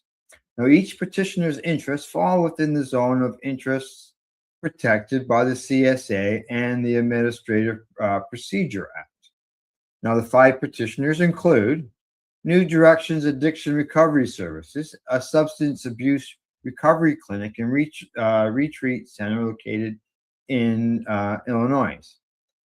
Another one is Kenneth Finn, MD, a physician who practices comprehensive pain medicine in Arizona.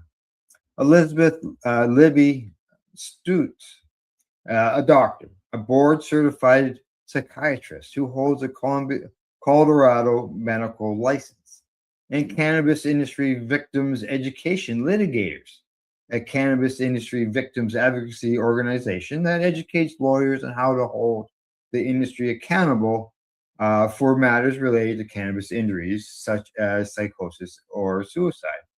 And the final one is MMJ International Holdings, a private pharmaceutical cannabinoid development company whose subsidiary holds an active DEA Schedule 1 analytical laboratory registration. Now, in the background section of the petition, the 5 anti-rescheduling parties targeted Trump's December 2025 signing order that directed his administration to loosen restrictions on cannabis, arguing that Howard Kessler, a billionaire entrepreneur and philanthropist, provided the president with his own experience mitigating the effects of chemotherapy to drive the rescheduling decision without consideration of the administrative process. Also, according to the petition, the 5 anti-rescheduling parties plan to argue whether Blanche acted beyond the powers of his authority in the order, because the order was unlawfully, because it creates a hybrid schedule not authorized by Congress. The order is arbitrary and capricious because the DOJ failed to adequately consider cannabis health risks, and the order is arbitrary and capricious because the DOJ failed to provide FDA quality indications, dosing, risk, benefit, delivery, and monitoring systems, and guidance and other information to physicians. And it is, as I said, arbitrary and capricious because it relies on state medical cannabis licensing programs that do not satisfy the adequate safeguards required by the Single Convention on Narcotics. Plus, there was at least 8 other more reasons, and I would be talking until noon if I had gone through this whole story with everybody. Because, yeah, there was a lot of arguing going on in that one. So I'm glad. Yeah. But it'll be interesting to see what happens going forward, because now this is the 3rd party that has argued against the rescheduling. So it'll be interesting to see what happens. I suspect that in the end, once the whole process, it'll probably be concluded that it'll end up in Schedule 3. And unfortunately, I think for most of the people, they'll learn in the end that it wasn't enough, and it could be another 50 years before they even bring up the discussion again. Yeah. So that would be terrible. Yeah, exactly. So honestly, when I first saw this headline, I honestly thought it was going to go into like, you're not moving fast enough, so we're suing you. I was hoping for an Owen Smith story. Right. But the opposite. It's the opposite. Yeah. Exactly. Yeah. All right. On to the next story we go. On to the next story. I am clicking buttons. Coming to us from Marijuana Moment. Are article says hemp-based plastic shows promise as environmentally friendly alternative to traditional packing materials. Well, we've only been saying this one for years too. Cannabis isn't just changing medicine and public policy. It may also help address one of the world's biggest environmental challenges. According to Marijuana Moment, a new study suggests that hemp-based plastics could provide a more environmentally friendly alternative to conventional petroleum-based packaging materials. Researchers found that plastics derived from industrial hemp show promising characteristics for packaging applications while potentially reducing dependence on fossil fuels. Hemp grows quickly, we all know that, requires relatively few agricultural inputs, we all know that. It is a weed, loves to grow. And absorbs carbon dioxide as it grows, making it an attractive, renewable resource. Traditional plastics can persist in the environment for centuries, contributing to pollution and waste problems around the globe. Scientists say hemp-based alternatives may offer a more sustainable pathway by utilizing plant-based materials rather than petroleum.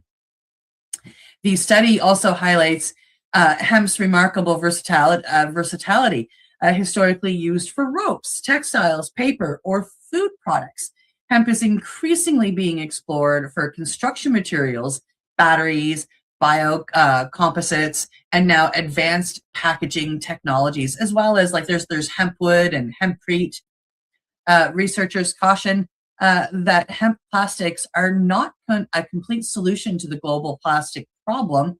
Cost, scalability, manufacturing infrastructure, and performance requirements will all need to be addressed before widespread adoption becomes possible. I get that they need to be able to make it. Still, the findings add to a growing body of evidence suggesting that hemp could play an important role in a more sustainable future. Like, shit. For a plant that has spent much of the last century associated with prohibition, it's a remarkable shift. Hemp may ultimately help solve problems far beyond the cannabis industry itself. So far beyond the medical, far beyond the recreational. We've been seeing hemp clothing for years, Al. Yeah, when I built my house 5 or 6 years ago, I looked into, hemp wood for the deck. And it's the only thing that stopped me from doing it was cost, because it's bloody freaking expensive because it's so small right now. Yeah, exactly. And as the market will grow on it, those costs would come down just like anything else that gets started. I can remember when VCRs used to cost $1,500. Well, now you can't even find one on the store shelf unless you go to Value Village. Yeah. But yeah. Eventually, like, my deck will need to be replaced, and I'm kind of hoping by that time that the hemp wood has come down in price for so many reasons. I mean, I would love to have a hemp deck just because of what I do and who I am. And secondly, like, if I replace it with hemp wood, I will never have to replace it again. Yeah, I've got a hemp hat, I've got hemp shirts, even hemp underwear. Yeah. It's all there. And and being the plastic ends of things is great because of the petroleum-based plastics, what it's doing to the environment. And if you could create it out of hemp, then why not? It'd be amazing. And they've been doing it for years. This I think it's BMW, I'm not sure, but the one car manufacturer, they were making stuff out of cars, parts of cars out of hemp, the interiors and that. So. Pretty cool. And we know hemp fuel, hemp oils. Yep. I've got hemp shirts, I've got hemp sneakers, I've got a hemp hat, I've got a backpack. It's great. Whether the world could produce enough hemp in order to supply us with those oils and fuels, I don't know, but I know it could greatly reduce our reliance on petroleum. With as fast as hemp grows, I truly believe that if they put the effort into hemp that they have put into petroleum, we could very easily sustain. Yeah, and if they have to, they could probably grow it on the moon because it grows almost anywhere. It's a weed. I mean, it loves to grow. Weeds love to grow, as we all know. Like when our kids are growing, we go, "Oh, look, you're growing like a little weed."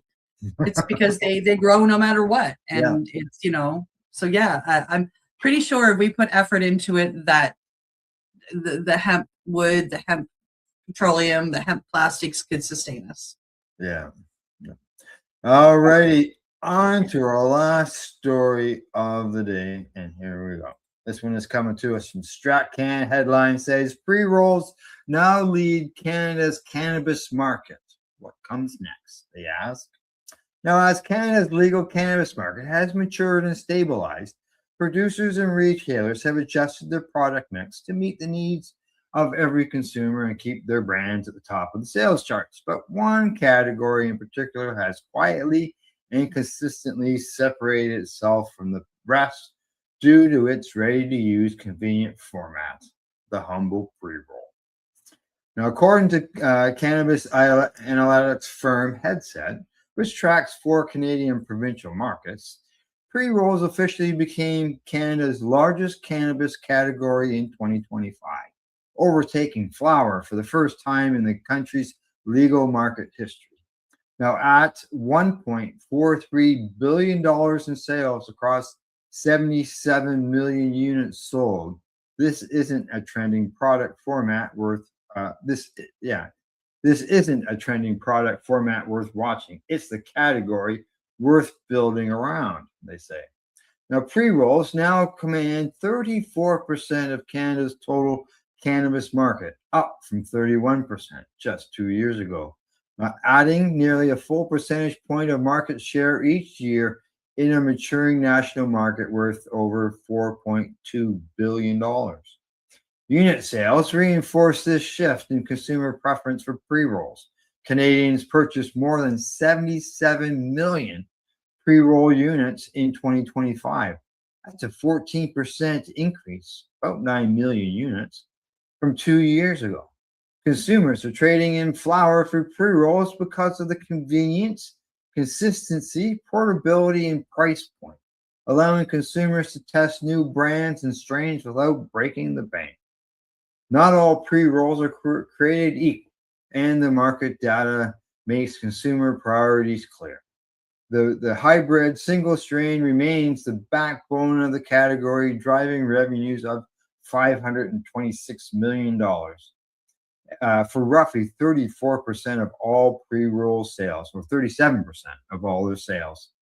It's a must-have format for any serious pre-roll line with a broad appeal to consumers, outpacing combined sales of indica and sativa single strain pre-rolls by nearly 64%. Now, infused pre-rolls are neck and neck with the hybrid segment at $523 million, growing at 7.2% year over year. They carry a higher average price of $25 due to the added concentrate and complexity to produce. But the margin premium is real. Together, the hybrid and infused segment account for roughly 75% of all Canadian pre-roll revenue, with consumers spending $3 out of $4 of every $4 on the 2 most popular pre-roll formats in the country. Indica single strain rounds out the top 3, surging 21% year over year to $173 million in 2025, signaling to brands that demand an expanded full flower offerings.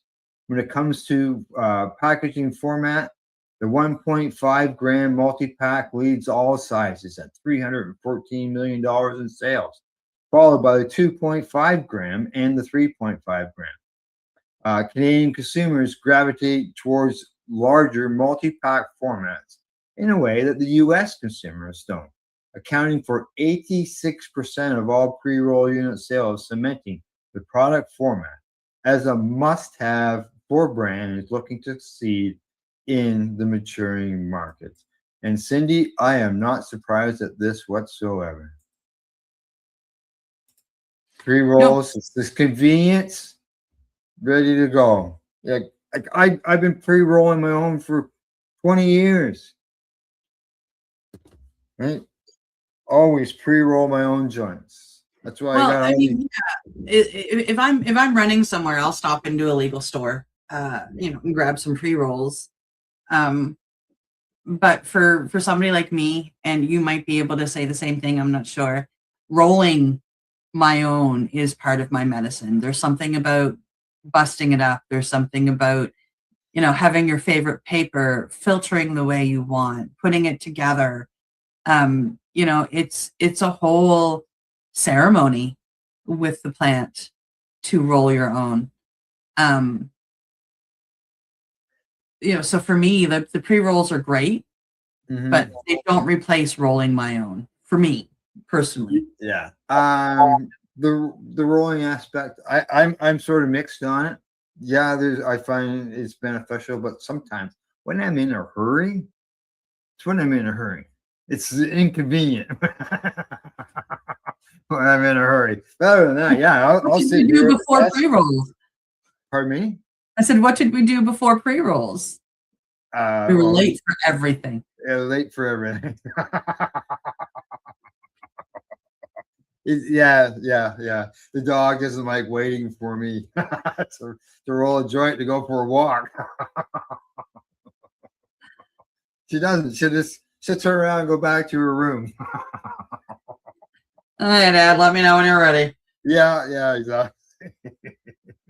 But I'm not surprised. The convenience, all that stuff. It's just when, in a way, some people would say some people don't grow cannabis now because it's just easier to go to the store. It's the same thing with alcohol. You can make your own beer, but it's just easier to go to the store than make your own beer. Right? Yeah.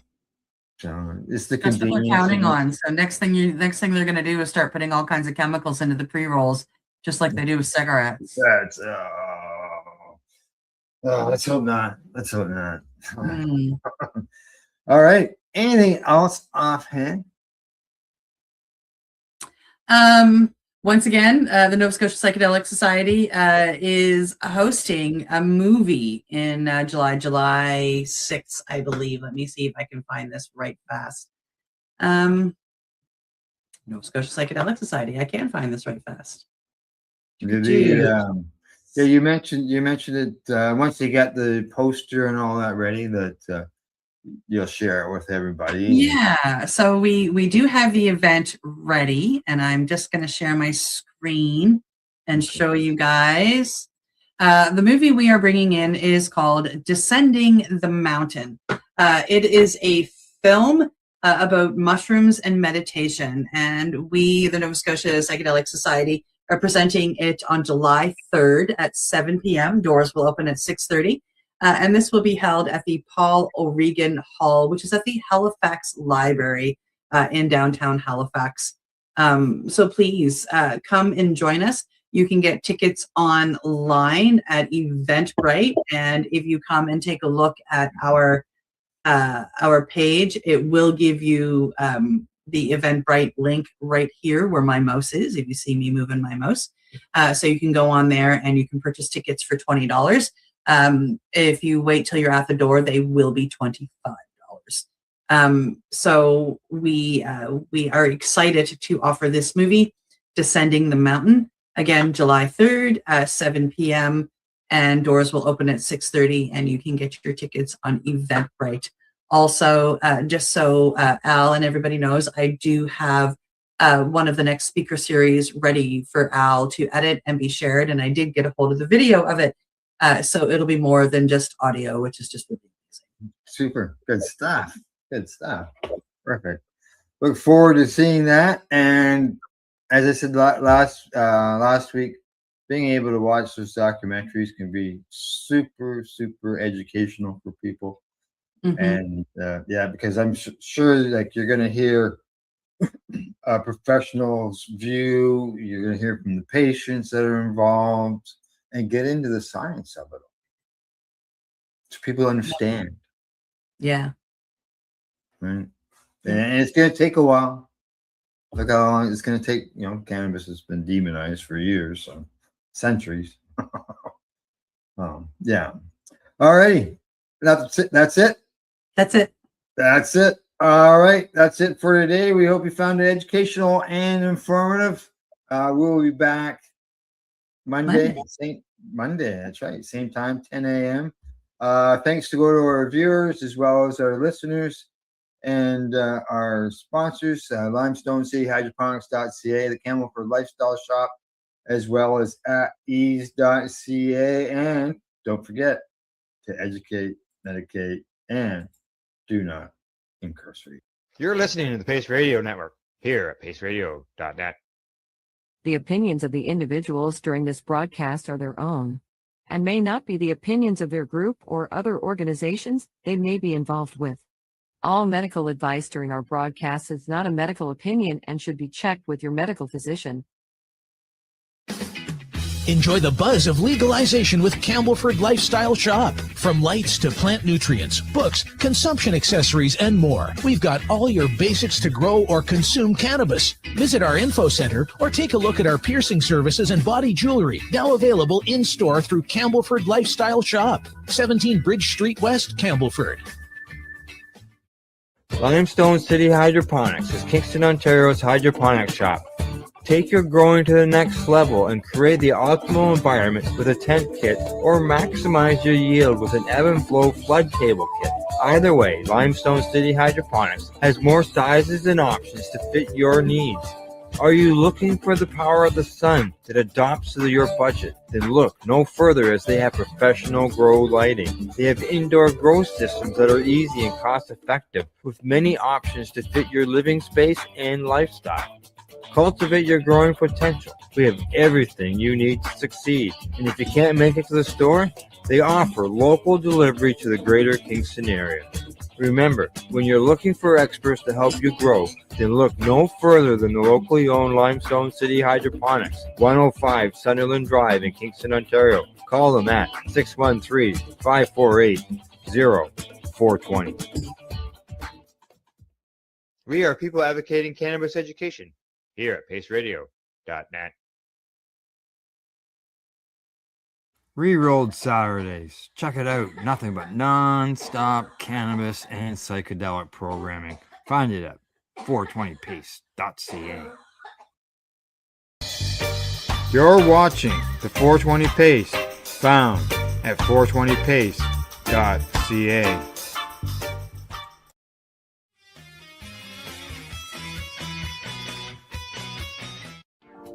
You've been watching Re-rolled Saturdays. Thank you to our guests, our hosts, and our viewers. Up next, Re-rolled Saturday Nighttime Edition. It gets started at 4 p.m. See you then.